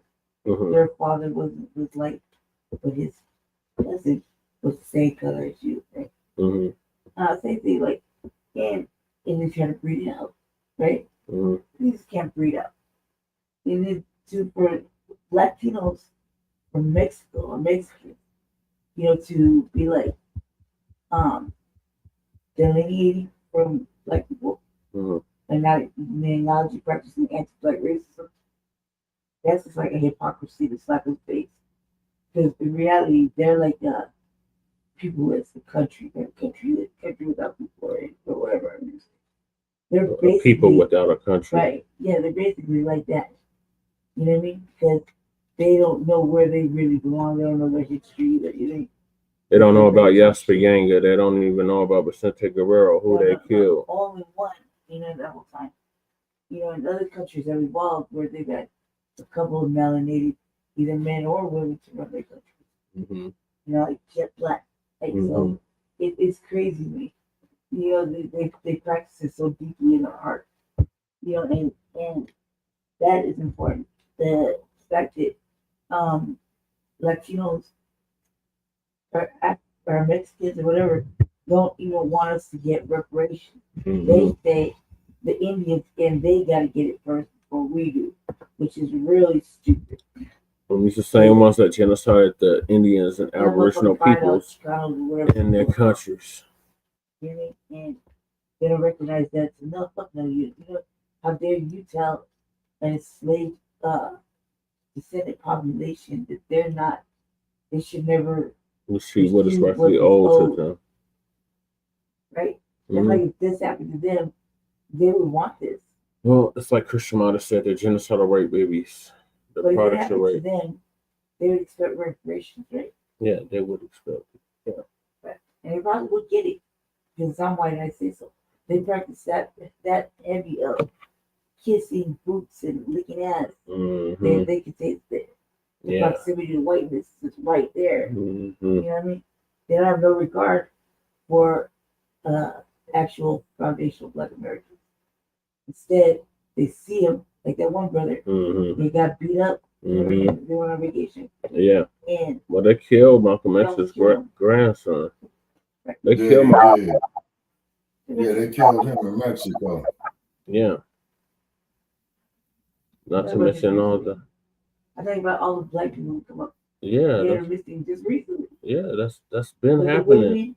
Women went out on vacation. Yeah. With friends. But there's something about Malcolm X's grandson, man, when they killed him down there, they swept that shit up under the rug real quick, too. Yeah, they did. You know what I mean? Including this new president. Yep. 37 motherfuckers died since this brought out to win. There's 37 candidates. Off with your head, burn your cars. Yep. Let the cartel let her live. Wow. Yeah, because she's working with the cartel, obviously. Obviously. So it's important. Like without Mexico, the United States doesn't have a drug gun operation. Operation Fast and You know, they Furious. don't have the people. They don't have that. They need that crimes and drugs. You need the guns and drugs to lock people up and pretend they're doing stuff and you know what I mean, cleaning up the city when they're not. You know, same shit. Like they're dropping the key in like they'll come back for it. The play that was left on the corner, and like a month later, drop another play or another key right in the same block, different bush. Oh, like I said, okay, finish your thought, what you said, because I want to close it off. What kills me about these Latinos is they hate us, but they want to be just like us. Well, that's why they hate us, because they cannot beat us. But they want to act, talk, walk, dress, all that like us. Yeah, well, like how you said about the zoot suits. Yeah, they try to take credit for that. It's like they try to take credit for the lowriders. They take credit for everything. They look like No, they try I to take. remember when blacks was building the lowriders in the 1960s out in Watts in South Central. We were building them before that, Shabaka. Shout out to Mr. Bell. About the late 50s, I think.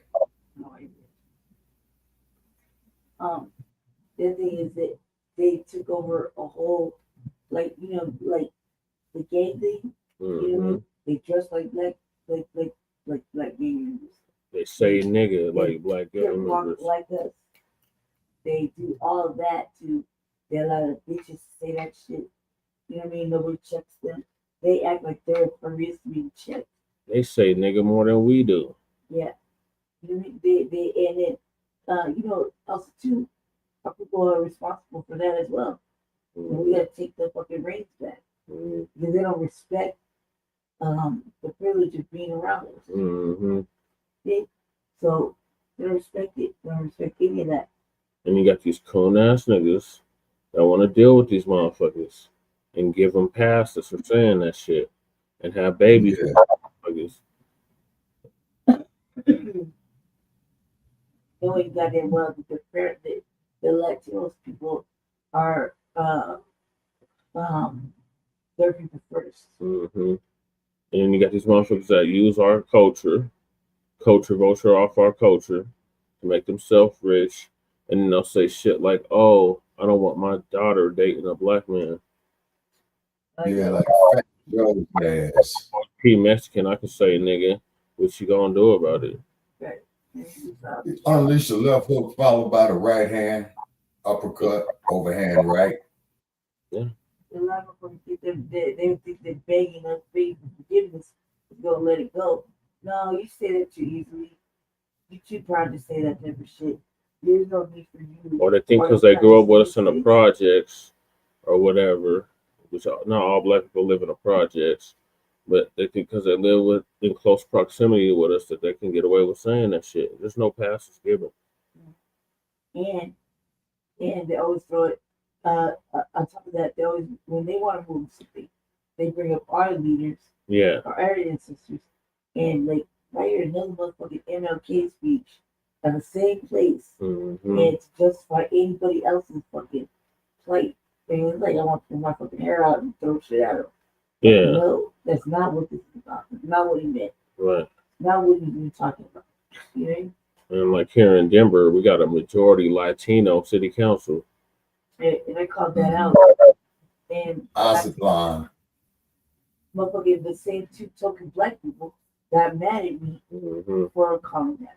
They still on that black and brown nonsense. The black and brown coalition doesn't fucking exist. If it existed, The motherfuckers only brown when it's convenient. No, it was a No, it existed. It only existed, Lady Che, like about from 68 to 72. Brown race, right? Brown race. It was just a quick moment in time. And that was patterned after the Black Panthers. Yeah, you're talking about the Brown Berets when they took over Capitol Island. Yeah. That was a brief moment. And how long ago was that? They don't Over That was 1970. That's over 50 years ago. That was 1970, Lady Che. I was a kid. It happened. That's how I remembered it. Right, this is a long time to act like, we've been to homies this whole time. We haven't. You know what I mean? See, everybody Hold on. How did you put it, Brother Jay? They use us for a numerical value, and then they abandon us in our time of need. Just like the No, Democrats. they want the culture. Wait a minute. What they say? They want the culture, but they don't want the struggle. Oh, they don't. They want our rhythm, but not our blues. Yeah, exactly. Yeah, there you go. It's just like in the country. And just like they do on the pen, they side with racism, white supremacy. Mm-hmm. They go with their people, not us. They go with their people and they go with their white supremacists. Yeah. So there's no coalition. It's a no-alition. Yeah. No-alition. Yeah. And that's why in 1992, down there in LA, you know what I mean? Well, we put a stop to that. She's doing the most, but they wanted to do their jobs, wanted to stop doing that shit. Mm-hmm. Right? But yes, what do they do? So they take her out, right? And put a tether in. And they put a tether in, but they load the fucking city council with Latinos. Yeah. We got 7 Latinos on the Denver City Council. Fucking city council members. Mm-hmm. And they're just like hugging on Master. Yeah. You know, yeah. Mammy in bed, bucking it up. Yeah, tether, fucking activity all day. And it's the worst shit because they look at you and you know, you're like, I want to try to give them a compliment, but they're like, oh, please don't talk to us about me. They're upsetting about a little white boy baby mayor, and our friends over here, they're like Latinos. I'm like, God damn. Not to mention the punk ass clerk and recorder. Yeah. He's a Latino too. Right. I told you, they just done that shit back. If it did, it's for statues. And they convinced me with that. Oh, this used to be Mexico. Yeah, for like 10 years. Well, actually, from what I understand, Brother Chair, a woman told me this in Denver, Colorado, in Spanish, because it's, you know, I got caught in one of your snowstorms back there, and your RTV was about to shut down at 3 o'clock in the afternoon. Mm-hmm. But anyway, I was on a bus freezing my ass off, man, you know, sitting next to the heater. So I was speaking to this woman, and she, in other words, she's speaking to me in the English that she knows, and I'm speaking her into the Spanish that I know, you know. Mm-hmm. And I had asked her, what is the real name of the continent of North America? And she told me it was Aztlan. And I noticed in LA, I see a whole lot of these SA cats driving these trucks called Aztlan trucking. So to make a long story short, I learned something right there. They say, now the cold part about it is that in the 60s, man, in LA, and Lady Che could attest to this, I'm sure, from her elders, Blacks and Latinos were very, very close, believe it or not. Yeah, in LA, Shabaki. Yeah, they live like, you know, but fast forward 60 years later, mm-hmm. Not the case. Not the case is all. Yeah, well, that's a fact. But you had outside forces that dismantled that. Okay. Shabaki, going all the way back to the 1930s, Latinos told us that our problems were our problems, and we need to deal with our own problems.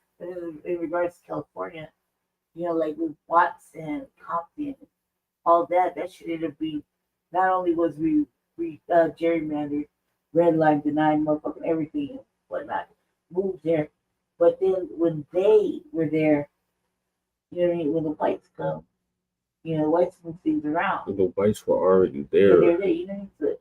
Like those areas were already full of white mobs. It's all failure. And at the end of the day, we had no allies. We didn't really have any friends. We weren't live close in proximity, but we cool together. But when it comes down to war, they're not going to be in the war with us. Like, I don't even know what's happening with these fucking protests. Like, is it still going on in California? Very few of them, Lady Che. Very few of them. Because motherfuckers had inbox me. Well, man, why aren't you in the protests and all that? And I says, look, fool, let me tell you something. I lived through 2 fucking riots. Okay. I've lived through the worst ride in U.S. urban history, right? Yeah. I'm in my 60s now. The only motherfucking thing that I'm concerned about, man, is being with my family, man, and getting me some more power tools. You see what I mean? Because the only thing I can do now at this age, man, is just pass on down to the next generations of what I lived through. You see? And we're not immigrants. That shit ain't got nothing to do with us. But this is what they do. They use us for our moral compass. Because like exactly. FBAs are the moral compass of this country.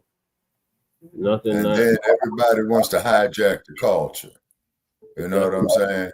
Never got changed. And then too, without our input. Now, also too, Brother Chad, I want to say this here, and then we can keep it moving to the next subject. In 1970, no, wait a minute. In 1983, I was in Chicago, right, on the Lower South Side, and I was listening to WJPC, if I got it right. Crew would know more about that, which was the black radio station in the Chi. They had about 4 or 5 of them, you know. Yeah. I'm listening to B.B. King singing Why I Sing the Blues while I'm driving down Michigan Avenue. You know what I'm saying? And back then, man, I just saw the pain of our people, those who migrated up from the north, those who came, I would imagine, off the East Coast, because I ain't been no further east than Gary, Indiana, but I've had relatives who've been all over the East Coast. And like you said, like they said off in the Ebony, they want our culture, but they don't want the struggle. They don't want our blues. They want our rhythm, but they don't want our blues. Yeah, they want our rhythm, but not our blues. You see? Because keep in mind, the blues that's why it's called the blues. It's songs of misery. Actually, it's spirituals for all practical purposes. And another thing, when you're out there slaving, picking cotton, you sing, man, so it helps you breathe to conserve your strength. You see? Fuck over black people since God is over. But even with the Great Migration from down up to California, they had been bringing in immigrants the whole fucking time. Yeah. And the whole fucking time, immigrants have taken over or tried to push out black people regardless of what's going on. And they're always over Mexico, Asia, Europe, whatever. You mean they just like fuck over just like the Vietnam vets I know. Those are all over there not just Mexicans. It's all these immigrants. No, you said it, but you didn't say it like that. I did say that. No, you said Mexico, and you said Asia. Yes. No, but over there in Southeast Asia during the Vietnam conflict, everybody wanted to be like Soul Brother. What's up, Soul Brother? Look it up. Mm-hmm. Yeah. It's just a disappointing thing because if anything, when the politicians practice anti-black racism, they get either forced to resign or a slap on the wrist, or they'll say no, they're not going to resign and keep pushing, and nothing ever gets done. You know, and they at this point in time, everybody but FBA have their own representatives. Mm-hmm. You know what I mean? They will sit there and do the work for those people. That's a specific group. As I just said. Mm-hmm. So the ones who don't get the work done for or anything is black people or foundational Black American freedom. Politicians. They don't do nothing for everybody else. I mean, when you look at these Karen Basses, these Brandon Johnsons, these Eric Adams with his peanut head ass. Well, Karen Bass for a Latino. Yeah, but like I told you, Brother Che, she's just a figurehead, okay? Because when you check out the Los Angeles City Charter, all the power of the different departments, Brother Che, lay in the hands of the commissions. Right. You see, different ethnicity. Yeah. I mean, they opted out of being a race in 1935. Whatever, Jesse. You know what I'm talking about, cuz. Like, whatever. Like, Latinos had the opportunity to become their own race. Whatever, what is Latinos, it? Hispanics, whatever. The ethnicity. Ethnicity. Yes, it is. It's not a race. It's not a. It's an ethnicity. Ethnicity to what? To Latin America. The people from Latin America are considered Latinos. Hispanics is even broader than that. It's a very broad definition. Well, okay, so the ethnicity of these people, right? Mm-hmm. They all have their representatives, their ethnic representatives. Mm-hmm. And the only ones who don't are the actual citizens and natives, and it's just foundational Black American freedom. Mm-hmm. We get tokens and foreigners. Yeah. And even they're not there to do the work. They're to do the pandering and talking and acting like the goods of it, but they're really about whatever they're about. You know, and it always will end it. The I'm white, they say so, and they're say yes, we'll do that. People will be outside, be angry, and homeless or gone. You know, like what happened with all the homeless? They just swept up. Swept up either in a jail or a shelter. Yeah, we didn't hear anything about that except some people getting arrested. Mm-hmm. You hear me? But they swept up the whole fucking encampment. Yep. Several encampments. Right. A lot of fucking people were outside. What did they do with all those people? They didn't house them. So they're in jail. You know what they do? When they do the homeless sweeps in LA, Lady Chairs, you know, they're unannounced. At least in Denver, where you guys at, they give you a notice. But in LA, when they do the homeless sweeps, they just come out there with a skip loader and the LAPD tell the motherfuckers to shake the spot, then the skip loaders come and take all their possessions. Mm-hmm. Fucked up part about that is when you take a homeless person's last possessions, you're taking a part of their soul with them. You're taking a part of their instinct to survive. Years, yeah. I'm talking about right now. Yeah, I mean, you know, all of us know that, Brother Che. This is why you see the motherfucker walking around who ain't bathed in 90 days and shit like that. I'll tell you about this year though, because this last year was very critical. We're talking about all the immigrants that came in. They were getting housed, while the Black people were still. They're still living under the bridge. They're still on Skid Row. With all the Black people? They're still on Skid Row. No, they're not. Yeah, they moved. Here, Skid Row. They cleaned this shit up. Where did they go? They're still there. They're still there on Skid Row. I literally just put a documentary of the shit. Not the Skid Row. Yeah, and then too, and where they also do Lady Chaz, Lady Chaz, you know the LA River, right?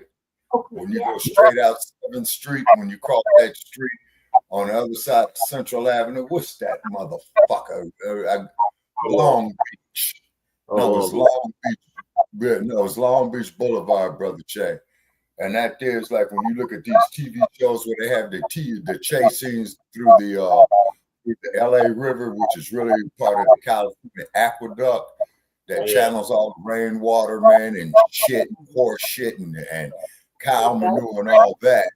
When the storms come, it fill up and it goes straight out into the LA Harbor. But you had a lot of people camping over there. They don't let them know, man, hey, the weather's fucked up and the damn water's coming through there. They'll let the fucking water go through there, man, and carry them out to sea. Yep. Literally. Yep. That shit ain't nice. No, but you're taking your life at risk every time. Yeah. And the part that kills me is,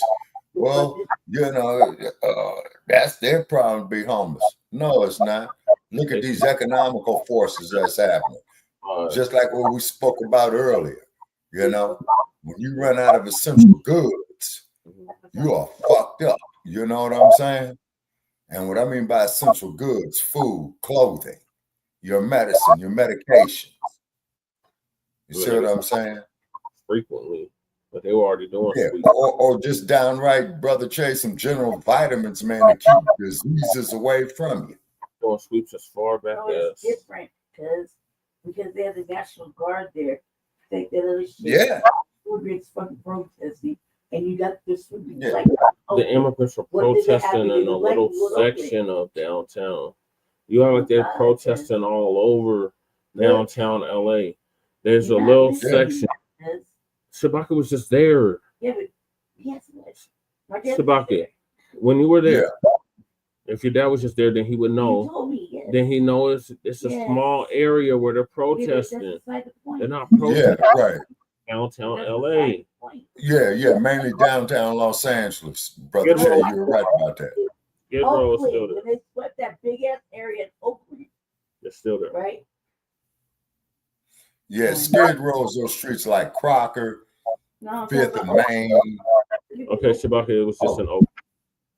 Okay, Oakland. Yeah, Oakland is all fucked up because you got the homeless encampment, man, that they had over there, man, near Fruitvale, which was near a shopping center parking lot, and people was in there, campers. So with the Alameda County Sheriff's and Oakland Police Department, they went there, hooked up all the campers, man, no registration, no plates. See what I mean? And then they put big ass logs and big ass boulders over there so people can't park there. Okay, so they put hostile infrastructure up. Yeah, exactly. And that's why I'm crumb bumming on that mayor they got up there, Barbara Lee. You see? Barbara Lee. Who knows? The next time I go out there, you might see me there at City Hall and all kind of deal. Yeah, so Lady Tay wants to know if that encampment was still there that they swept. There's fuse right there heading to. We're up in Oakland? Yeah. Okay, that was up under the freeway bridge. No, they went and swept it. Okay. Yeah, what did they do? It was up under the 580 bridge, man, near MacArthur that runs parallel with MacArthur that crosses Broadway.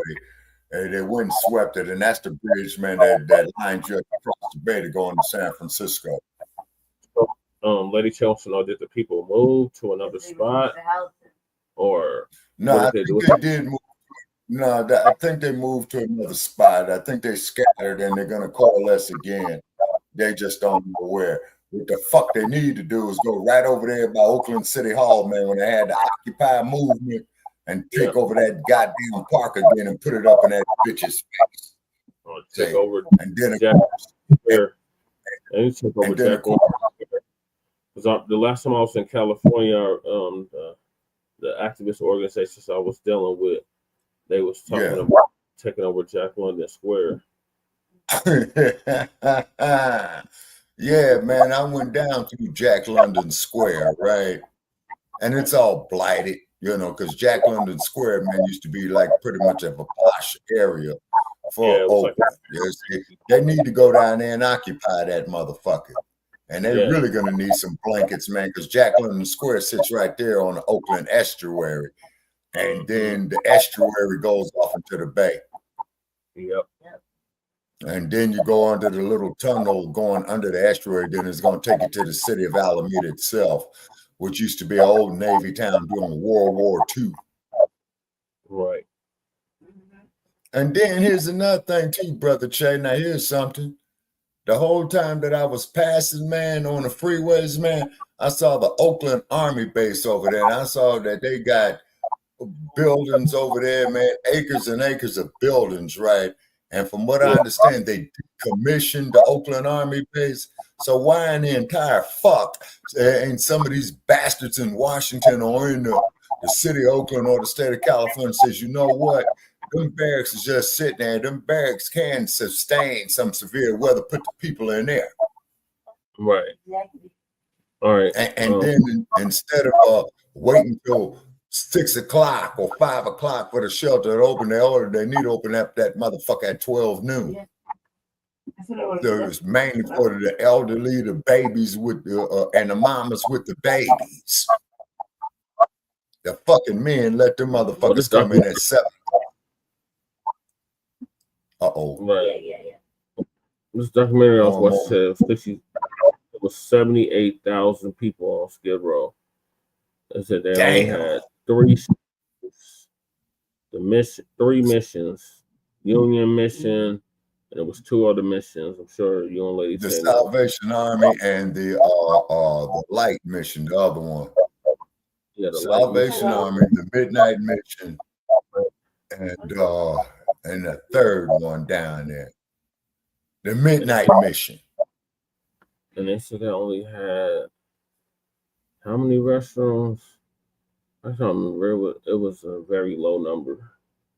Yeah, and then here's the fucked up part about it, y'all. And then when you go shower in there, they want to put 2 men in the shower together. Oh my God. And when I was out there like that, man, I told that motherfucker, hell no, man, I'll be the last one. I ain't showering with no goddamn man. Right.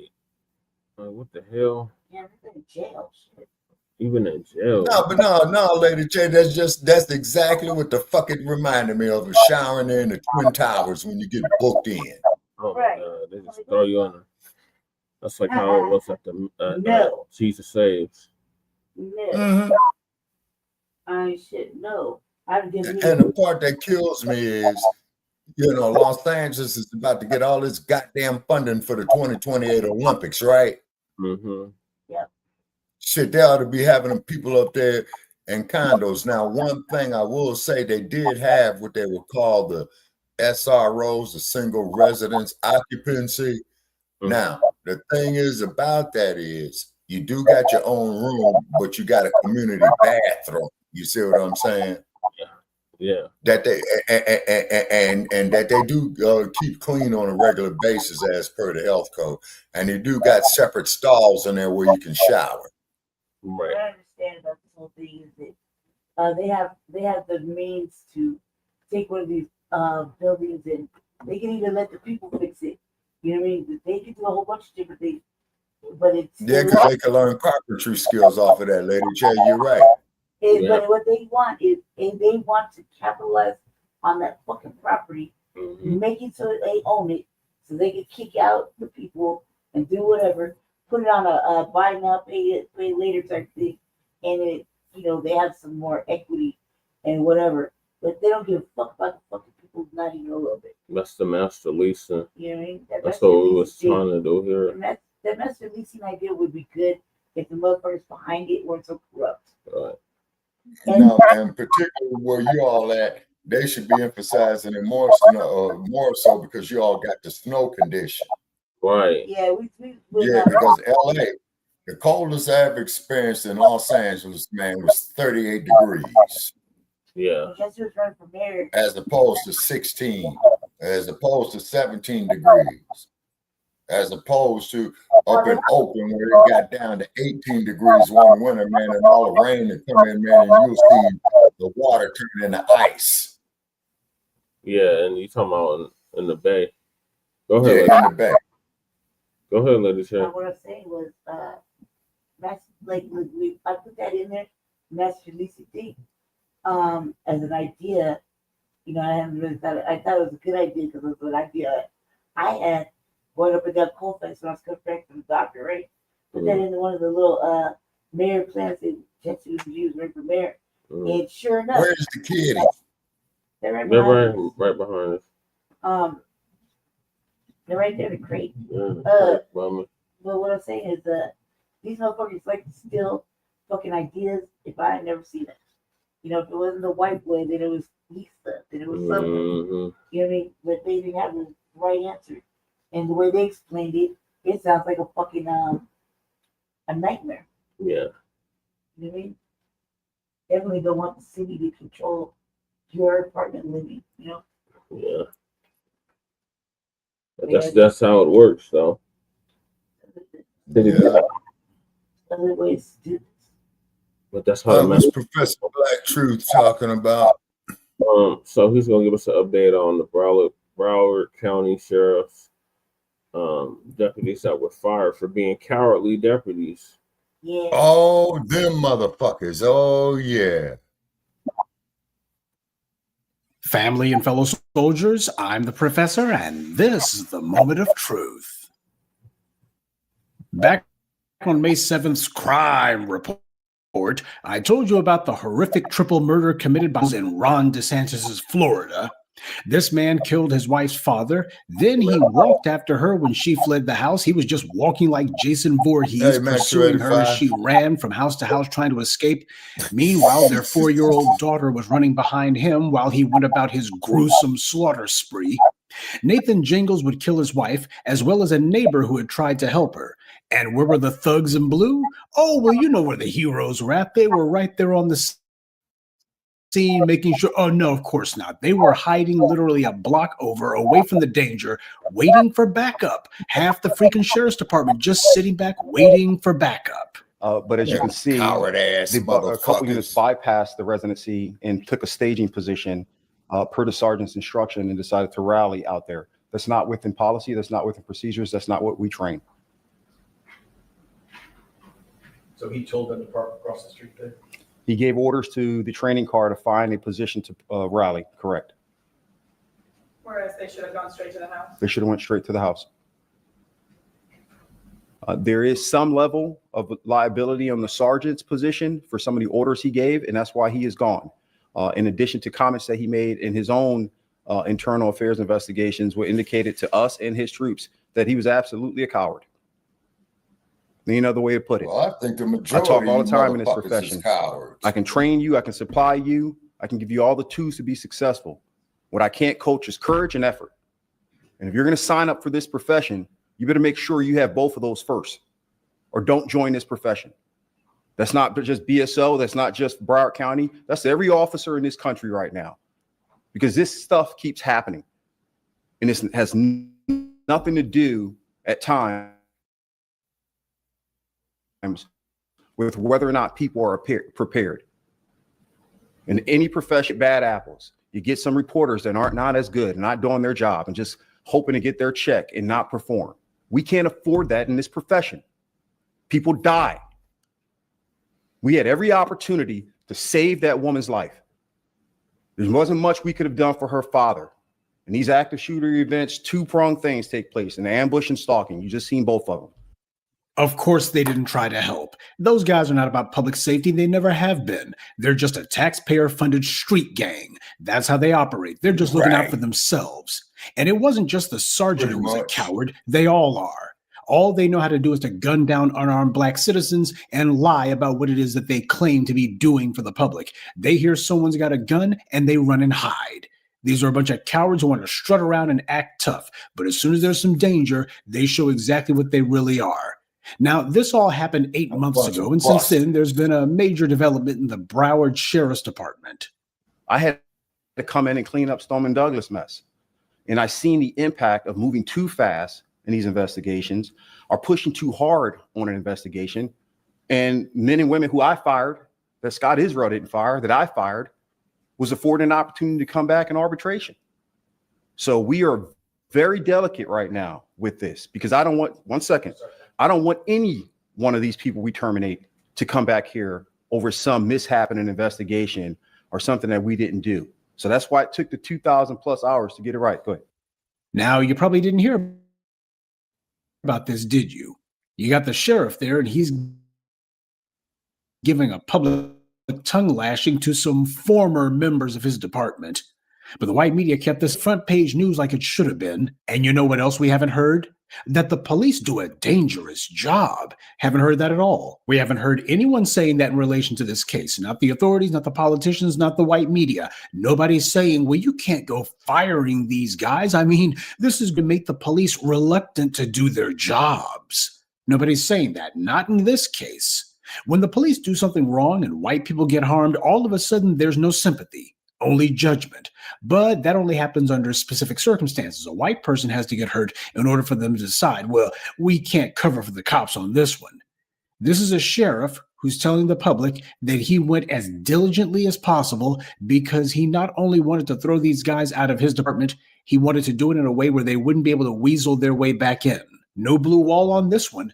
Nobody's saying, well, we have to keep this one internal. We don't want to undermine the public's trust in law enforcement. And nothing from the police unions either. They're not sticking up for their members. Oh, as far as they're concerned, they're just going to hang back on this one, right?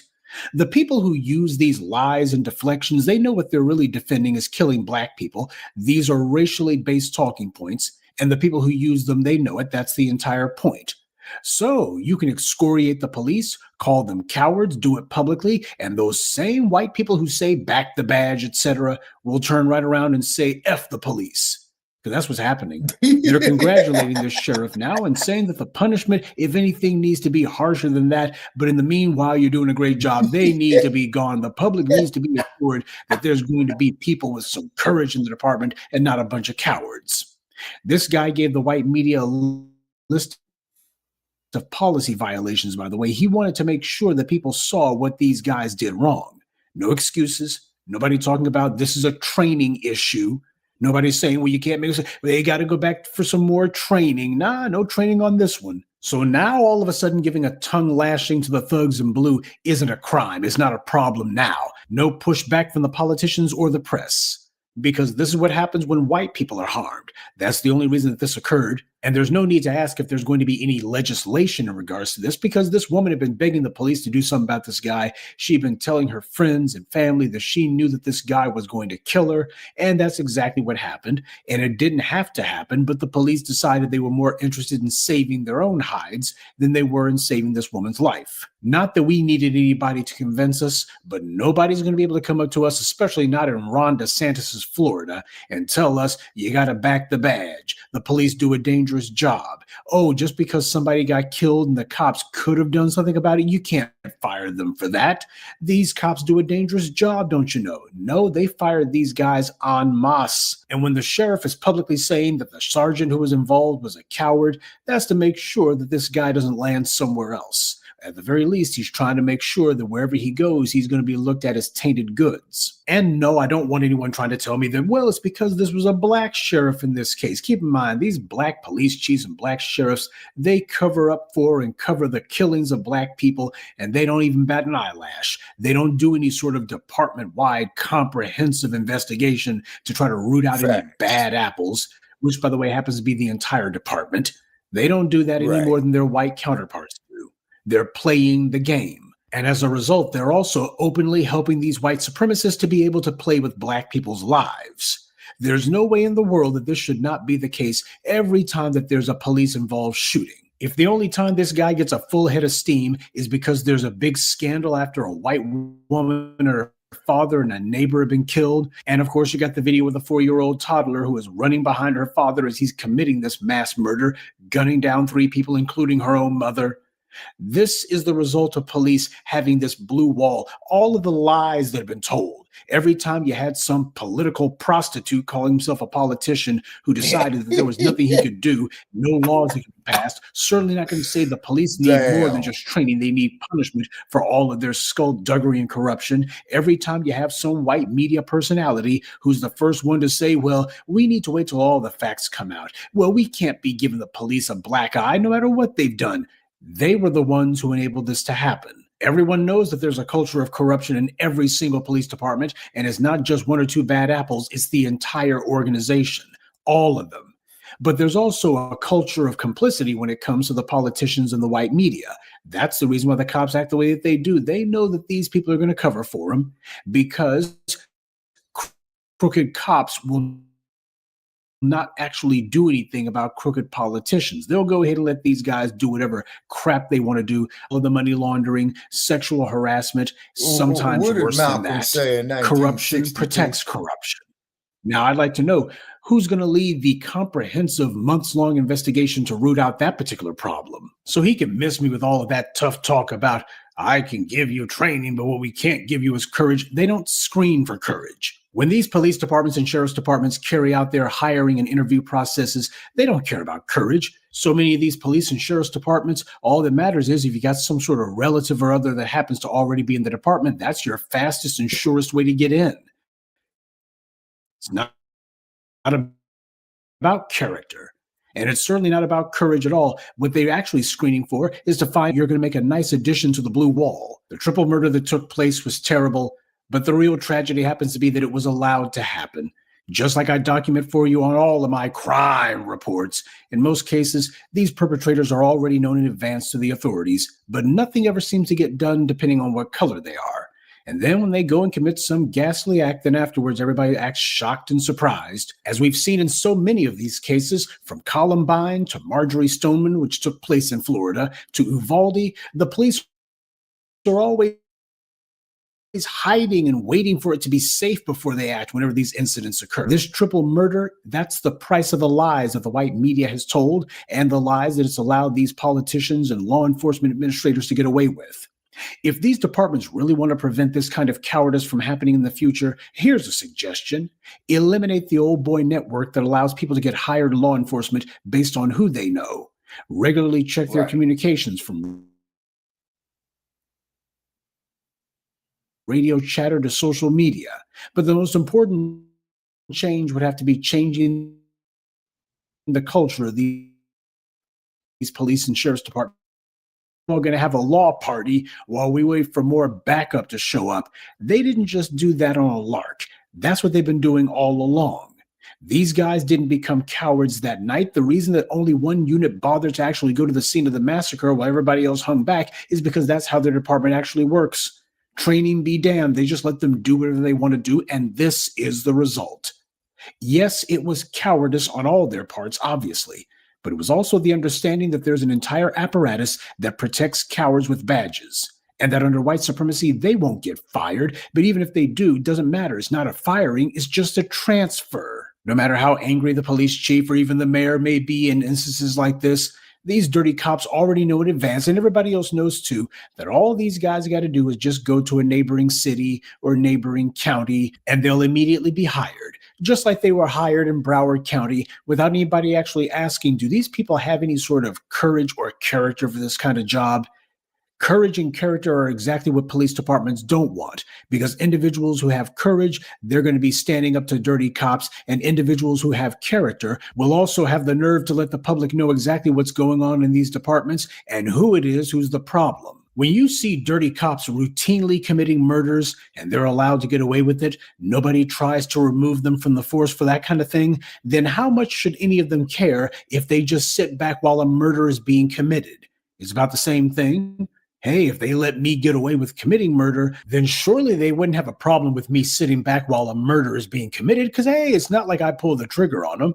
I just got to look out for myself is all. See, that's what was going through their minds. That was the mental calculus that all of these cops perform. So no, I am not at all impressed that Sheriff What's-His-Name decided to actually do his job, because that's what happened in this case. That seems to be what he wants. He wants special credit for that. He wants a pat on the back for it.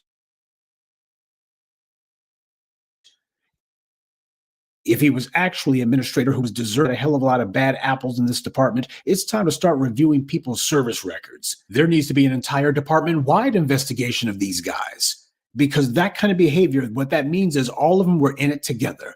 All of them were going to stick together. All of them were going to be saying, well, we were staging and just getting ready to find out who was going to be leading us into battle. Oh, and just for the record, these are the kind of cowards that Joe Biden decided to funnel COVID-19 money to. When he became president, well, we got to back the boys in blue. Yeah, and this is what they're backing. They're rewarding them for their corruption and cowardice. And what that teaches them is, yeah, we're still getting a wink and a nod. Well, in this case, they made a mistake.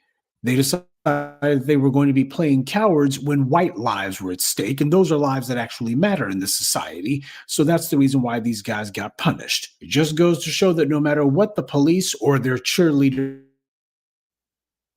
in the political or media arenas may try to say, police do not have the most dangerous occupation in America. The person with the most dangerous job is the one whose life depends on the police doing theirs. Good day, and be one. I'd like to take a moment to mention some of our contributors: John Harvin, Morris Bodden, Michael Gilmore, Sankofa Falami, and William Ross. Salute to them, and thank you to everyone for listening, liking, and sharing this message. Black empowerment only exists because of you.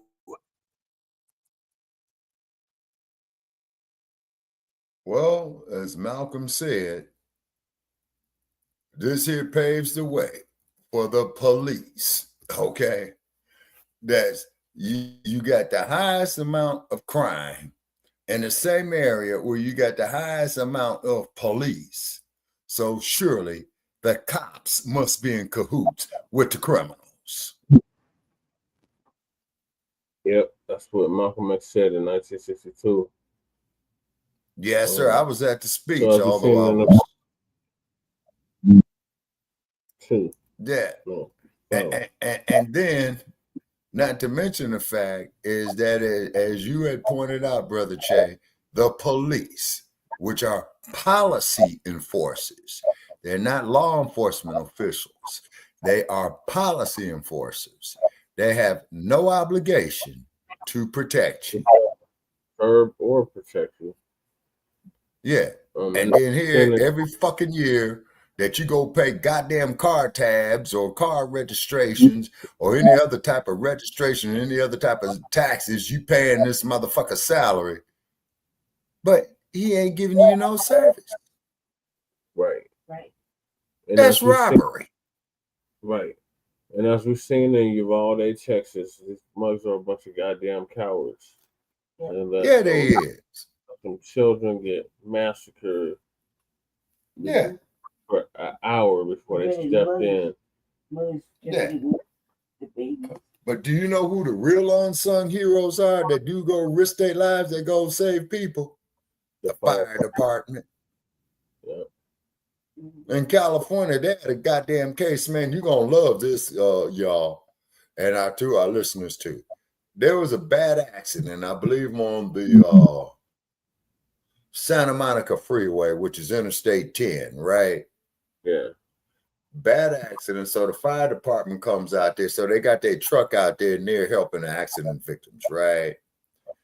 And then here comes the California Highway Patrol telling the fireman, well, man, you got to move the truck. You blocking the traffic. And the fireman tells him, well, look, man, I'm out here, saving lives. You see?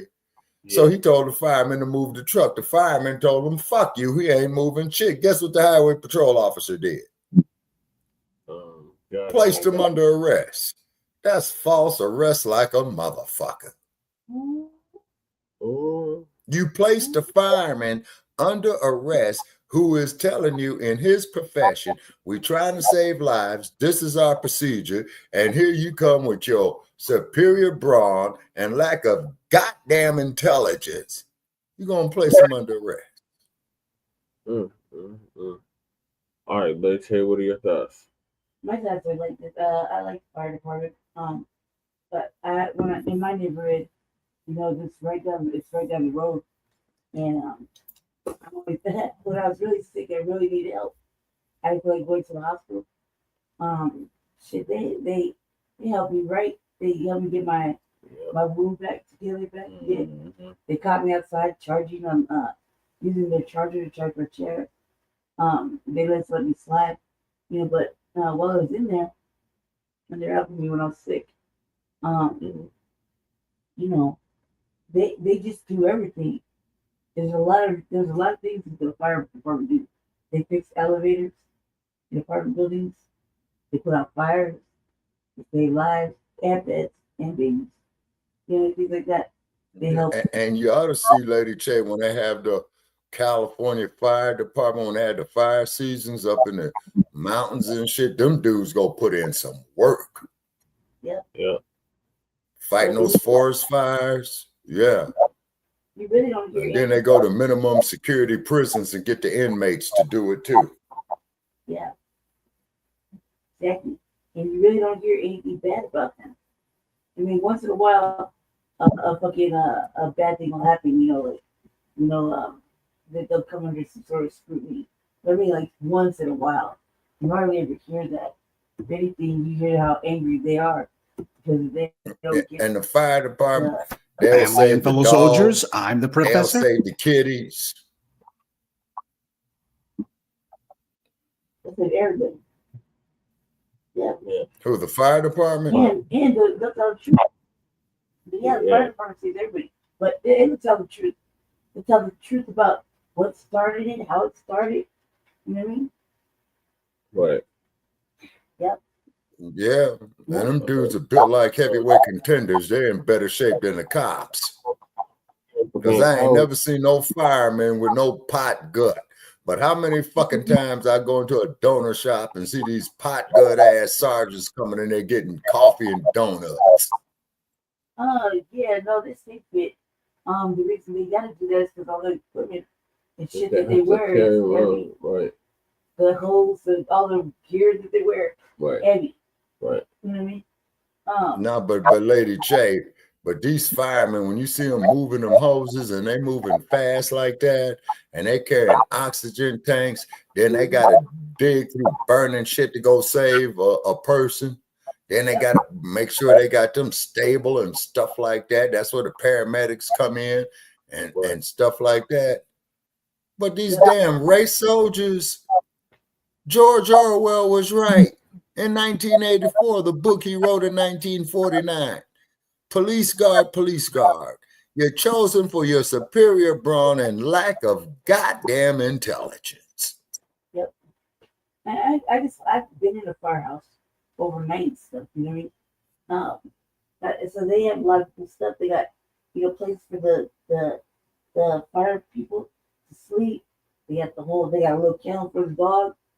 They do that dog, little Dalmatian. No. See, the dogs are essential in the fire, Lady Che, because they hear the people screaming, and the dog generally just has taken firemen to people that they didn't discover, but the dog discovered, who was under burning fire and shit like that. Had the Dalmatian. Yeah, exactly. I was just about to say the Dalmatian, the fire dog. See, 1 year, Dalmatian brought 2 little black children underneath their bed. And the fire broke out to the whole apartment. You know what I mean? They were scared. The mother thought that she couldn't get to them because the fire was raging everywhere, right? They kicked down the door and the dog found them. And they came and rescued them. Little tiny babies. Yeah. You see, hounds are the greatest. A dog will save your life, Yep. I agree. As far as the police, yeah, they're fat and cowardice. They're not fat and cowardice. They're fat and gun happy. And superior trigger happy. You know what I mean? And it's always internal investigation. These cameras and stuff, they want to. We investigated our own, and we found out they done nothing wrong. And when they was putting them cameras on the car, the LAPD officers is going out there disengaging the fucking cameras. Right. All right, y'all. So I'm gonna move to the next topic. Yeah, man, we've been on almost 4.5 hours. I know I'm about to pass out. So the last time, deported African woman gets dragged by Ghanaians.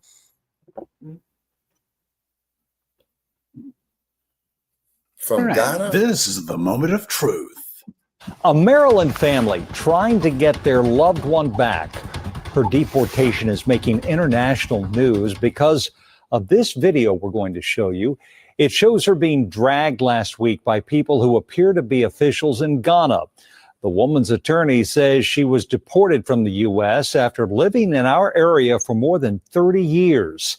NBC News has reported about dozens of deportees being sent to Africa from the U.S. since the summer, part of a new third country deportation program. And as Tracy Wilkins and the News 4 I-Team report tonight, the video is raising questions from her family about how deportees are treated in other countries. Mohammed Aghali's mom is his best friend. The two bought this home together in Bowie, Maryland, and he's now worried she won't return after being deported earlier this month. When I felt defeated, felt like I failed my mom. You felt like you failed her? I felt like I failed her just because I'm really, doing anything for my mom. He says his mom, Rabiatu Kiyate, came to Maryland 30 years ago fleeing Sierra Leone's civil war. Mohammed was born here in the U.S. and says his grandparents joined them here and became citizens. Kiyate never became a citizen, but was a nurse with a work permit and was required to check in with ICE every year. But things quickly changed during her July check-in. They called her to the back and they said, yeah, Rabiatu, you have an order of removal. So, we're detaining you. I mean, my heart just broke. Did you think that you would see your mother again when they took her that day? Yes, I was optimistic. Like, I was hoping I'd be able to, see what we could do about getting her released that day. But he would not see her face to face again. After several days, she was moved to an ICE facility in Louisiana, where she was held for months, according to her attorney. Honestly, I don't think anyone expected her to be detained just because nothing had changed with her circumstances. Immigration attorney Hannah Bridges represents Kouyaté and says while she was held in Louisiana this past September, a judge granted an order saying she could not be sent back to Sierra Leone, where she says her client had been tortured. Bridges says the U.S. immediately began exploring other countries to send her to, which she also tried to fight in court with requests for hearings. Those requests went unacknowledged. Are you concerned that her civil rights were violated during this process? Absolutely. How so? She should have been given notice and an opportunity to seek protection from removal to a third country. And the government had multiple opportunities to do this. Bridges says earlier this month, Kouyaté was flown from the U.S. to Ghana, a country she's never been to before. Hi, Mom. Muhammad called his mother in Africa while we were with him. She says her wrists and ankles are swollen from being shackled for the 10-hour flight. She said some others had it even worse. There was another guy on the floor. That guy, they training from the head down to the feet. They said, if you don't cooperate with us, that's how we're going to tie you. Kouyaté told the I-team she and other deportees were sent to a hotel in Ghana. She says she was there for 6 days before this happened.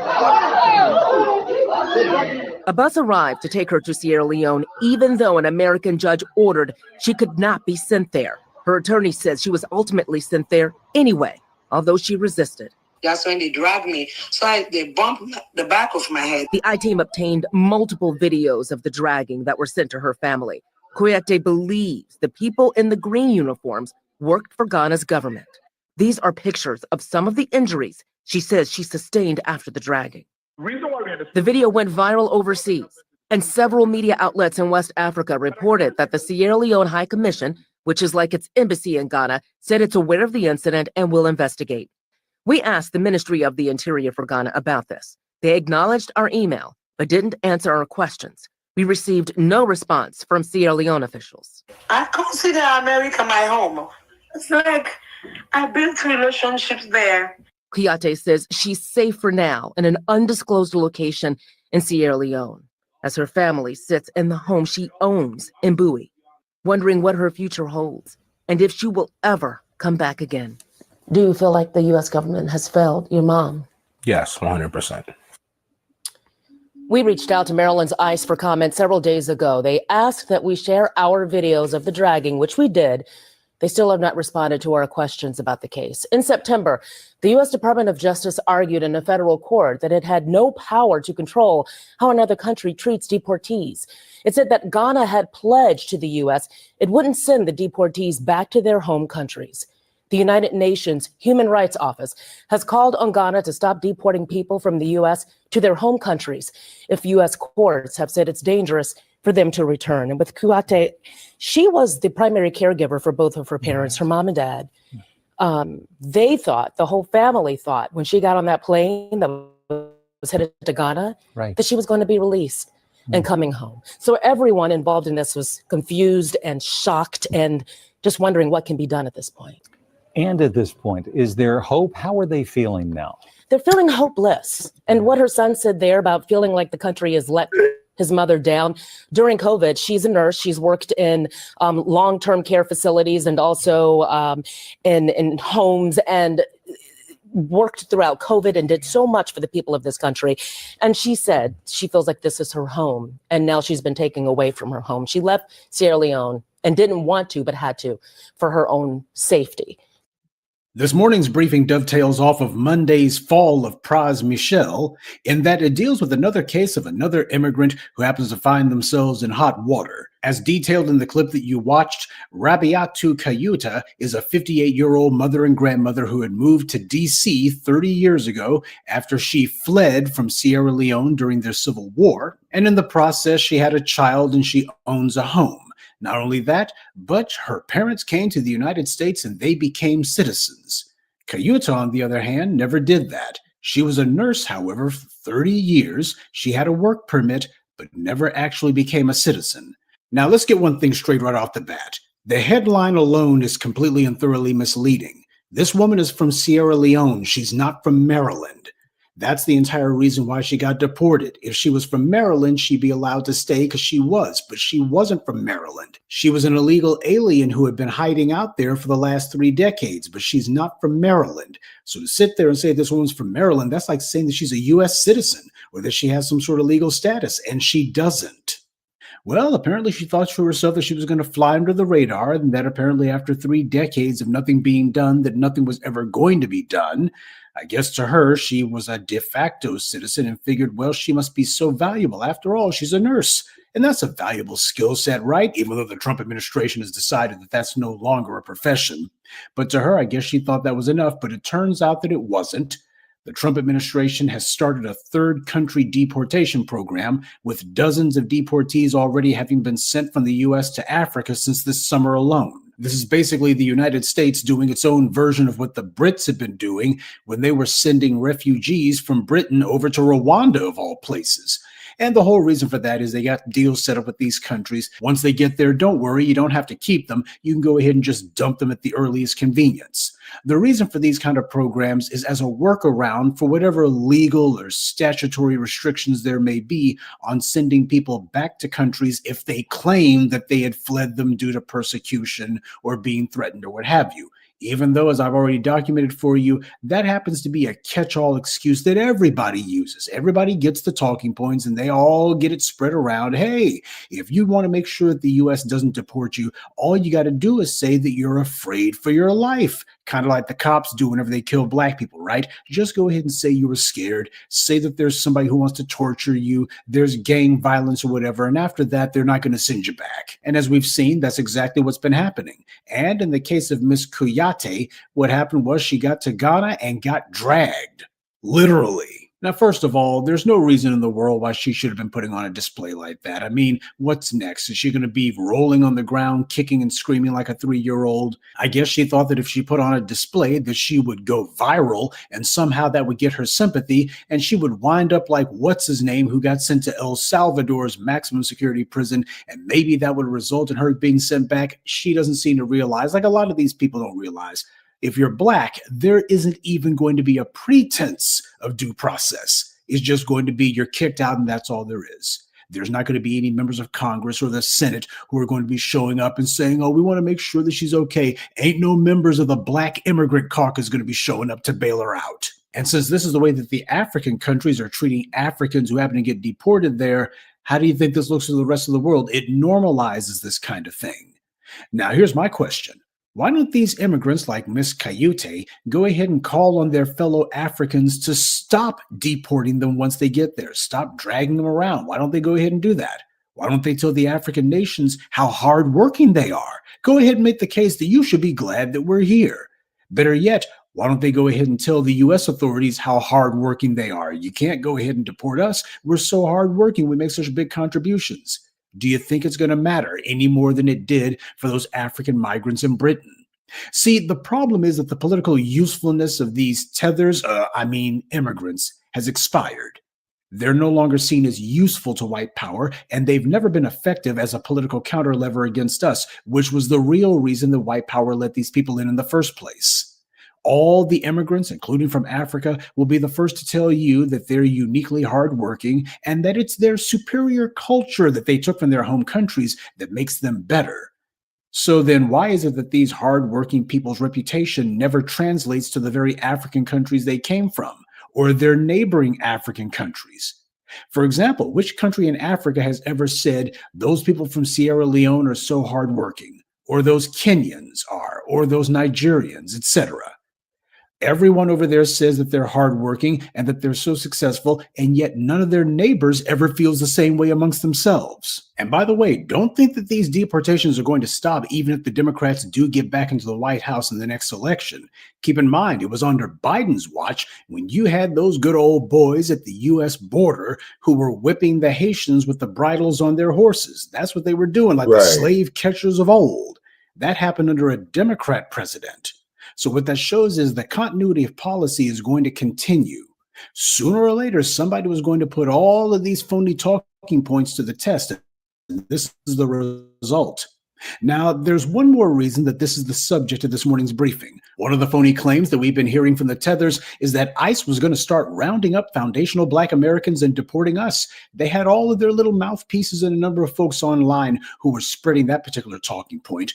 This, of course, was a bunch of lies and propaganda that was meant to see if there were any timid, fearful, or cowardly folks among us who would be scared into taking up their cause for them. See, without us, they know that there's not going to be anyone speaking on their behalf. Not even their own.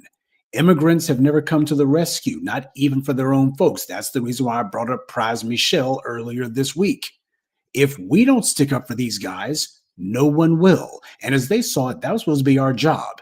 It was supposed to be our job that we're supposed to be everybody's whipping boy. We're supposed to be everybody's errand boy. Everybody insults us. Everybody denigrates us. Everybody spits on us to try to ingratiate themselves with the white power structure. And when white power shows its true colors and puts its foot up their behinds, we're supposed to also go ahead and be their crash dummies too. Well, the boomers were good for that, but the rest of us afterwards, no way. Do you see any BLM protests for these migrants being shanghaied back to Africa? Anyone taking to the streets and saying, no justice, no peace, you can't do this? Anyone taking up any petitions? Anyone making this into a campaign issue? Anyone saying, well, today you're going after these tethers, tomorrow it's going to be us? Even the Black Immigrant Caucus won't pretend to stick up for them. Even them. They're all a bunch of immigrants, but they're not taking to the parapets on this one. What, do you think that group of clowns hasn't seen this video? Of course they have. And even if they go ahead and give a couple of tisks or cluck their buck teeth on Twitter, it doesn't matter. They're not going to do anything. The video of this woman, it may go viral, but it's not going to result in any sort of policy change. Nothing's going to happen. It's not going to become a rallying cry for anybody. Instead, it's going to be an object lesson. If you think you've flown under the radar, you haven't. If found by ICE, you'll be deported. If a court tells you to show up for a hearing, it's probably a trap. So what's the right answer?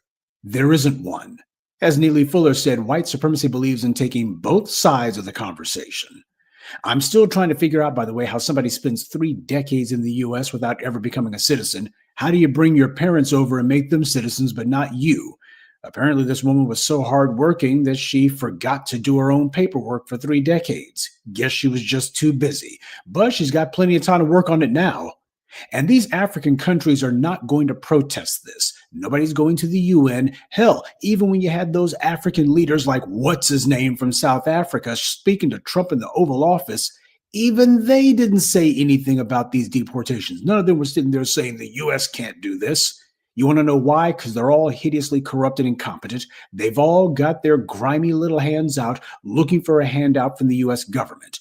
They don't even care about their own citizens in Africa. What makes you think they care about the ones in the US? Hell, the Sudan has resumed their civil war from 20 years ago, and the African Union isn't sending any troops, isn't sending any relief, isn't doing anything. The same way they didn't do anything 20 years ago during the last Sudanese civil war. And speaking of people who are not doing anything for this woman, what about this woman's son? Here he is. Apparently he's listening to his mother giving tearful conversations on the phone. He's watching videos of his mother getting dragged across the floor. And what's he doing about it? Did he even bother to go over there to help her? Has he lifted a finger on her behalf? Or is he just watching what's going on and crying like a woman? Which one is he doing?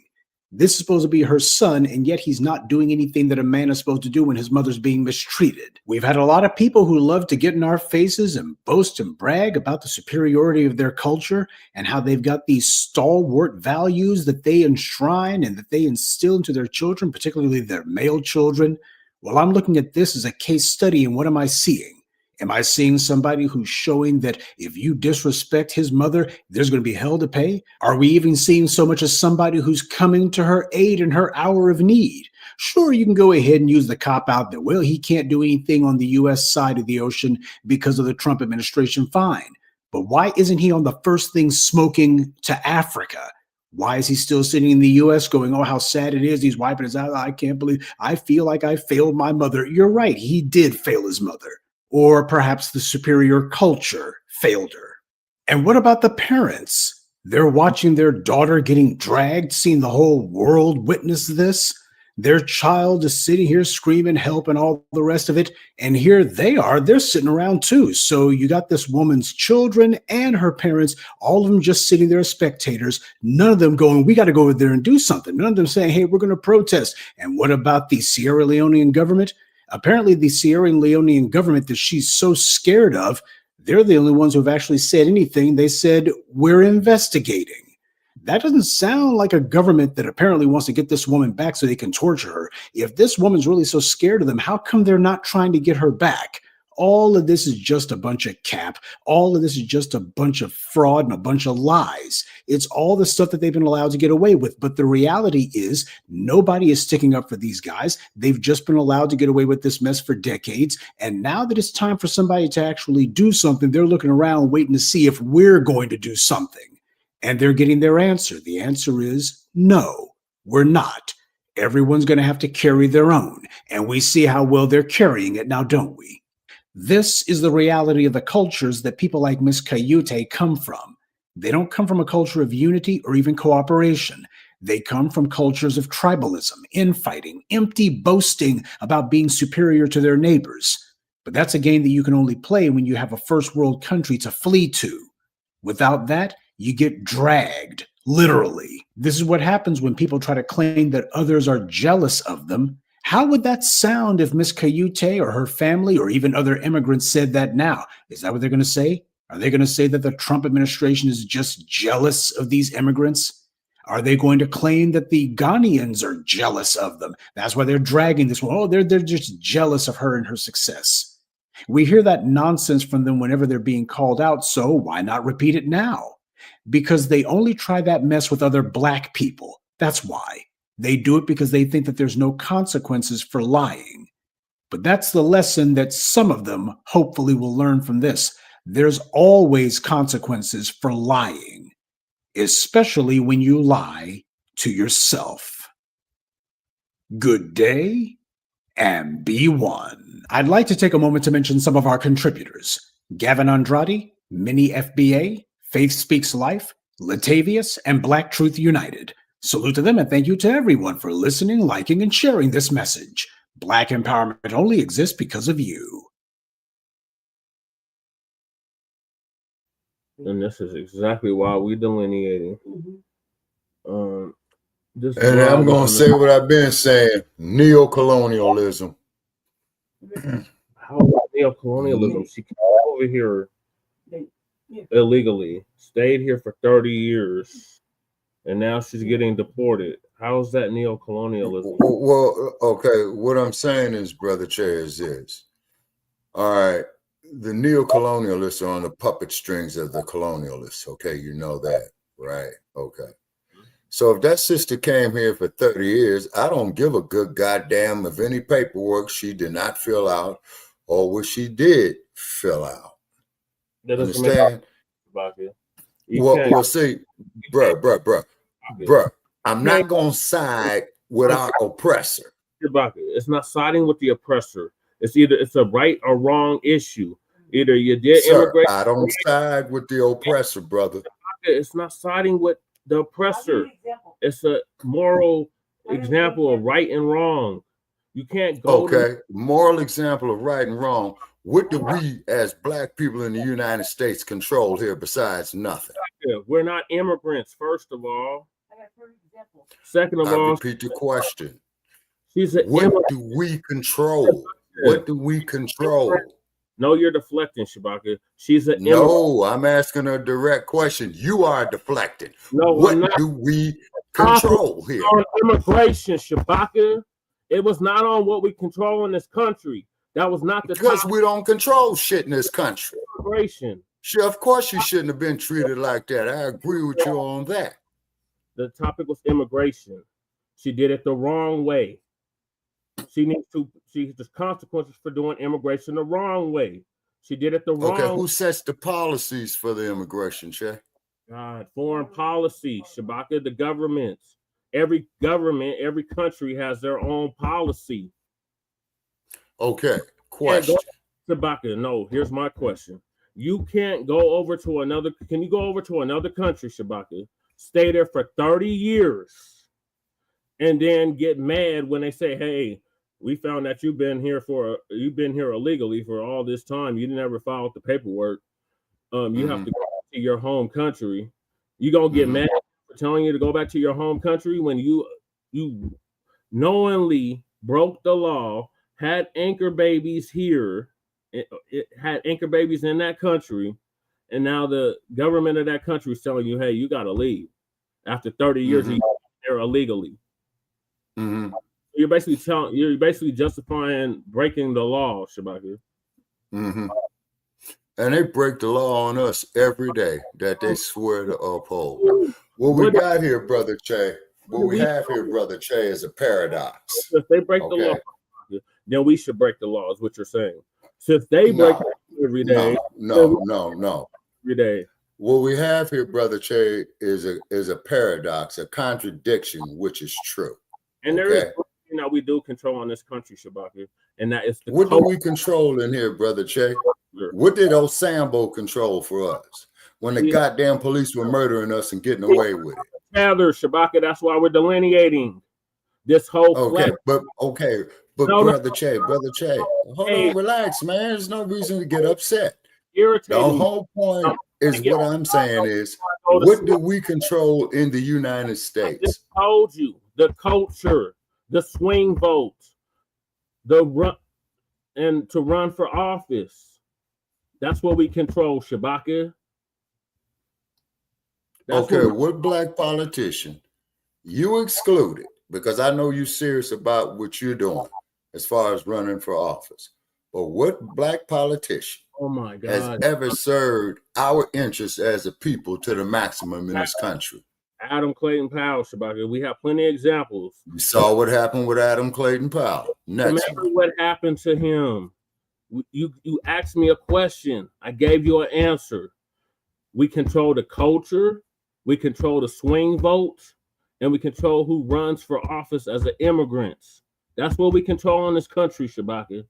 Because we're the swing vote. Our vote counts in presidential elections.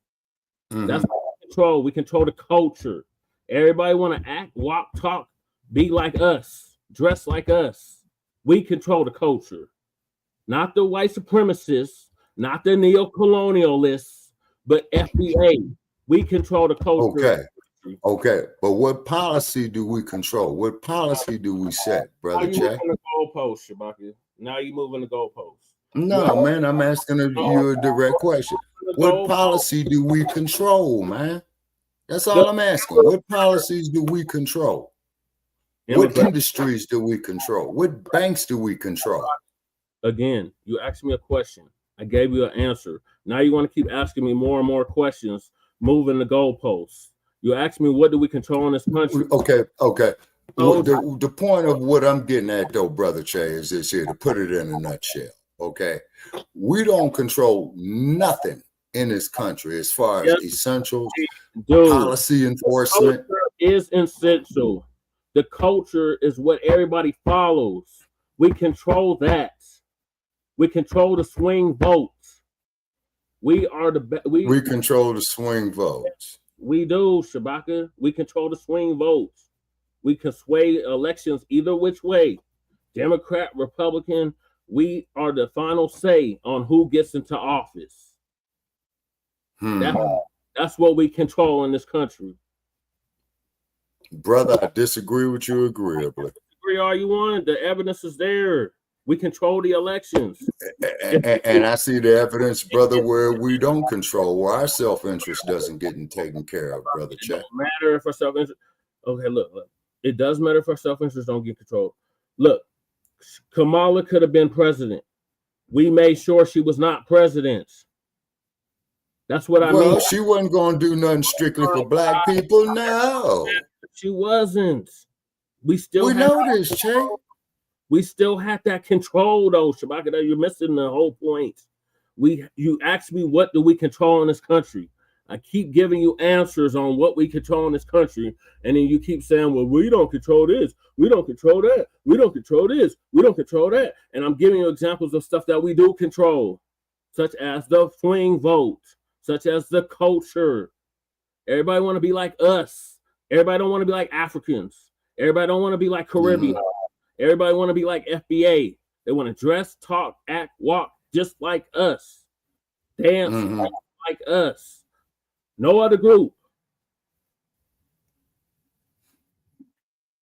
Oh, well, okay. I'm not going to argue or debate with you, brother, on that because I see where this is going that I'm trying to avoid. Okay. The fact of the matter is, as I've said all along, that you agreed with, man, this is why we got to have some absolute control of our own politics, of our own economics. You see? Control the politics. We made sure Kamala didn't get in so she can continue to flood the floodgates and continue to let these damn illegals in. We controlled the policy because we allowed the dump as in human shit to get into office so it could deport these motherfuckers. So we do have control in this country, Shabaka. It's just not the control you want, but we have control in this country over the culture and over the swing vote. That's two things right there that we control in this country. And who stays and who goes. Check. You're the only one who I'll vote for any political office. Okay? Okay. You're the only one that I'll vote for any political office. Okay? But the way this shit is going, man, these motherfuckers is cashing in on our expense. You know what I'm saying? All of them. You know?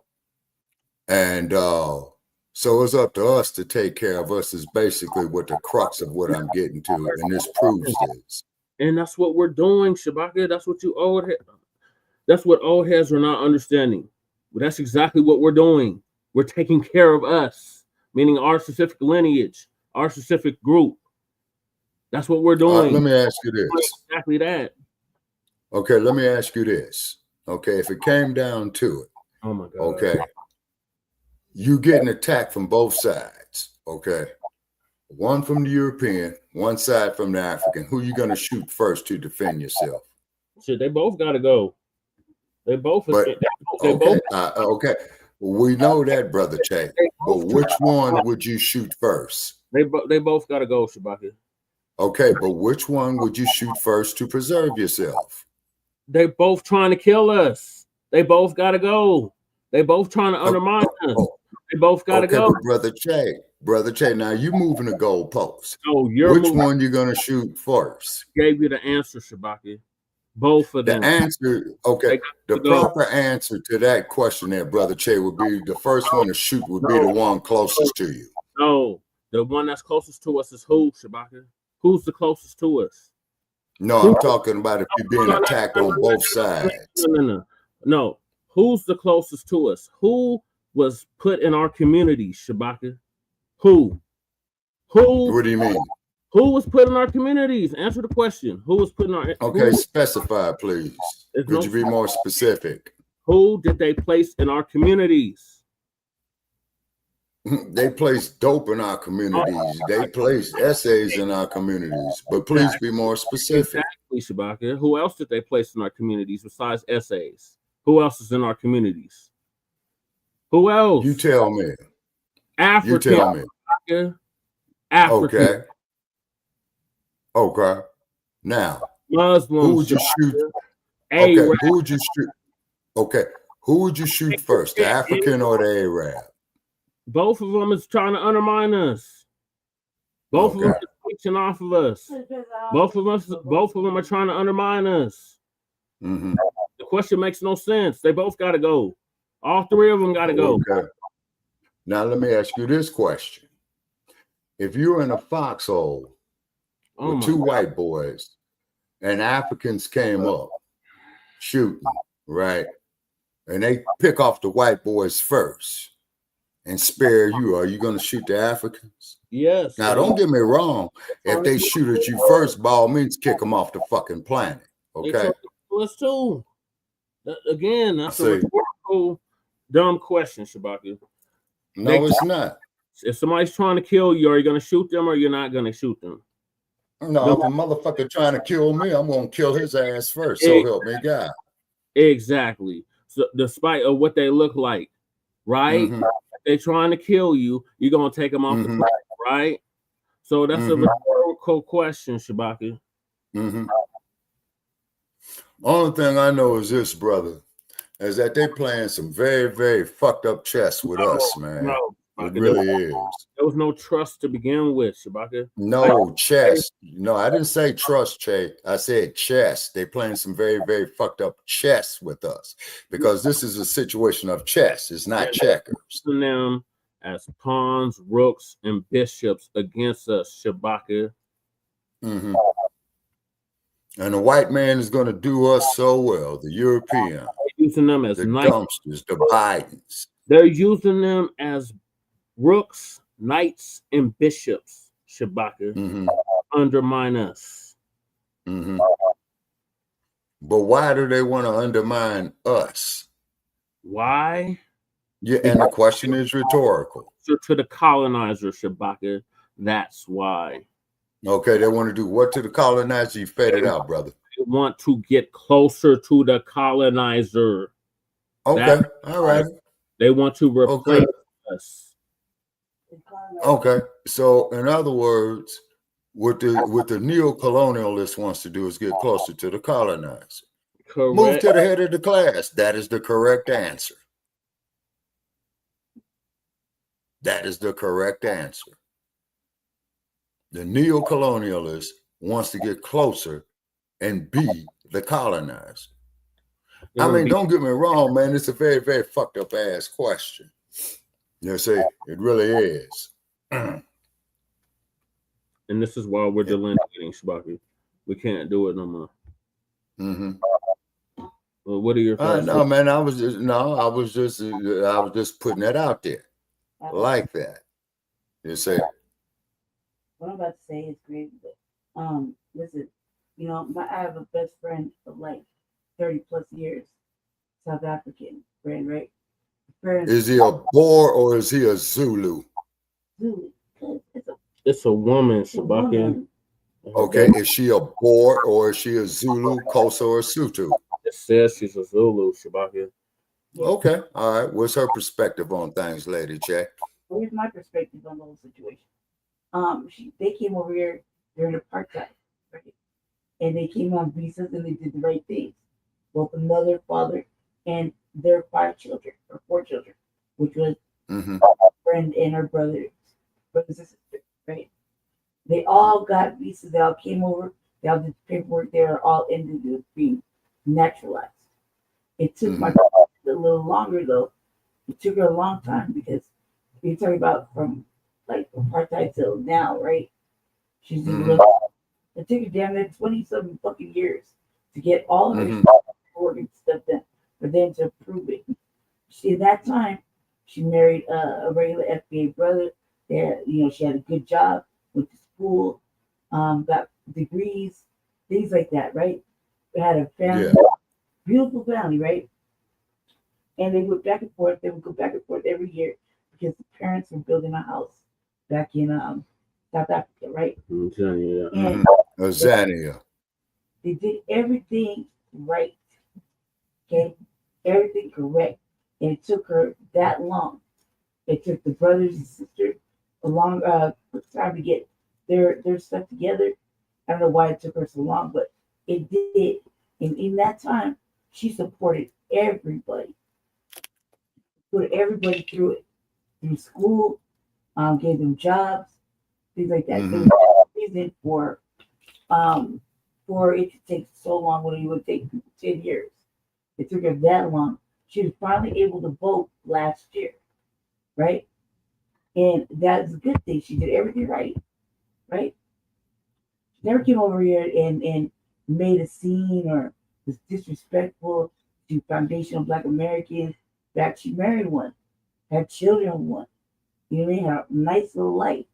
Still has a nice little life. I just got off the phone with her yesterday. Just lost her father. You know what I mean? She takes care of her mother now. That's like Alzheimer's. That's what you're supposed to do. That's the way you do it. This lady that's got dragged, she was here for 30 motherfucking years, managed to get her brother, her son, and everybody together, but she couldn't get herself together. There's no excuse for that. Because in this 30-year period of me and my friend being friends, I watched her go through the whole process from start to finish. You see?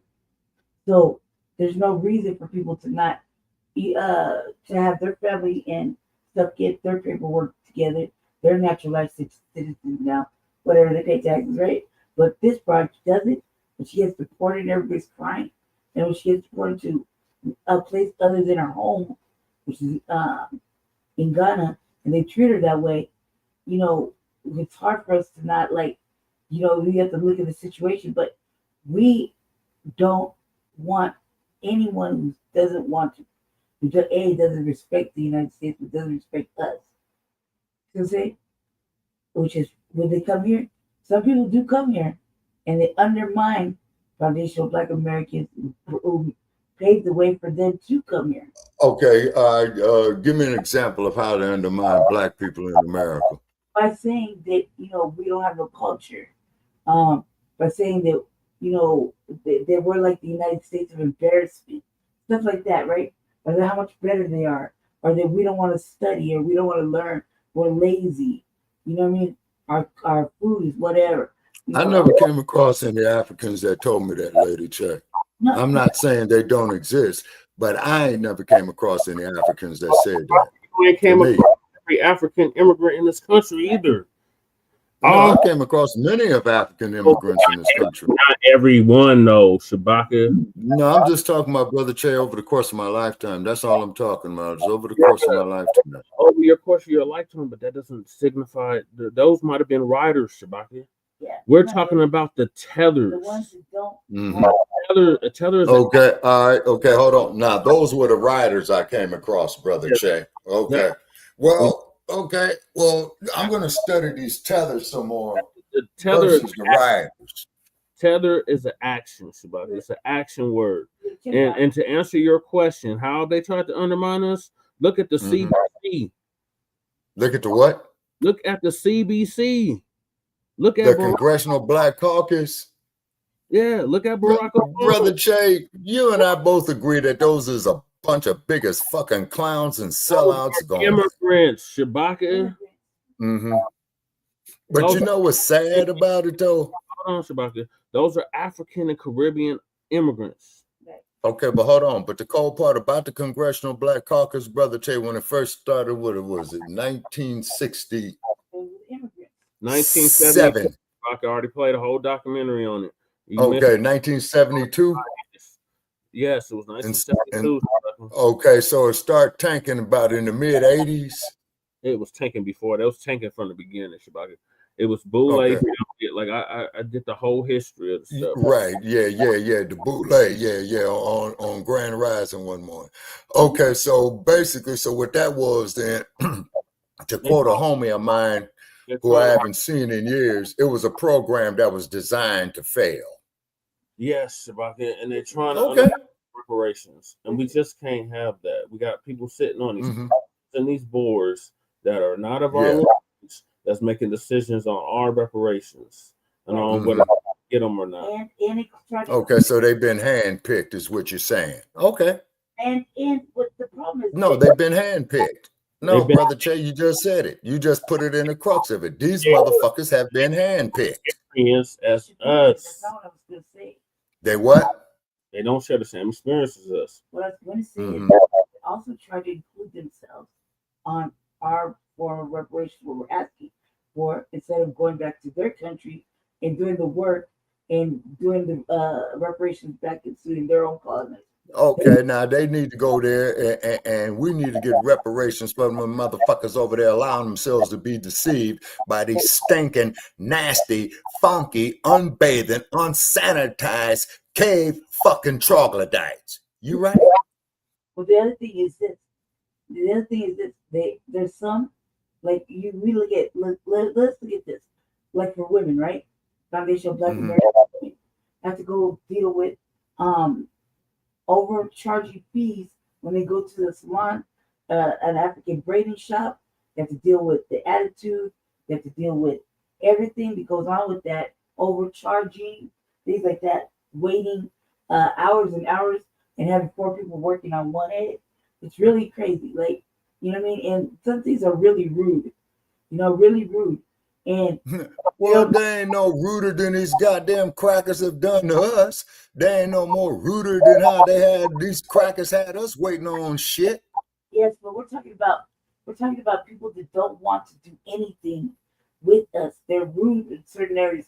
Like when I'm in the Okay, like white folks don't want to do nothing with anything with us except exploit us. Exactly, Shabaka. That's exactly what they want to do. They want to do the exact same thing. Okay, whoa, hold on, brother Jay, relax. No reason to get excited. There's no reason to get excited.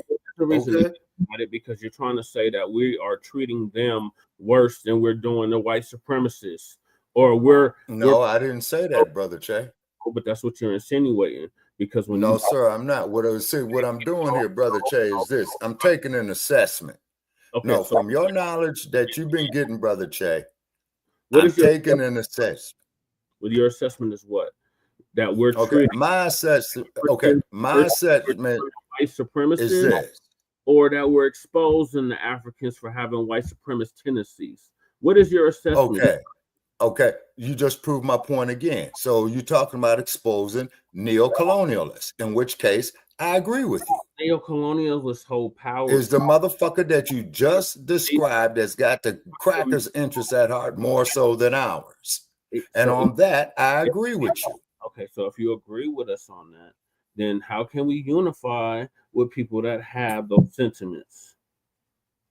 Well, you have to go to the youth, man. The youth aren't on the Pan-Africanism, Shabaka. The youth. Okay, no, brother Che. The youth, the African youth that come here, like Lady Che said. Okay. Youth. There might be the ones here that came here like as the 3-year-olds, the 5-year-olds, and what have you. When they grow up, you'll say that there's the only way that can make the change on it. Deal with them right now. We have to deal with the ones that are currently holding positions of power in this country that should not be holding no positions of power in this country. Okay, then they need to be brought down. We'll put somebody up there for our interests, such as yourself. It's because you're very, very serious about what you're doing with your political activities over the years that I've been affiliated with you. You see what I'm saying? Regardless of how much I disagree with you on certain issues, if I was able to vote for you for any political office, I would do it. Why? Because you've been out there in the trenches like me. Why? You've been up there to the city councils like me, cussing these no good lying bastards out, risking going to jail like I did. Yeah. In short, brother, you put in the work like I did. Mm-hmm. Okay. Now I understand your position. Okay. Fully now. See? Good. Yeah, see? But once again, this is why we got to build up our own infrastructures. And what do you call that there, Brother Che, in all aspects of human activity? Yeah, which is the education, the politics, economics, commerce, economics. There you go. Okay, there you go. See, we got to control all that shit for our interests. So when these crackers come up and says, "Oh, well, I got a black wife," you put your foot in his ass. Yeah. Okay. Hey man, fuck you and your bed wench. Exactly. You undermining us. Yeah. See, same thing in reverse order. And a lot of them bed wenches are foreign immigrants, Shabaka. Well, no, that too, but you got a lot of bed wenches here in the United States that hate black men, because I came across a bunch of these fucking bed wenches. Yeah. That hate me. That hate me. We even had a few of them on the show, and you saw what I did. Exit stage left. And that's too. And a lot of what now? A lot of them are feminists too. Well, yeah. Like the women's liberation movement, like an elder sister told me, man, when I was younger than you, that woman's lib shit was strictly to benefit white women. Same thing with affirmative action. It was strictly there to benefit white women. They had nothing specifically for us. You see what I'm saying? It was a teller to usher that shit into our communities by the name of Shirley Chisholm. Right. I remember Shirley Chisholm when she was going there with that shit, running as a Republican for president. Mm-hmm. And then after George Wallace, yeah, I forgot to mention this, brother Chad. I forgot about this fact. You can look it up. When George Wallace got shot, right? She goes there and visits the motherfucker. He gets shot, she go visits his ass. What kind of shit is that? So Dr. Claude Anderson warned us about this 30, 40 years ago. Yeah, he did. And he said the new Ku Klux Klan is going to be these goddamn immigrants, in which the good doctor was right. Right. He didn't differentiate between the Africans and the Latinos. He said all of them. Okay. All right. Okay. So like I said, Brother Che, once again, this here supports, now to quote you. Now you finally seeing my perspective that I've had all along. More reason for us to build our own goddamn infrastructures. You see what I'm saying? And then, like I said, and if these individuals come across us from the continent, and like I said, I've had interactions with them. And, you know, I've got mixed feelings on both of them, had good interactions with them, and equally had some horrible interactions with them. A couple of them, I wanted to whoop their ass. Yeah. See? But one thing, though, I don't have no sympathy for no hillbilly, dumpster-ass redneck. I would whoop his ass quicker. See? Even though they're both trying to undermine you and kill you. Yeah, but the dumpster and the cracker, man, they were the ones with the whips on us, man. They were the ones that blew up the church with the 4 little black girls. Them was the motherfuckers that killed Dr. King. Them was the motherfuckers, you know, that went up there and wiped out little Bobby Hutton. Shabaka, the new overseers look just like you and me. Yeah, well, see, you know, he's a goddamn, what's the term for that motherfucker? The house niggas. Like Samuel L. Jackson and Django. Yeah, so the ones that did that, now they look like us. Yeah, the house niggas. Yeah. Yeah, Samuel L. Jackson. What was his name? And Django Stephen. Yeah, the Stevens. Yeah, so think of it like this, Shabaka. A tether is a foreign house nigga. Okay. And an element of neocolonialism. Got you. Okay. Now we're connecting the pieces of the puzzle together, Brother Che. These tethers hold power. Right. It's a power. They're in the position to dictate our livelihoods, what resources we get or don't get. So what makes them any different than the white supremacists that we're used to? Because he's on the puppet strings of the white supremacists, that makes him even a more dangerous enemy. So if he's even because he's allowing himself to be put on these puppet strings, because we already know that the white supremacists is out to kill us anyway. But this ass scratching house nigga bootleg roly-poly Martin motherfuckers, you see what I'm saying? Shirley Chisholm's, okay, the other broad that you had mentioned, you see what I'm saying? They equally as dangerous as the oppressor. Well, you said they're worse. Yeah, they're worse than the oppressor is because they're going against their own indirectly. No, strike that. Going against their own directly. Okay. So we on the same, Brother Che, we on the same page. Okay. Your page is in English, my page is in Chinese, but it's still saying the same fucking thing. Yeah. Does that make sense? Yeah, they don't see us as their brother. I know, Brother Che. I know, Brother Che. I know that. I know that. Okay. I know that. One of their own, brother. They don't one of their own. They don't see us as one of their own. But I'll tell you one thing, though, man. You just brought back a memory, man. I remember I met this chick, man, from Azania, right? Okay. And when I first met her, boy, and she was a knockout too. The first thing she asked me, she says, "Are you from Azania also?" I says, "No." She says, "Well, where were you born?" I said, "On the south side of Chi." You know what I'm saying? You know. She says, oh, really? You know. And it was just kind of interesting. But like I said, but these motherfucking bootlicks, you see what I mean? And what have you.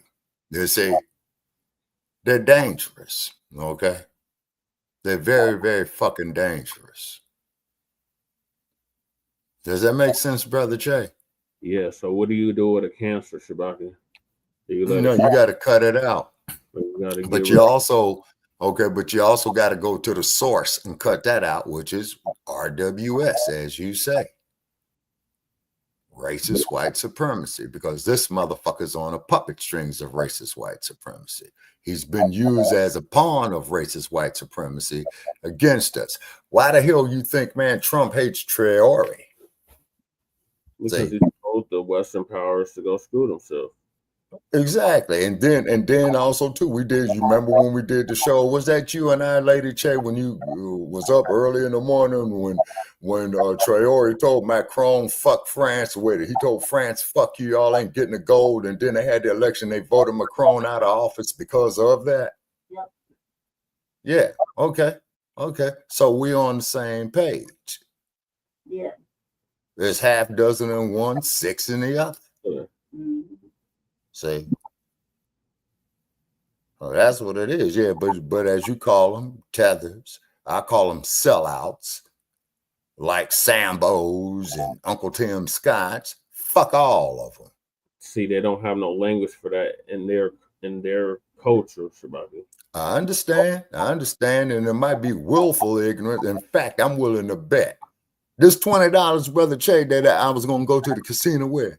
Yeah. I'm willing to bet they doing that shit willfully.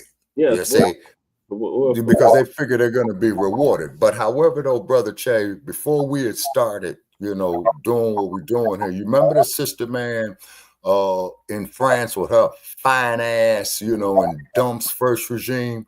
And she says, well, it's very interesting that you fair. And these were her exact words, and I wish I could pull her up.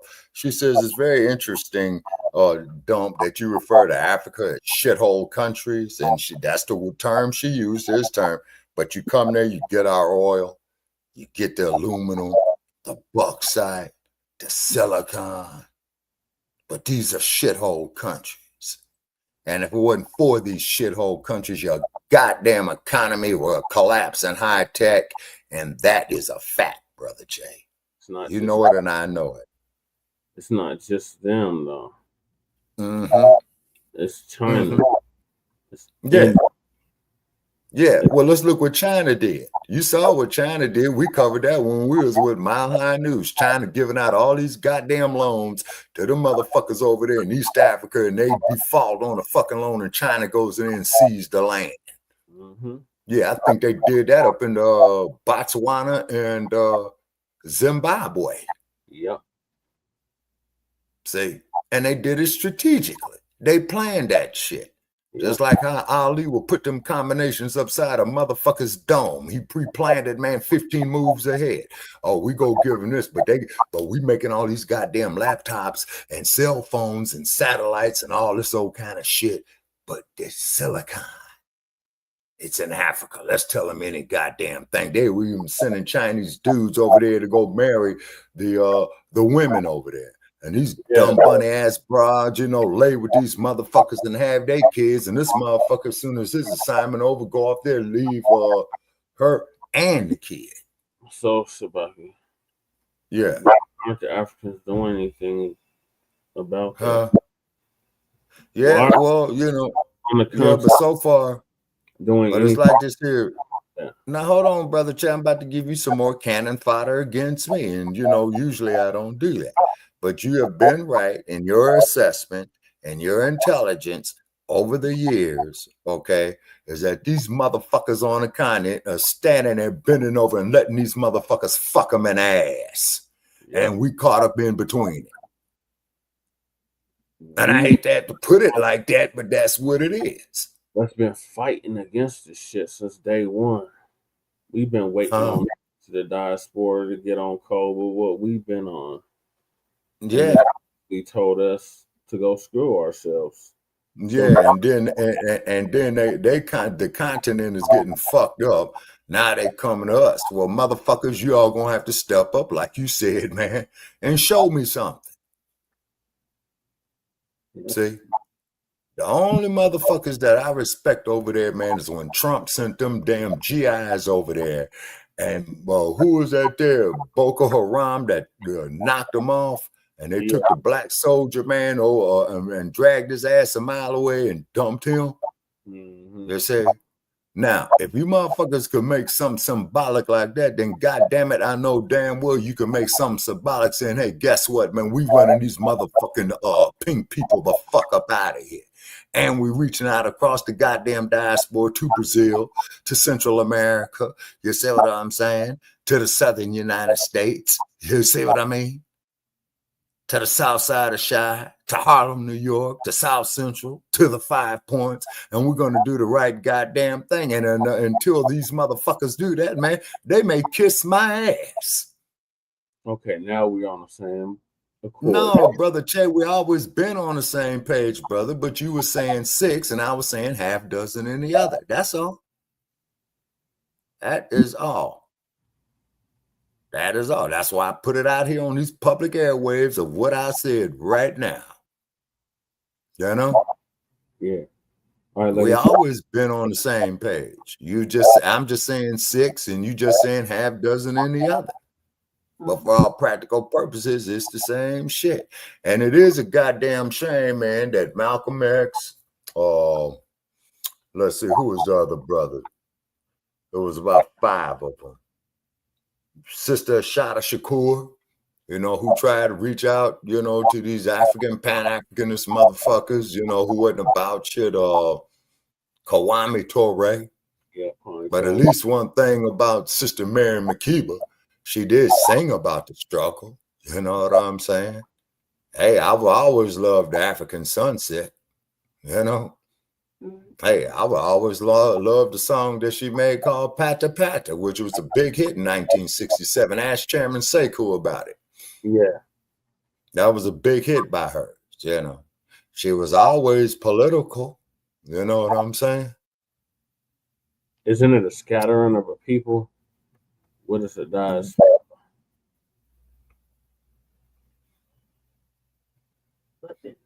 What is this? What is the diaspora? Look it up, crew. Isn't it a scattering of? No, diaspora means, man, is scattering, is scattered, spread out. Yeah, that's what I just said. Isn't it a Yeah, right. Yeah, exactly. Spread out. You see? That's all what it means. You see? All right, so so Lady Che is gonna go live. Yeah, because everybody's tired. It's 2:24 in the morning, man. Y'all might be seeing the sunrise in the moment. You see?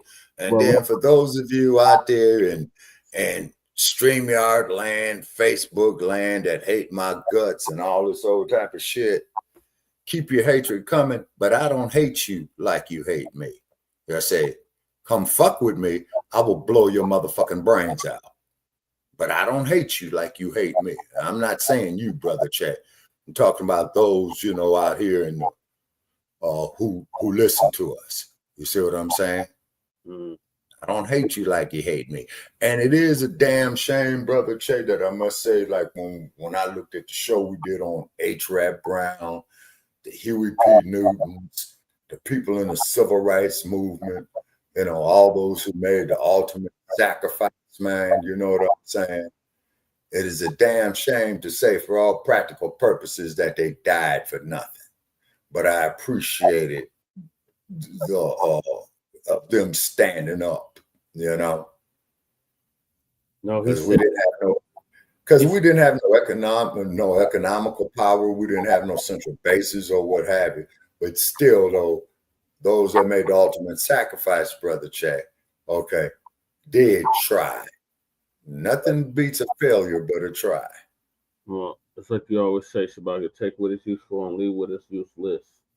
Yeah, and those are not my words. Those are the words of Bruce Lee. Believe it or not, take what is useful, leave what is useless. Bruce Lee and his Tao of the Jeet Kune Do. Yeah, universal law and principle. just like shit stinks, universal law and principle. Regardless of where there's shit, on what continent, on what landmass, it still stinks. Yeah. Some worse than others, but it still stinks. Yeah, depending on the level of the shit. You know what I'm saying? But, you know, we came a long way, got countermanded. You know what I mean? Oh, and by the way, man, I got to say this. You remember when I was up in Oakland, man, a couple of weeks ago? Man, I go down there by the lake shore, right? There was this building where the T-Mobile store is. And on top of it, it used to be a boxing gym, right? You know what the fuck they got up there now, man? I'll give you one guess. Something. He said it was an LGBTQ something. Yeah, alphabetized agenda, yeah. That's right. But yeah, however, they have their human rights and they have their civil rights. You know what I'm saying? But it's kind of like they don't want men's to be men's no more. You know what I'm saying? That's exactly what that's just horrible. Yeah. All right, so we're gonna wrap this up. Thank y'all for tuning in. Yeah, for 5.5 hours for season 6, episode 2, part 1 of the Frontline Black News. And like I said, we got to control our own essential goods like food, automotive expenses, like gas, household goods, like electricity and heat. And the fact of the matter is that people are tired of being pimped. And that's a great, great thing that Walmart got hit in its pocket real good on Black Friday. Yeah. People ain't buying that scam ass shit no more. You know what I'm saying? And hope it continues. You know, got poked up on Black Friday. Yeah. So that's something that blew up in their faces. That's great. That's great news. That's better than when the buckets and the ponies lose. That's better than when the fakers and the gators lose. Sir. I already sent them 2 memos to their management. That is as follows. Get out of town or change your fucking name. I don't respect these motherfuckers as raiders. You're not pirates. You motherfuckers is a bunch of busters. Masquerade. Motherfuckers got laid up too much with them damn dice and showgirl prostitutes and shit. Motherfuckers on got soft. Well, at least you'll have the first round in the draft pick. Yeah, and the Bears, you know what I'm saying? Yeah, I'm going with the Bears. They knocked off Philadelphia, man. You know what I'm saying? And I just knew they were going to lose that game. They knocked off Philly, so fuck it. I'm going with the Bears. Yeah, they're going to have to get by them Rams. Man, fuck the Rams, the damn Lambs, man. Fuck them. You know why I hate them motherfucking Lambs, man? Because the owner of the team named Carol Rosenblum, he died in Hawaii, right? He was married to this broad named Georgia Fratiari, right? Carol Rosenblum had a son who was like pretty much the heir apparent, right? But old Georgia Fratiari fucked him out of his share of the damn team. Then she take him to the STL. I think they won 2 Super Bowls in the STL. Then she brought them scrub ass motherfuckers back to LA, and I forgot where the hell they playing. You know what I'm saying? You know, I don't see that. Yeah, crew. Now, crew. I'm going with the Bears to win the Super Bowl. Yeah, you say they have to get by a lot of good teams. I know. I think they could do it because KC is in the trash. Philadelphia got humiliated. So the next toughest motherfuckers up there, I believe, off in the East, who was that there? The Ravens, I think. In the East, you talking about in the NFC or the AFC? The NFC. No, they have to get by the Eagles. They already beat the Eagles. But they're still going to have to play them again. In the playoffs. Yeah. So they have to tail in the regular season. They're going to have to get by the Eagles. They have to get by the Lambs. They're going okay. By Tampa Bay. And I think it's one other team. Maybe the Cowgirls. No, cowgirls is done. They've been demoralized, man. They'll get by the cowgirls. They don't get Yeah, by. yeah. They still got to go up against the pack, huh? Yeah. Another snowball. Another snowball because both those stadiums are Lambeau Field is outside and Soldier Field is outside. Yep. So the NFL and also too, and Pony Stadium is outside. Stadium Empowerment Field, like Black Empowerment, Shabaki. Man, that's them GMO ponies, man. No GMO, all natural. And man, giving them GMO oats for them ponies. And when the Broncos win, we cutting you off from the water supply. Nah, man, we need your water, man. Oh, hell yeah. You all getting ready to get heavy snow too? Oh, fuck yeah. Not only does Las Vegas need your water, Los Angeles needs your water. I'm talking like a girl now, crew. Are you serious? The hell? This ain't 1985, crew. The Bears ain't been shit since 1985. You're right. It's time for them to come up. You're right. 40 years. 40 years. Y'all don't have no Walter Payton running back. Yeah. And Cruz says at least me and Shabaka can agree on something. Yeah, no, man, but that quarterback they got is awesome, man. And the fucking wide receiver they got is awesome. Yeah, but they ain't got no Walter Payton. I know, hey, let Sweetness rest in peace, man. Number 34, they retired his jersey. You know? We'll see. Oh, man. I want to see them. And I would love to see the Bears play the Ponies. You know what I'm saying? But where they playing the Super Bowl at this year? Back in New Orleans? No, wait a minute. They're going up there by Jay Militan's town. Levi Stadium. Yeah, they're going to Levi Stadium. Hey, crew, yeah, you need to check out Levi Stadium, man. That motherfucker's awesome, man. It's down there by Silicon Game Valley, man. Still gotta get and that's when... Hold on, they still got the Niners, too. Wait a minute. Okay, I had to get with Jay Militant on that because he's like the Niners, because I think the Niners is up in there as well, too. Yeah, they got to get by the Niners, so y'all got an uphill battle. Bears. Yeah. Yeah. So it's probably going to be the Bears and the Niners, and I think the Niners got the better record, so they would have to travel to Silicon Valley. Oh, they're going to have to go on the road. The road so it's not coming through the shy. Y'all going to have to go on the road. To Silicon Game Valley. No, before that, y'all going to have to go on the road in the playoffs. Okay.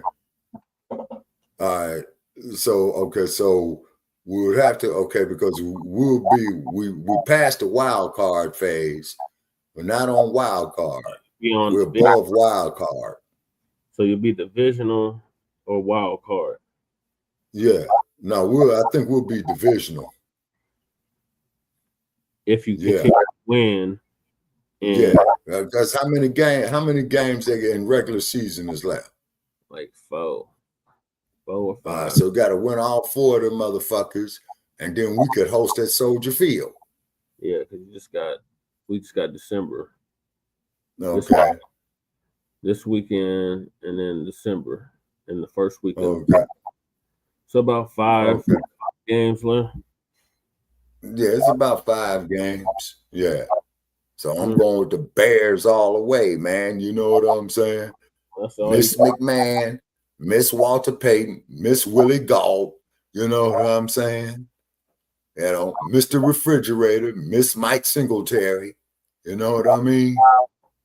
Miss McMahon. You know? Yeah. And then of course, man, hell no, man. Shit, I've shoveled snow in Denver, man. And it's exercise for real. Because that's what I was doing. I did that shit. Made money shoveling snow too. Shit, when I was there in Denver and y'all had one of them fucking Rocky High freezing ass snow blizzard ass shit. I went out there, grabbed me a snow shovel, got knocking on doors, man. Imagine having to play in the playoffs Because the road to the Super Bowl is coming through Denver. Man, you guys probably get knocked out. Hold on, man. Let me pull up a NFL statistics here, man. We got a 99 to 97% chance of making the playoffs. Okay, hold it. Okay, I got the AFC East up here, which is the damn, man. The damn Patriots, it's 10-2. Yep. Man, That's not good.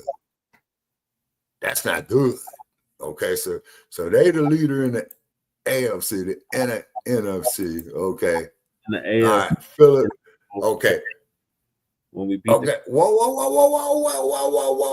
Hey, crew. Yeah. Bears is 9-3. Bears is hosting. Yes, sir. Oh, Comcast Rams is 9-2. If you keep winning, man. So it looks like it is the damn Bears and the Patriots. Yeah. And you know what the irony of the Patriots is? Do you know, man, when the Bears went to the Super Bowl, get a load of this. In Los Angeles in 1985, the Raiders and the Rams could have went to the Super Bowl and played each other. Okay. What happened? Fucking Raiders, man, is hosting the AFC Championship, right? Okay, they hosting it. And the reason why I remember, because my hand was wrapped up in a cast and I lived across the street from the LA Coliseum and I was watching the game on TV. And I said, man, you know, I'm going to go over here and sit in the stadium. I sat there, okay, and I literally watched the fucking Raiders blow this damn game to these damn Patriots, okay? So then the Raiders was out, okay. So then the Bears, the Rams went out. So the Patriots went on to play the Bears, and the Bears walked all over them. Yeah. Am I right on that there, crew? When they won the championship in '85, they beat the Patriots, right? Yeah, I beat the Patriots, I believe.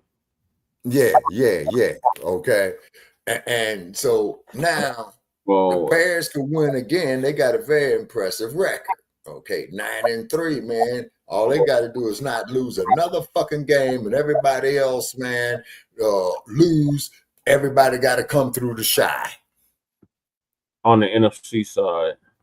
Yeah, and hopefully they have a blizzard in Soldier Field. If y'all keep winning, if you keep winning. Now, if y'all start losing games. Nah, I don't think we're going to start losing games, man, because, you know, I don't know the name of them, but they got a running back and a wide receiver and a quarterback. You know what I'm saying? Crew would know. Yeah, but they ain't got no running back. Who's your running back? No.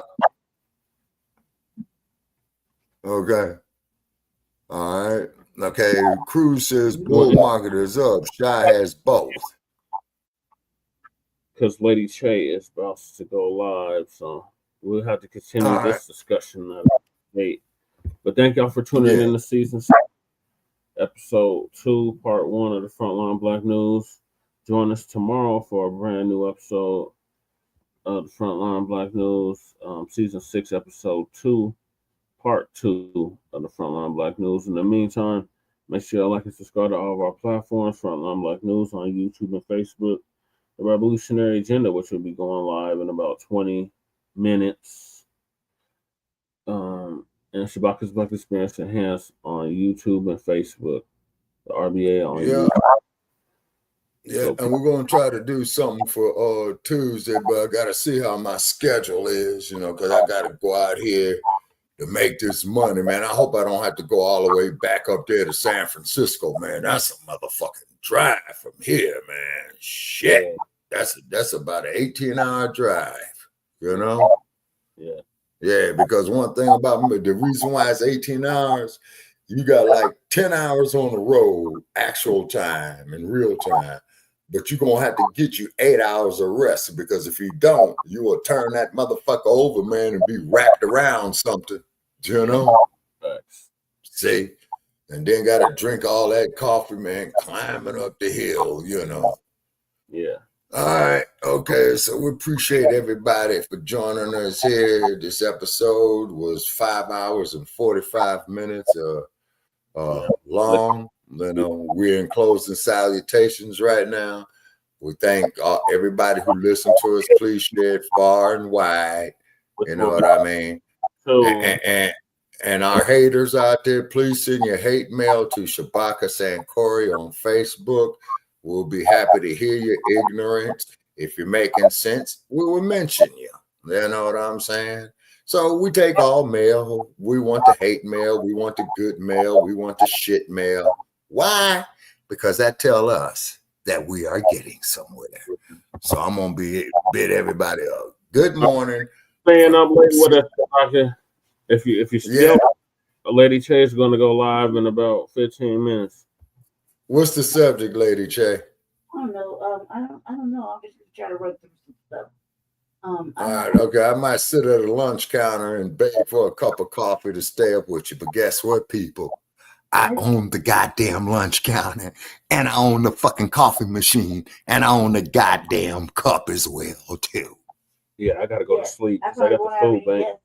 I want to get important stuff. You're right, crew. The bear is the biggest land predator.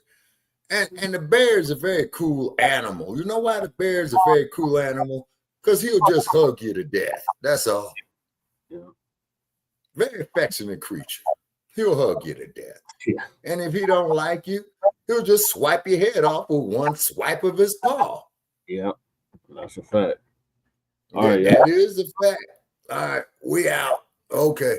And put them ponies in a barn. You keep the gators at the bottom of the hold of ship. Sir. They're non-existent. That's why I told their management, get out of town or change your fucking name. That's what I told them. If they get out of town, they can call themselves Raiders. If they stay in town, change your fucking name. Because I'm going to soon start telling them motherfuckers to go wear some damn pink jerseys and lavender pants and pink shoes and shit. And I don't want to do that to the Raiders. After all, Raiders, have a sense of fucking pride of yourselves. You guys are from the birthplace originally of the Black Panther Party. Don't you got any type of fucking pride? The silver and black attack. See, so this is why, Raiders, I'm telling you to get the fuck out of town or change your goddamn name. The silver and or black. Mark Davis, sell the fucking team. You guys stink.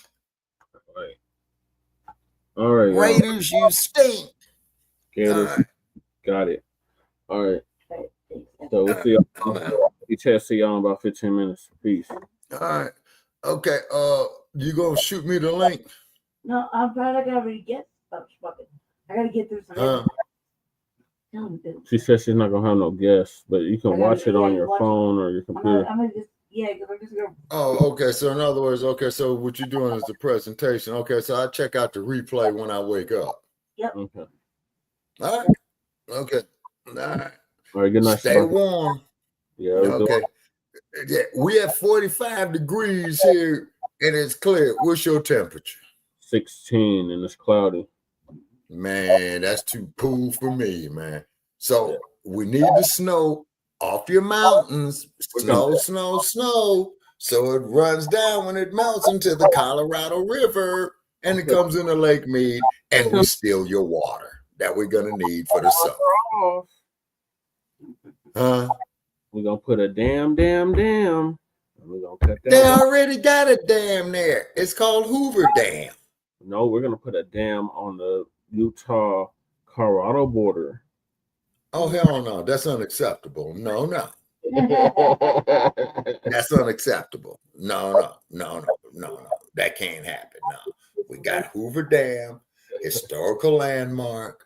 Say, you got all the power grids right there of how the city of Los Angeles gets its power, believe it or not. Because when you see them big, you remember that picture I sent from you from the bridge, Brother Jay, about 3 years ago? when I was showing you of how low the Lake Mead was. Yeah.